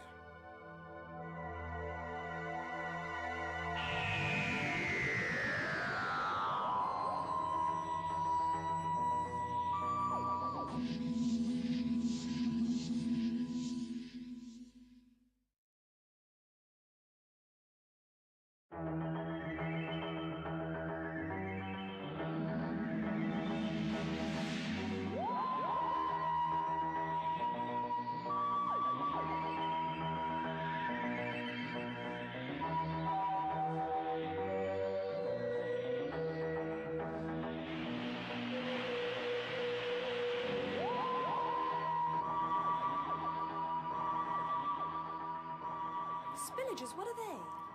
Nothing important. Why am I not convinced? Alison, come away from the TARDIS. I'm sorry, Doctor, it's just that I find it so fascinating. Can you really use it to travel anywhere in time or space? Only theoretically. What do you mean, only theoretically? How often have we ended up in the wrong place at the wrong time? Oh, now you're being philosophical. Oh, perhaps it's a side effect of being accidentally teleported. Don't be churlish, Nissa. I realised you might be somewhat uncomfortable, so I came as quickly as I could. Somewhat uncomfortable? I was up to my waist in snow. Lieutenant Sandoz rescued her, just as he rescued Peril and I. And brought you back just in time to witness some very interesting so-called poltergeist activity. But that was caused by the approach of the Doctor's TARDIS, wasn't it? No. I beg your pardon? No, not at all. But you appeared in the attic at the height of the poltergeist activity. True. And it ceased immediately you appeared. Also true, and there may well be some relationship between the TARDIS materialising and this phenomenon you describe, but nothing straightforward. It never is. And the TARDIS is certainly not the cause of it. We must look elsewhere for that. But, Doctor, what are you saying? Oh, yes. It really would seem we have some kind of genuine haunting here. You're not serious, Doctor. Ghosts? Call them what you will. It's really quite interesting. Oh, no. What? I recognise that gleam in his eye. Gleam? You want to investigate further. Oh, yes. It's a fascinating situation. But I was rather hoping we could just get in the TARDIS and go. Just go? Where's your spirit of adventure? Somewhere out there on the mountain slopes, expiring from hypothermia. So you're going to stay here? Until we've had a chance to observe the situation properly, yes. By situation, you mean our ghost? If you like, yes. And help us get rid of it? An exorcism, not really my line, but perhaps I can be of some small assistance. Smashing. In any case, I have some theories about the origin of the phenomena.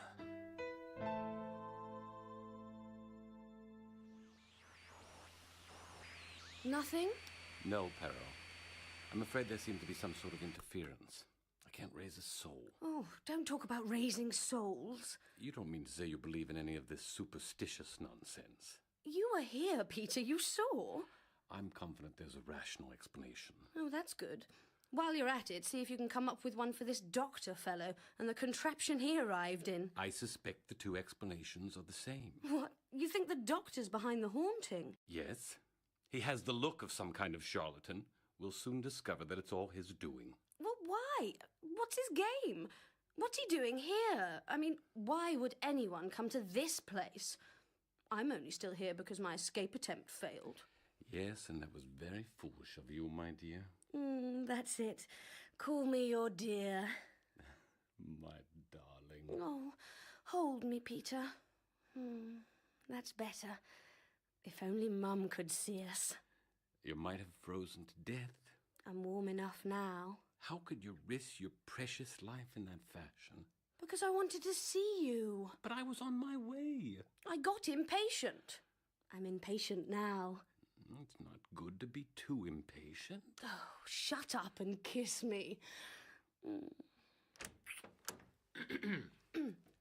Doctor. Yes, excuse the intrusion. I came to see if you'd had any luck with the radio.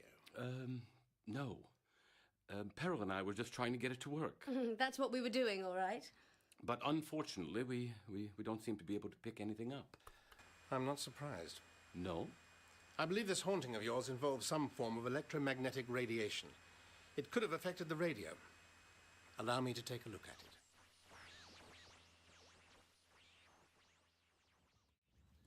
So have you been travelling with the doctor for a long time? When you're with the doctor, time very rapidly becomes relative. But occasionally it feels like a long time. I trust I haven't been a boring companion. Anything but. Hello, Doctor. You've been gone for ages. Have you solved our ghost problem? No, but I think I might have succeeded in getting the radio to work. Where is Lieutenant Sandoz? Well, Perril's in the kitchen fixing us something to eat, so I expect the lieutenant will be somewhere nearby. Yes, I expect so. Perhaps you'll be good enough to go and tell him that he can send his distress signal now. I'll be right back. Poor girl. She's completely awestruck by you. Well, I suppose that's one thing about a dramatic entrance. It does tend to make an impression. And the girls here seem to be very impressionable, as the lieutenant seems to have discovered. But you really don't intend to stay here and embark on some kind of a ghost hunt, do you? Why not? Well, for a start, if the radio is fixed, Lieutenant Sandoz will promptly evacuate everyone. You and I will be here on our own. So much the better. No distractions. We'll soon get to the bottom of this puzzle. You don't really think Miss Tremaine will allow you to remain on the premises. This is her school, and she seems very protective of it. You don't think my charm made any impression on her? Considering you caused her to faint dead away, I don't think so. And don't evade the question, Doctor. Doctor, come right away. Something's happened.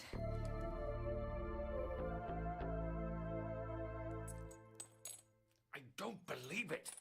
How could this happen? I did what you said, Lieutenant. I brought the doctor. What's so urgent? Oh, no. Yes. Regrettable. Regrettable. Is that all you can say? The radio has been smashed beyond repair. And someone's done it quite deliberately. When I left here a few minutes ago, it was fully operational and undamaged. We only have your word for that, Doctor. Lieutenant! Oh, come now. Why would I smash it after I'd gone to all the trouble of repairing it? Again, we only have your word for that. The doctor wouldn't do something like this. Well, for that matter, Lieutenant, we only have your word for it that you didn't destroy the radio yourself. Why would I do such a thing? Interesting question. Perhaps it was the poltergeist. We've seen what it can do. No, it's a more straightforward case of vandalism, I think. Notice that blanket on the chair? It wasn't there earlier. Look a little more closely and you'll see glittering fragments of glass trapped in its fabric. Whoever did this took the trouble to put the blanket over the radio before smashing the tubes, to muffle the sound of breaking glass. Well, whatever the explanation, it is clear that someone doesn't want us summoning the proper authorities. You mean someone doesn't want us to leave here?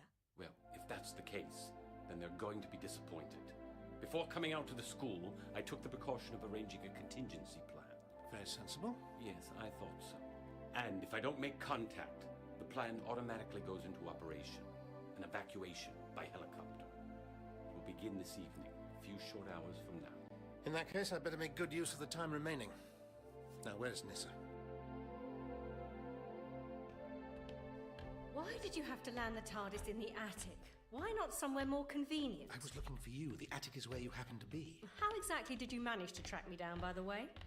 Your natural biomorphic resonance combined with an energy profile, which I was able to trace immediately after your accidental teleportation. Is that a genuine explanation, or are you just making it up? Why would I do such a thing? To save yourself a longer, more accurate, but more boring explanation. Would I do that? Almost certainly. After you, Nissa. Oh, hello. Mon Dieu, Doctor. You startled me. The reaction is mutual. What are you doing here, mademoiselle? I came to inspect your, box. The TARDIS. Yes, I saw it appear with my own eyes. Yet I still can't believe it. Well, perhaps you'll be kind enough to remain outside while I go in to collect something. Nissa will keep you company. Can't I just have a glimpse of the interior? As bad as Alison? I'm afraid not.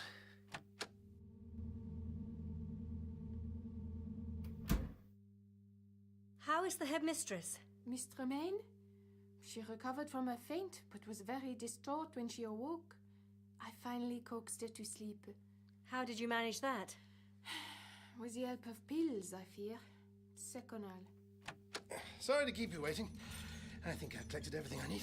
Are you planning a game of golf, Doctor? Yes, needs must when the devil drives. Sorry, I didn't mean to make a golfing pun. It was just the only bag that was handy and the right size. But those aren't golf clubs inside. Hardly. What then? Some kind of toolkit, I expect. Correct. Consider, for example, this fine instrument. Now, where's the power switch? Ah, there. Excellent. And now the investigation begins. What shall be our first port of call? What about the chapel? They have a chapel here. How convenient.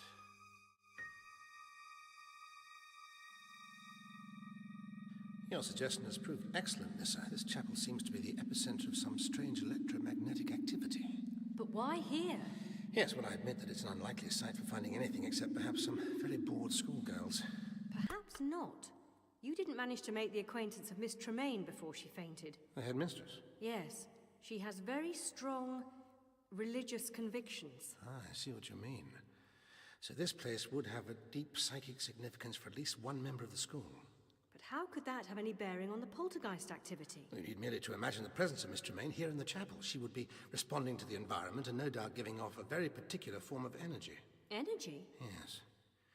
Now, what was it William Blake said about energy, or was it Walt Whitman? I don't know. I'm from Traken. Are they Time Lords? Possibly. Anyway, here's what I say about energy. It interacts. What are you doing?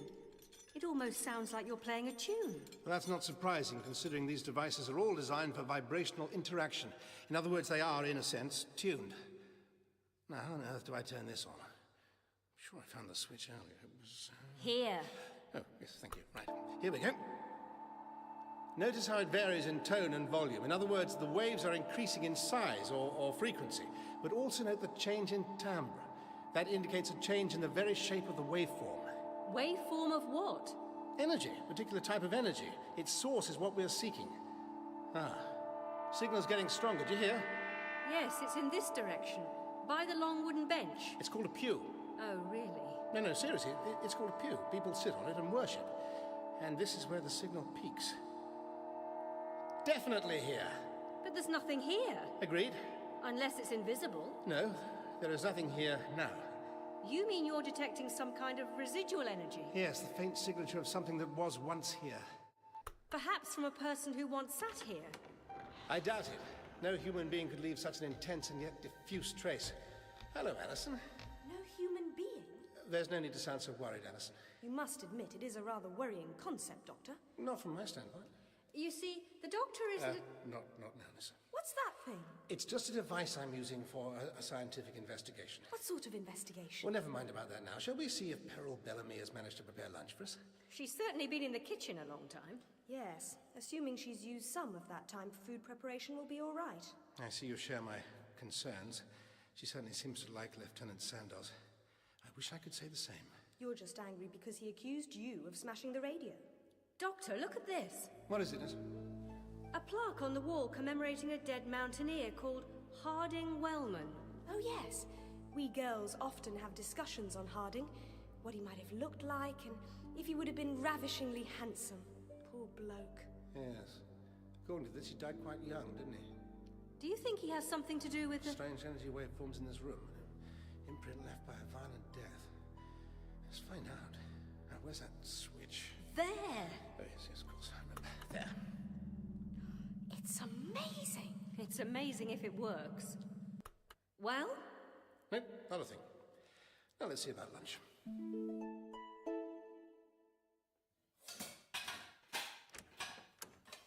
If this energetic sound is anything to go by, there must be a banquet awaiting us. Oh, hello, you lot. Well, some ham sandwiches anyway. What? All this mess and you haven't even got a hot meal ready for us? It's not as easy as it looks, this cooking lark. And I suspect Peril has been distracted. I see the Lieutenant's ski gear drying out there in front of the fire. Yes, he's just come back from a reconnaissance of the playing field. He says it'll be ideal for the helicopter to land, nice and flat. Oh, don't touch his things, Alison. I'm surprised more people don't come to grief with those great, huge, spiked ski poles. I almost stuck one through my own foot once. They won't be asking you to join the mountain patrol then. Excuse me, ladies. Just ease it under there. No one can trip over it. Good. Now, where were we? Ah, ham sandwiches. Very good. Yes, sir? No, thank you, Doctor. So, when exactly is this helicopter due? Half an hour before sunset. And then it's all over, I suppose. Are you ready to abandon the investigation, Doctor? On the contrary, I've already begun to formulate a theory.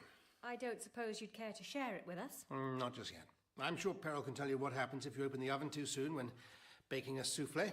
I'm sure I could, Doctor, if I'd ever baked a souffle or paid attention during cookery class. Well, basically it collapses, rather like a half-baked theory. I'd be quite happy to share mine when it's fully baked. Would you like some tea, Doctor? No, thank you. Doctor, do you smell something? Oh, that would be me burning the muffins. No, I suspect Nissa is alluding to something else. A faint floral perfume. Can't you smell it? The olfactory prelude to our poltergeist. Exactly. But nothing's happening. Alison, I've changed my mind about that tea. I wonder if you'd be kind enough to make a pot for me. Of course, Doctor. I'll put the kettle on. Please use this, my own special blend. Certainly, Doctor. Perhaps I can try some. It's an acquired taste. Since when do you carry around your own special blend of tea? It's not tea. Rather, it's the next test of my theory. That will be Mademoiselle Maupassant. I don't think so, you know. She was with Peter looking in on Miss Tremaine upstairs. Well, if it isn't her, who can it be? That perfume is getting stronger now. Can't any of you smell it? Yes. I think a visit to the music room is in order, don't you, Nissa?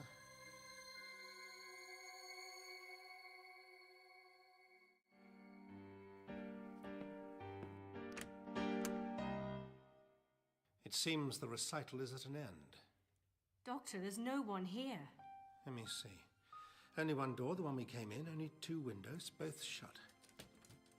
And below them, virgin snow untrampled by any shy pianist. I suppose it could have gone up towards the roof somehow. You don't believe that? You're right. You mean... Yes, definitely the beginning of a poltergeist manifestation. Excellent. What's that? The kettle. Perfect. Let's make some tea. Doctor, look out! Extraordinary. Did you see that? Yes.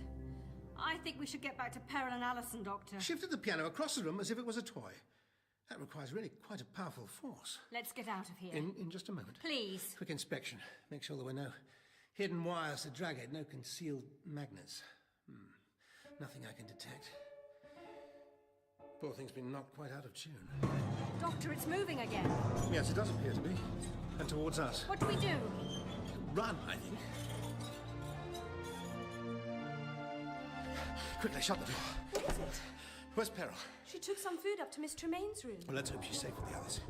It's coming, Doctor. What is it? Nothing to worry about, Alison. We are merely being pursued by a piano. By a what? A piano. Good job it isn't a grand. Is the tea ready?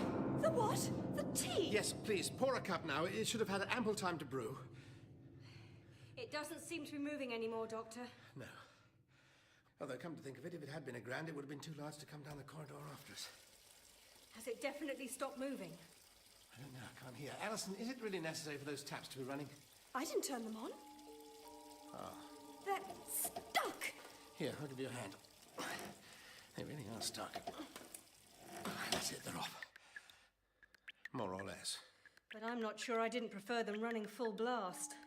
Fascinating. Patterned randomness. Chaotic order. It's like music. Or Morse code. I wonder what it's trying to tell us. I wish it would stop. I'm scared, Doctor. Don't be. Have you poured that tea? Oh, it stopped. As you wanted. I wish it hadn't. It feels like something else is going to happen. Something worse. What's that? The Lieutenant's ski poles. They fell over in the fireplace. I didn't touch them. Look, they're still moving. Don't touch them, Nissa. Stay away from them, Alison. I don't believe it. They're rising up. They're floating into the air. They're... Nissa, get down! Doctor!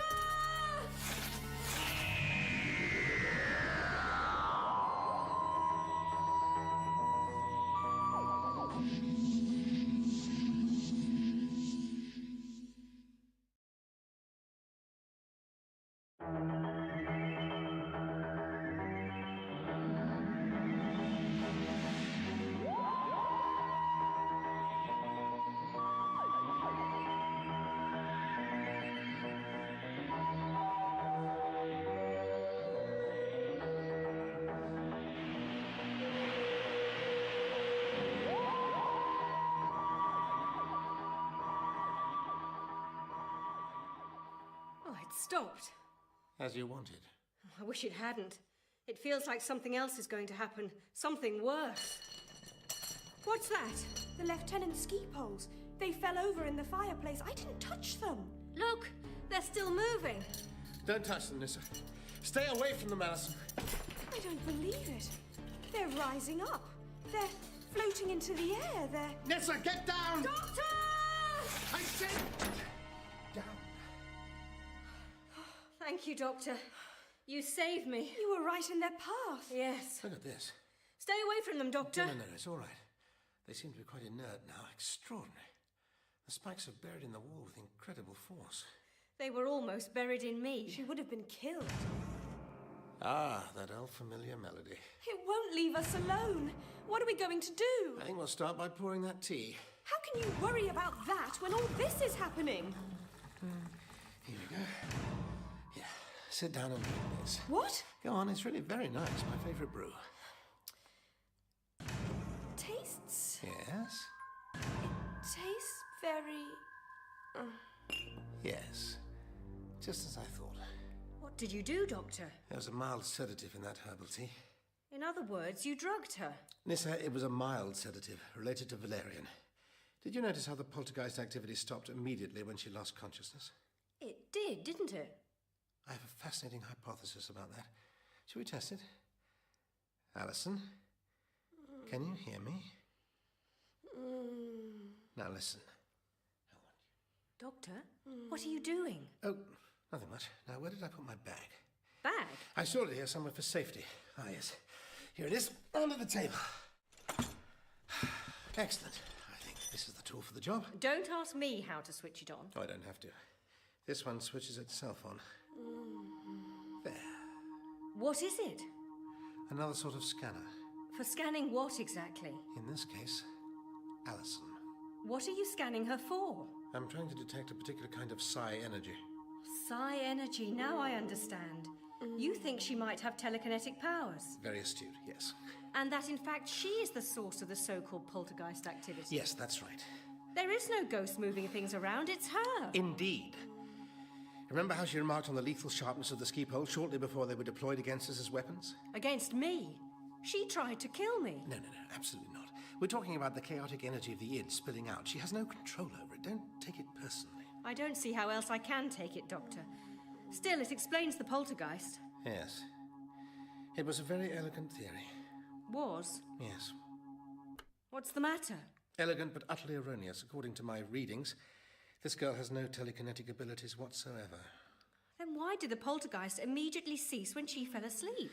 Ah, now that's a very good question. One of many to which we don't have the answer. Yet. Hello? I heard something. I came to investigate. What's wrong with Alison? She's asleep. It doesn't look like sleep to me. What have you done with her? Don't trouble yourself, Lieutenant. She's fine. For your sake, I hope so. Thank God the helicopter is coming to evacuate us from this madhouse. I keep telling you there's no need for the helicopter. I could convey you all to safety in the TARDIS. Take you anywhere you want to go. I think we'll wait for the helicopter. Thank you. Now, what about Alison? As soon as she lost consciousness, the poltergeist ceased. None of this means anything to me. It's not you I'm talking to. So if she isn't telekinetic, what's the solution, Doctor? That is what I'm about to ascertain with the help of a few further tests. I think not, Doctor. Leave her alone. These girls are in my care. Yes, and we've seen how safe they are in your hands. Wake up, Alison. Is it time for lessons? Oh, hello, Lieutenant. Hello, Doctor. I've been asleep in the kitchen. Yes, and now you must come with me. I ask you not to interfere, Lieutenant. We need more time with her. I think not, Doctor. I'm taking this young lady to wait with the others. The helicopter will be here shortly. But we don't know what's going on here. We must try and understand this phenomenon. Why? That's our only chance of controlling it. And why would we want to control it? To make it safe, you fool! Come along, Alison. But, Lieutenant, Oh, marvellous. Though I walk through the valley of the shadow of death, I shall fear no evil. Miss Tremaine! I shall fear no evil. The helicopter is arriving shortly. It is time to go outside. Amen. Yes, I'm coming. There they are, waiting on that level space. Underneath the snow must lie the school playing field. Yes, I see them. Oh, well, splendid evening for a helicopter landing. Oh, it's Terribly cold, though. Yes, wind seems to be picking up. Not as cold, however, as when I was accidentally dumped here. I thought we'd agreed not to discuss that anymore. You agreed? I still don't understand what you were trying to do. That experiment was... Spillage detection. Yes, who are the spillagers? I'm hoping you'll never have to find out. That's all. What? Does anything strike you as strange about the wind? Strange? What do you mean? Look at how it's disturbing the snow. Yes, I see now. It seems to be highly localized. It's only blowing around us. Perhaps some micro-weather system? It's not the weather. What do you mean? Did you smell that? Like a field of lavender. I assume that's not normal in the middle of winter here. No. Doctor, it's overpowering. Poltergeist is back with a vengeance. The helicopter's landing. It's trying to... Doctor, look, the wind! It's becoming a cyclone! Moving towards them! Quick! Run! We have to warn them! What is it doing? Lieutenant, don't let them land! They're in danger! Oh no. We're too late. Doctor! That mountain, the helicopter! It's going to crash! Yes.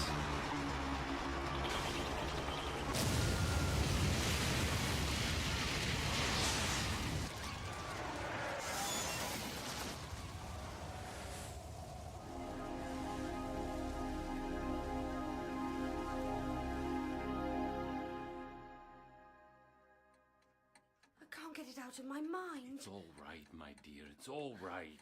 It's like a bird caught in the wind. Oh, it was horrible. Poor pilot. There was nothing we could do. It must have been some freak gust of wind. It looked like it was grabbed by a giant hand and then just smashed. Quiet, my dear. You're being very graphic. You can still see it from the window. Still burning on the mountainside. Stop it, Alison. Close those curtains. I'm sorry. Where is your new friend, the doctor? He said he was going to the chapel. To pray? To do something.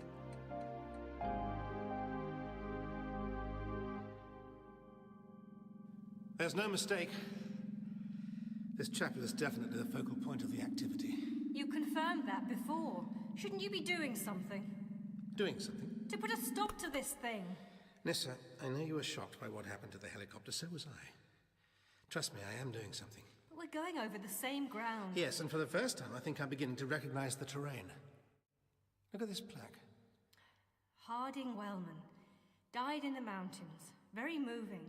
But you've already confirmed that the peak area of activity is not anywhere near the plaque. In fact, it's over here. Yes, the pew. Sit down, would you? Here? Yes. Now, what do you see? The plaque. This is the exact spot where someone would sit looking at the plaque. Yes. Looking at it and thinking about it. So the centre of energy is here. Correct. But you said this energy wasn't from a human being. Not from a single human being, but from a group of people over a period of time. Yes. Miss Tremaine, I saw it with my own eyes. please take your pills. I saw the helicopter crash and burn. And I saw Satan smiling in the flames. Please? I felt the heat of them. Did you not feel it? Hot, corrupting, enticing, seducing. Here, take these. You'll feel better. To be resisted at all costs. I don't want any pills. Bring me my Bible.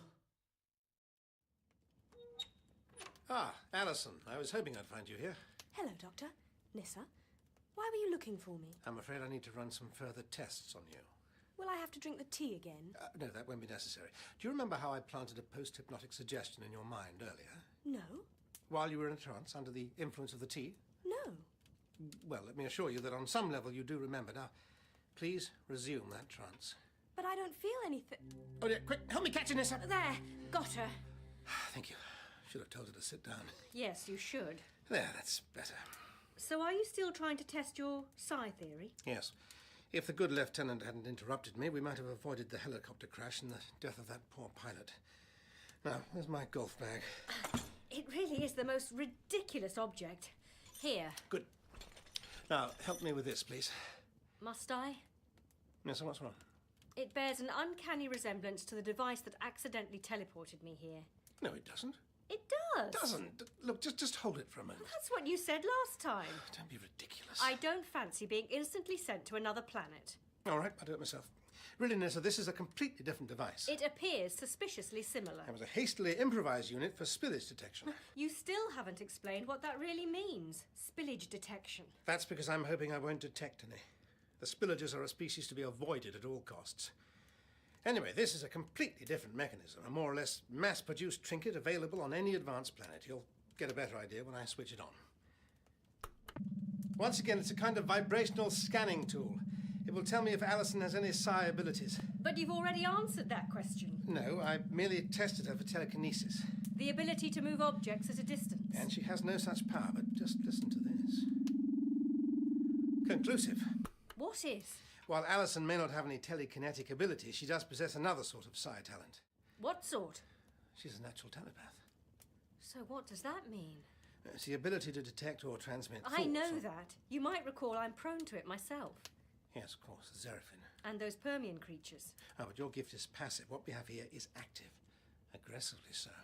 Still, how can she be causing the poltergeist activity? Well, she can't. Not directly, but perhaps at one remove. You mean by sending signals into someone else's mind? Yes. And that someone must be the person who possesses the telekinetic power. Who is it? I'd say the most likely candidate is... Who? Come with me. Let's find out. Rain, rain, go away. Come on Mother's washing day. But it's not raining, Doctor. I think we can hardly expect literal sense in a trance state. She's waking now, though. Oh, is it a bad dream? I'm back in the kitchen again. No, Peril. You'll remember in a moment. I gave you some tea to make you sleep. If you ask me, you're rather over-fond of that tea, Doctor. And what on earth is that thing there? Just a useful device that told us something vital. And what was that? I think perhaps you already know, Peril. What's that remark supposed to signify? We're wondering if you've ever had any unusual experiences. Are you joking? I could fill a book, but modesty forbids. Think carefully. Perhaps during infancy or early adolescence. I'm not much of a one for sentimental reminiscence, Doctor. Peril, we know. Good for you. What do you know? About your powers. Sorry, you lost me at the last corner. It's no good. We do know. I'm sure I have no idea what you're talking about. I imagine it runs in your family, doesn't it? Perhaps a recessive gene transmitted through the female? They tried to teach us about genes in biology. Some mad monk and his potted plants. Mendel. I wouldn't know. I fell asleep. Can I go now? Of course. But turning your back on the problem won't solve anything. Want a bet? I'm afraid this is something you can't ignore. You just won't leave me alone, will you? No. Let the doctor help, Peril. How can he? How can anyone? We understand what you're going through. Oh, I doubt that. You might be surprised. Was it your mother or your grandmother you inherited the gift from? I don't know what you're talking about. Peril, please. My gran. I imagine it's bedeviled your family for generations. Everything from inexplicably burning barns and hayricks to curdling the cream in the neighbour's dairy. The sort of activity which in earlier times would have attracted the unwelcome attention of the Witchfinder General. I imagine Peril is an old family name, and a well-deserved one. That's an alarmingly accurate account of my family history you've given there, Doctor. Although you left out a considerable amount of debt-dodging, drunkenness and general bad behaviour. All of which culminated in a considerable family fortune, if your presence at this outrageously expensive finishing school is anything to go by. I suppose we've had our share of good luck too. Fascinating. Ever since I was small, I could move things just by thinking about them. If my rattle fell out of the cradle, it would come back to me like I had it on an elastic. My gran said it was a gift. I was one of the adept. So it is a genetic trait. I meant to look into it more deeply, but somehow I've never had the time. Ironically. So now you know my secret. Bully for you. What are you going to do? Punish me? Punish you? Of course. Why? Because it's all my fault. But I didn't mean to. Of course not. I didn't mean to do that to the helicopter. Or that poor man. You didn't? Don't try and patronise me. I did. No, not consciously. Your abilities were being triggered without your knowledge. How? The question more properly is who? And the answer is your friend. My friend? Yes. Alison. But why Alison? I don't understand. Neither do we. Not entirely. Because the Lord works in mysterious ways. Miss Tremaine, I'm glad to see you're well enough to be listening at doors. Don't speak to me, defiler of innocence. Ah, Lieutenant Sandoz. Doctor, I didn't expect to see you here. Don't trouble yourself, we were just leaving. Come along, Nessa. Yes, Doctor. Goodbye, Lieutenant. What were you talking to the doctor about? Nothing. Why? Because other ears were listening.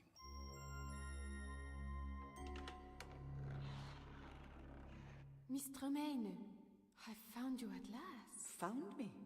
I was never lost. Of course not. But I was concerned about you. However, others are indeed lost. I've been reading my Bible. So I see. Yes, one can always depend on the good book for guidance. I was confused, but now things are clear. I shall leave you to read then.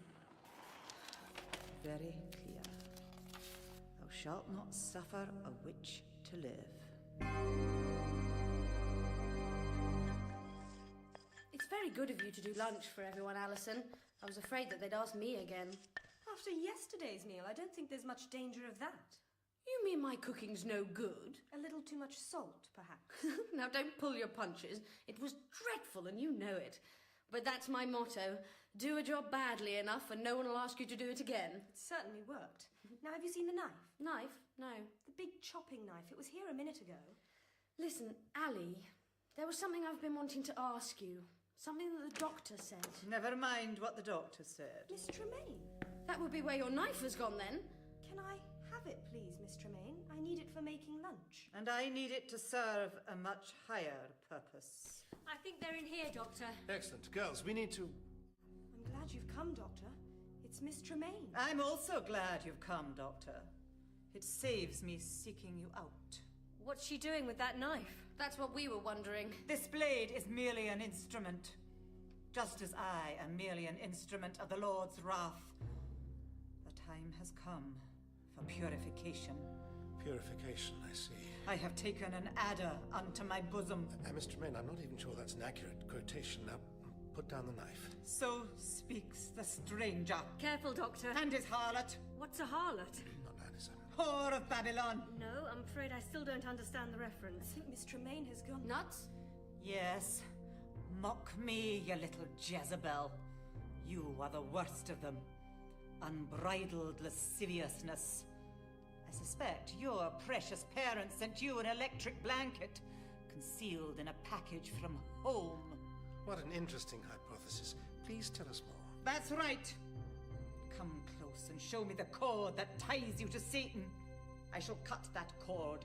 The purifying blade will go straight through it, and straight through your black heart. Really? Which one? Is peril in? Yes, and so are the other sinners.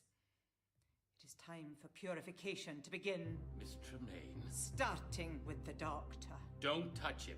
Let go of that knife. I can